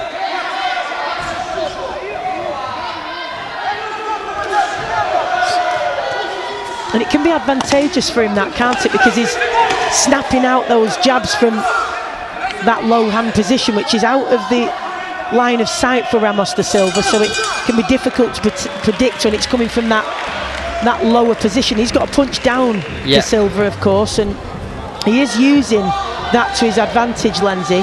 Yeah, Lenzi's defence in there was very good. Once the judges got it. 4 in favour of the Brazilian, Ramos da Silva. Yeah, I think the Brazilian did some very good work in that round. I thought the Lenzi, the guy in the blue from Italy, he can't afford to give shots away. And I think he might have just give 1 or 2 extra away in that round. He didn't have to. It's a really difficult one to call. I mean, you've got that aggressive come forward style of Lenzi, but Ramos da Silva really displaying his boxing IQ, because he was just finding the gaps, wasn't he? And yeah, he shipped a big shot there, but he'd already let 3 go that had landed, so the judges obviously Ramos is doing very good, staying calm under the pressure that Lenzi is setting. And he stays in the pocket, doesn't he? Even under fire, he stays in there and finds the gaps and gets his own shots off right in the thick of the action, which is impressive stuff, and judges obviously have noted that. Lenzi continuing to come forward though, letting his fist go. Ramos though teeing off with the jab and letting his hands go. And there we go again, there's 5 shots he's landed in that sequence there. And he finished on a fantastic uppercut that caught Lenzi.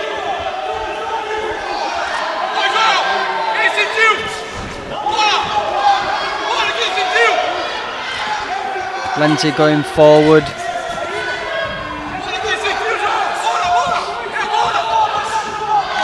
Ramos still controlling the fight for me at the moment. Just tucks up, nice defensive work from him. Really intelligent boxer, Ramos da Silva. I think Ramos has just been a little bit busier. Switching the stance as we saw him do yesterday. Now he switches southpaw. Flicking out that jab to body and head. Not giving Lenzi much chance to get close enough to let his hands go. Good work from the Brazilian in this round. Really good work. Ramos is flicking his shots out. He's not necessarily putting a load of power into his shots, but it's keeping Lenzi at bay, keeping him thinking. Halfway through this second round, I felt the first round was closer, and there was an argument in favour of Lenzi because of that aggression and that come forward pressure, but I think the Brazilian has taken it up a notch in terms of I agree. IQ here. Really, really cute, smart work. I definitely think the Brazilian is lovely backhand there as he slipped the oncoming right hand of Lenzi. Lenzi backing him up to the corner. He landed a lovely lead hand just before the oncoming Lenzi got to him there, didn't he, the Brazilian? So every time there's the opportunity to do so, he gets his shots off, falling slightly short with the backhand there, but really nice work from him. Ramos is turning him well when he's backing up to the ropes. And now he's back in the centre of the ring.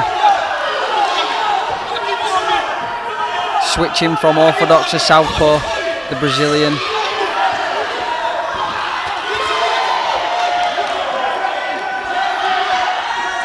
Few and far between the opportunities for Lenzi to really let his hands go. He's been limited to single shots here and there.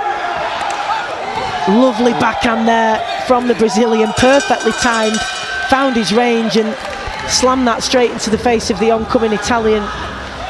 Lenzi in blue. Really good display in that second round, and that again shows that experience of Ramos da Silva, that he made the adjustments and boxed really well there. 3-2 on the judges' scorecard, so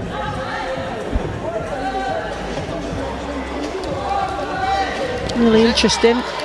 One of the judges, of course, preferring the work of the Italian in both rounds. So the judges, he's the only judge. Not all in agreement, no. Are they? So interesting scorecards those, Luke, as we look at them on there. Yeah, I agree. You know, I could have gone with a round each. Or Such is the nature of the score, and you need it up for a long time just to decipher what's going on here, because 4-1 and 3-2. So you know they're finding it difficult to have an outright sort of winner, and I think the pressure's on now for Lenzi to. He'll know that he's got to leave this in no doubt for this round, and of course the same can be said for Ramos da Silva, but Lenzi, I feel the onus is on him to take the fight to him, because that's the route to victory for him, isn't it? Da Silva can pick him off, he's got that relaxed style where he can be first and third and in and out, but Lenzi just has to apply that brute pressure, doesn't he, and sheer force.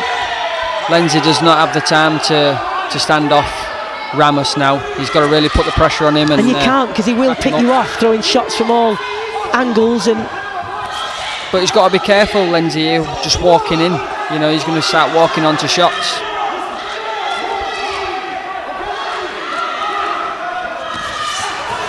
Good work from Lenzi as he wills himself forward and launches his shots from that low position right over the top. But again, really well handled by Ramos da Silva, Luke. He didn't panic, he just stepped back, absorbed the pressure, weathered the storm. Back behind his jab now, switched to the southpaw position. Ramos, for me, is boxing beautifully. He's nice and relaxed. He's not tensing nice to watch, isn't he? Yeah, he's not loading up in any of his shots. He's just throwing them relaxed with speed. Such an intelligent boxer. Lenzi, though, still coming forward. Lovely backhand there, but the Brazilian just picking him off there as he came in. You can see good uppercut there from Lenzi, though, and he felt that one. Ramos da Silva. That will have awakened him to the threat that he poses. Good exchange here. Back in that southpaw stance now, flicking out that jab. Lenzi just got to be aware defensively when he launches forward, not to allow him that open target with his chin in the air, hasn't he? He does, he needs to be careful, but Lenzi's had a bit of success there for me. Final minute then. Lenzi continuing to come forward and apply the pressure. Can Ramos da Silva use that against him and pick him off? He's busy with that jab. Lenzi marauding forward once again. Ramos holding here now. Referees looking to take a point Well, off. that is interesting. Could be a game changer, this one. And the look on the face of Ramos da Silva suggesting that Oh, great lead up he's there. surprised at that decision from the referee, but this has really incentivised Lenzi. Ramos da Silva as well realised that he's got to make sure he lands a few telling shots in this final round, and last few seconds to do so. Another good lead up there by Lenzi right up on his chest. Little bulldozer coming forward, swinging. A roar from da Silva and a pump of the fist. Lenzi raises his hand as well, and what an interesting final round we had there, Luke. Certainly was. For me, Lenzi there finished quite strong, and especially getting that point taken off Ramos there would have certainly upped his confidence of yeah, that could really potentially impact nicking this things, fight. couldn't it? But he finished strong, caught Ramos there with a good lead up. We'll see how the judges have this. So the final gold medal to be decided today. We've got England on 3, Brazil on 3. They lead the medal table as it stands.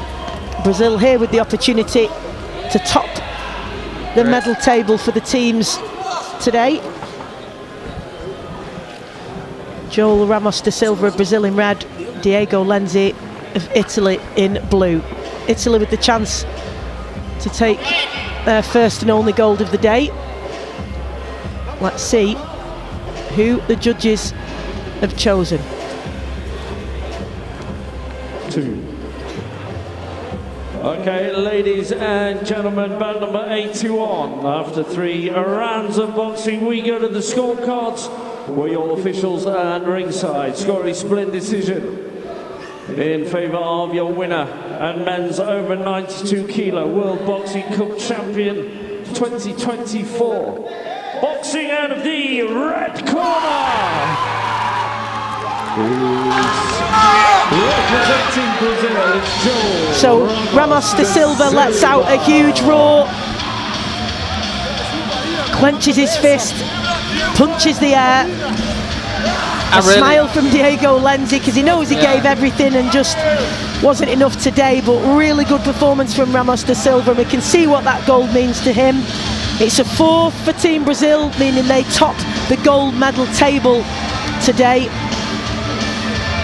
after 12 really entertaining contests, all offering something completely different, but the one thing they had in common was world-class Olympic style boxing. What talent we've seen on display here, and the Brazilians, lots of high fives and celebrations here at ringside, because not only has their man taken gold in the super heavyweight category, but they've topped the medal table with 4.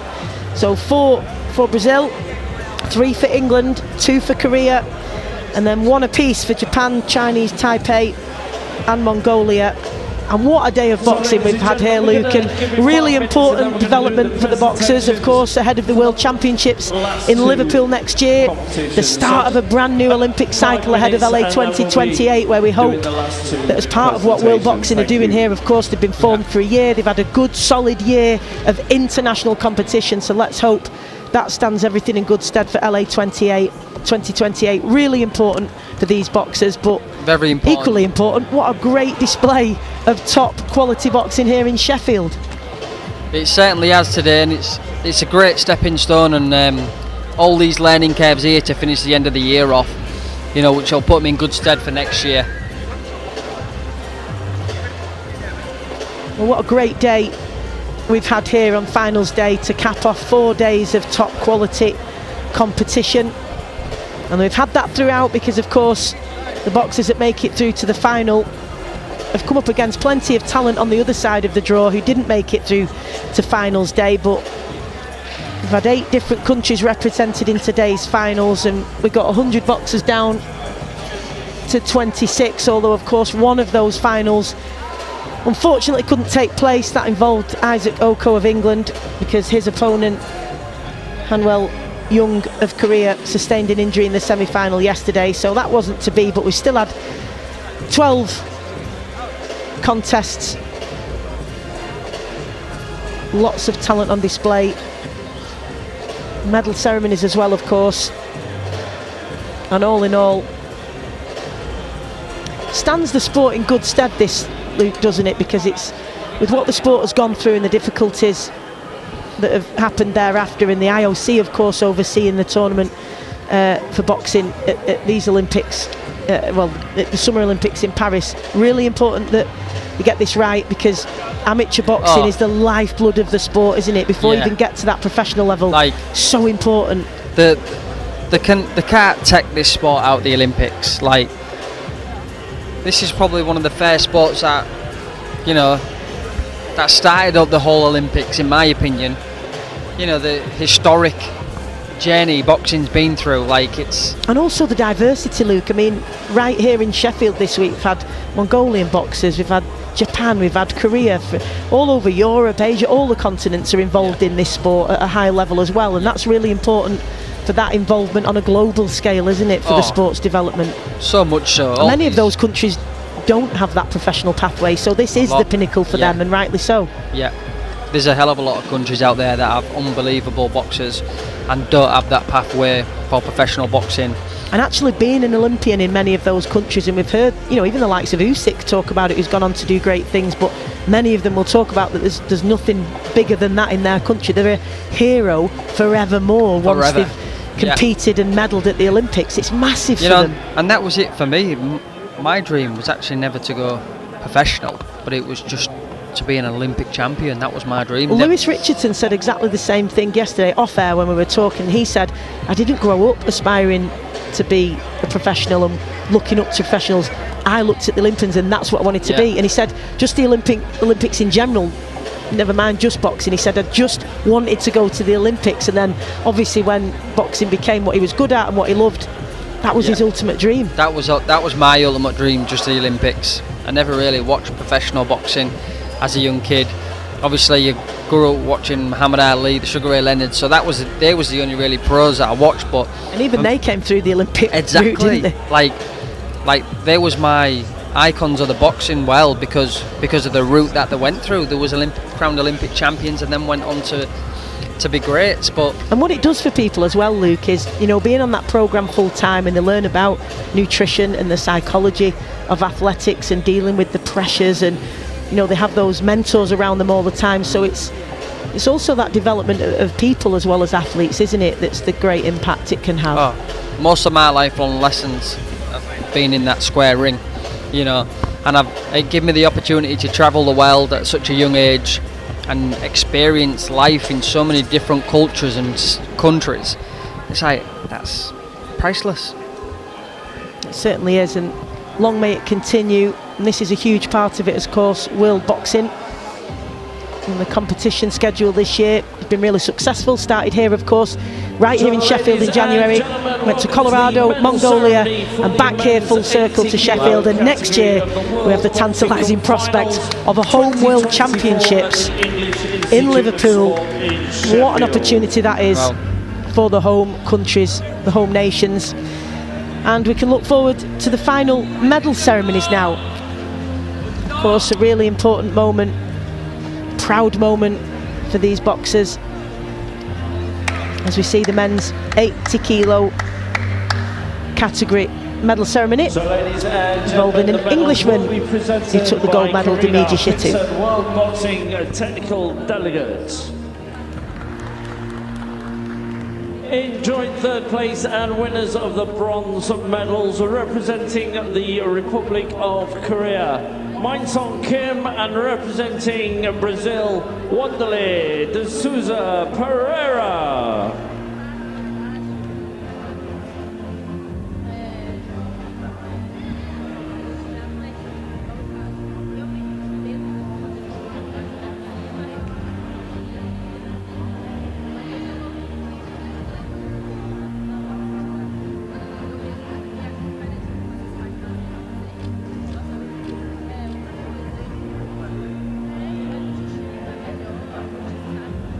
In second place and winner of the silver medal representing Japan, Go Akaya.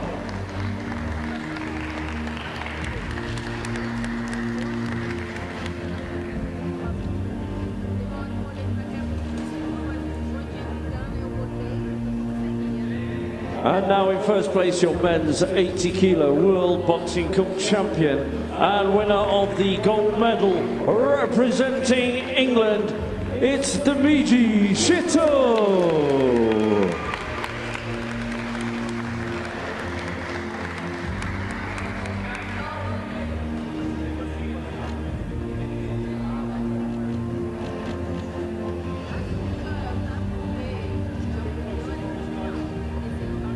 Ladies and gentlemen, please join us once again in celebrating the outstanding performances of our medalists.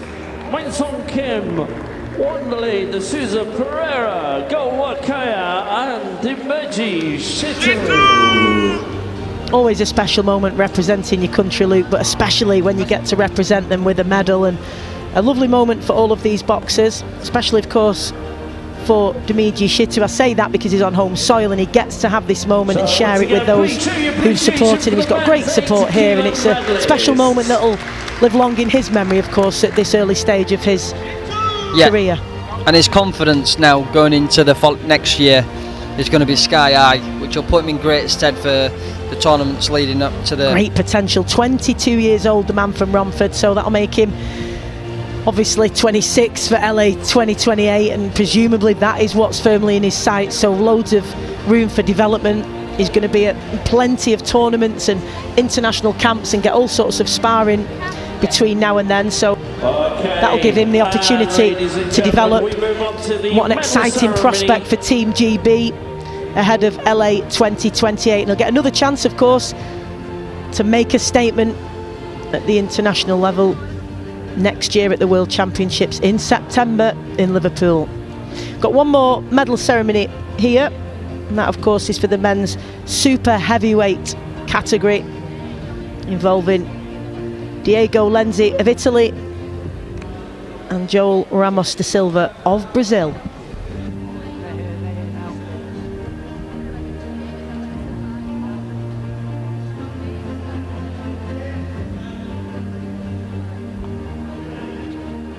Okay, and ladies and gentlemen, we move on to the medal ceremony for the men's over 92 kilo category of the World Box Cup Finals 2024 here at the English Institute of Sport in Sheffield.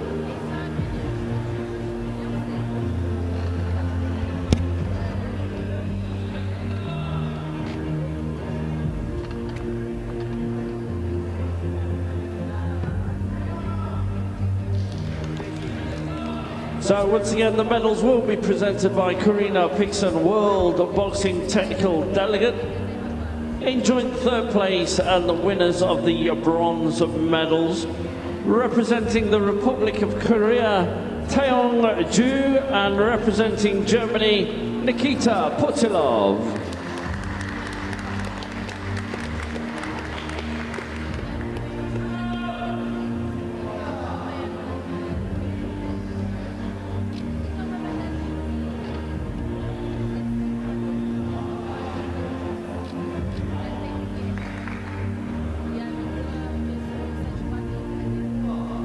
In second place and winner of the silver medal representing Italy, Diego Lenzi.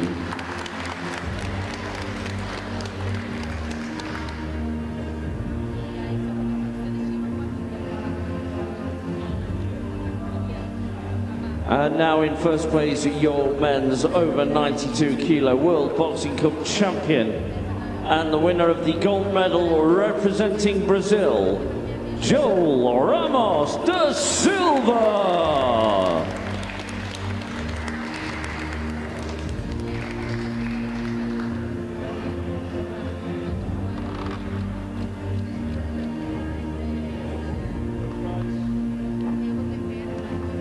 Ladies and gentlemen, please join us once again in celebrating the outstanding performances of our medalists. Tuang Jo, Nikita Putilov, Diego Lenzi and Joel Ramos da Silva. Well, barely a smile between the four of them on the medal rostrum, but listen, great action today, and that concludes 4 days of top quality boxing here in Sheffield. If you missed any of it, you can watch it back on the World Boxing YouTube channel. The live streams obviously been on throughout the week, but you can go back and watch it, and you can get more content and see the interviews with the boxers after their fights on the World Boxing Twitter and Instagram feed, of course. And a big thank you to Luke Campbell for joining us, and really good to have you back here, of course, and a real inspiration to all of these fighters, no matter what stage they're at, because someone who's been and done it. And how have you enjoyed today? Yeah, do you know what? I've loved it. It's brought back some memories of mine. You know, I've competed in this room several times already, and you know, I know what these guys are going through, you know, and I know how much everything depends on getting the win.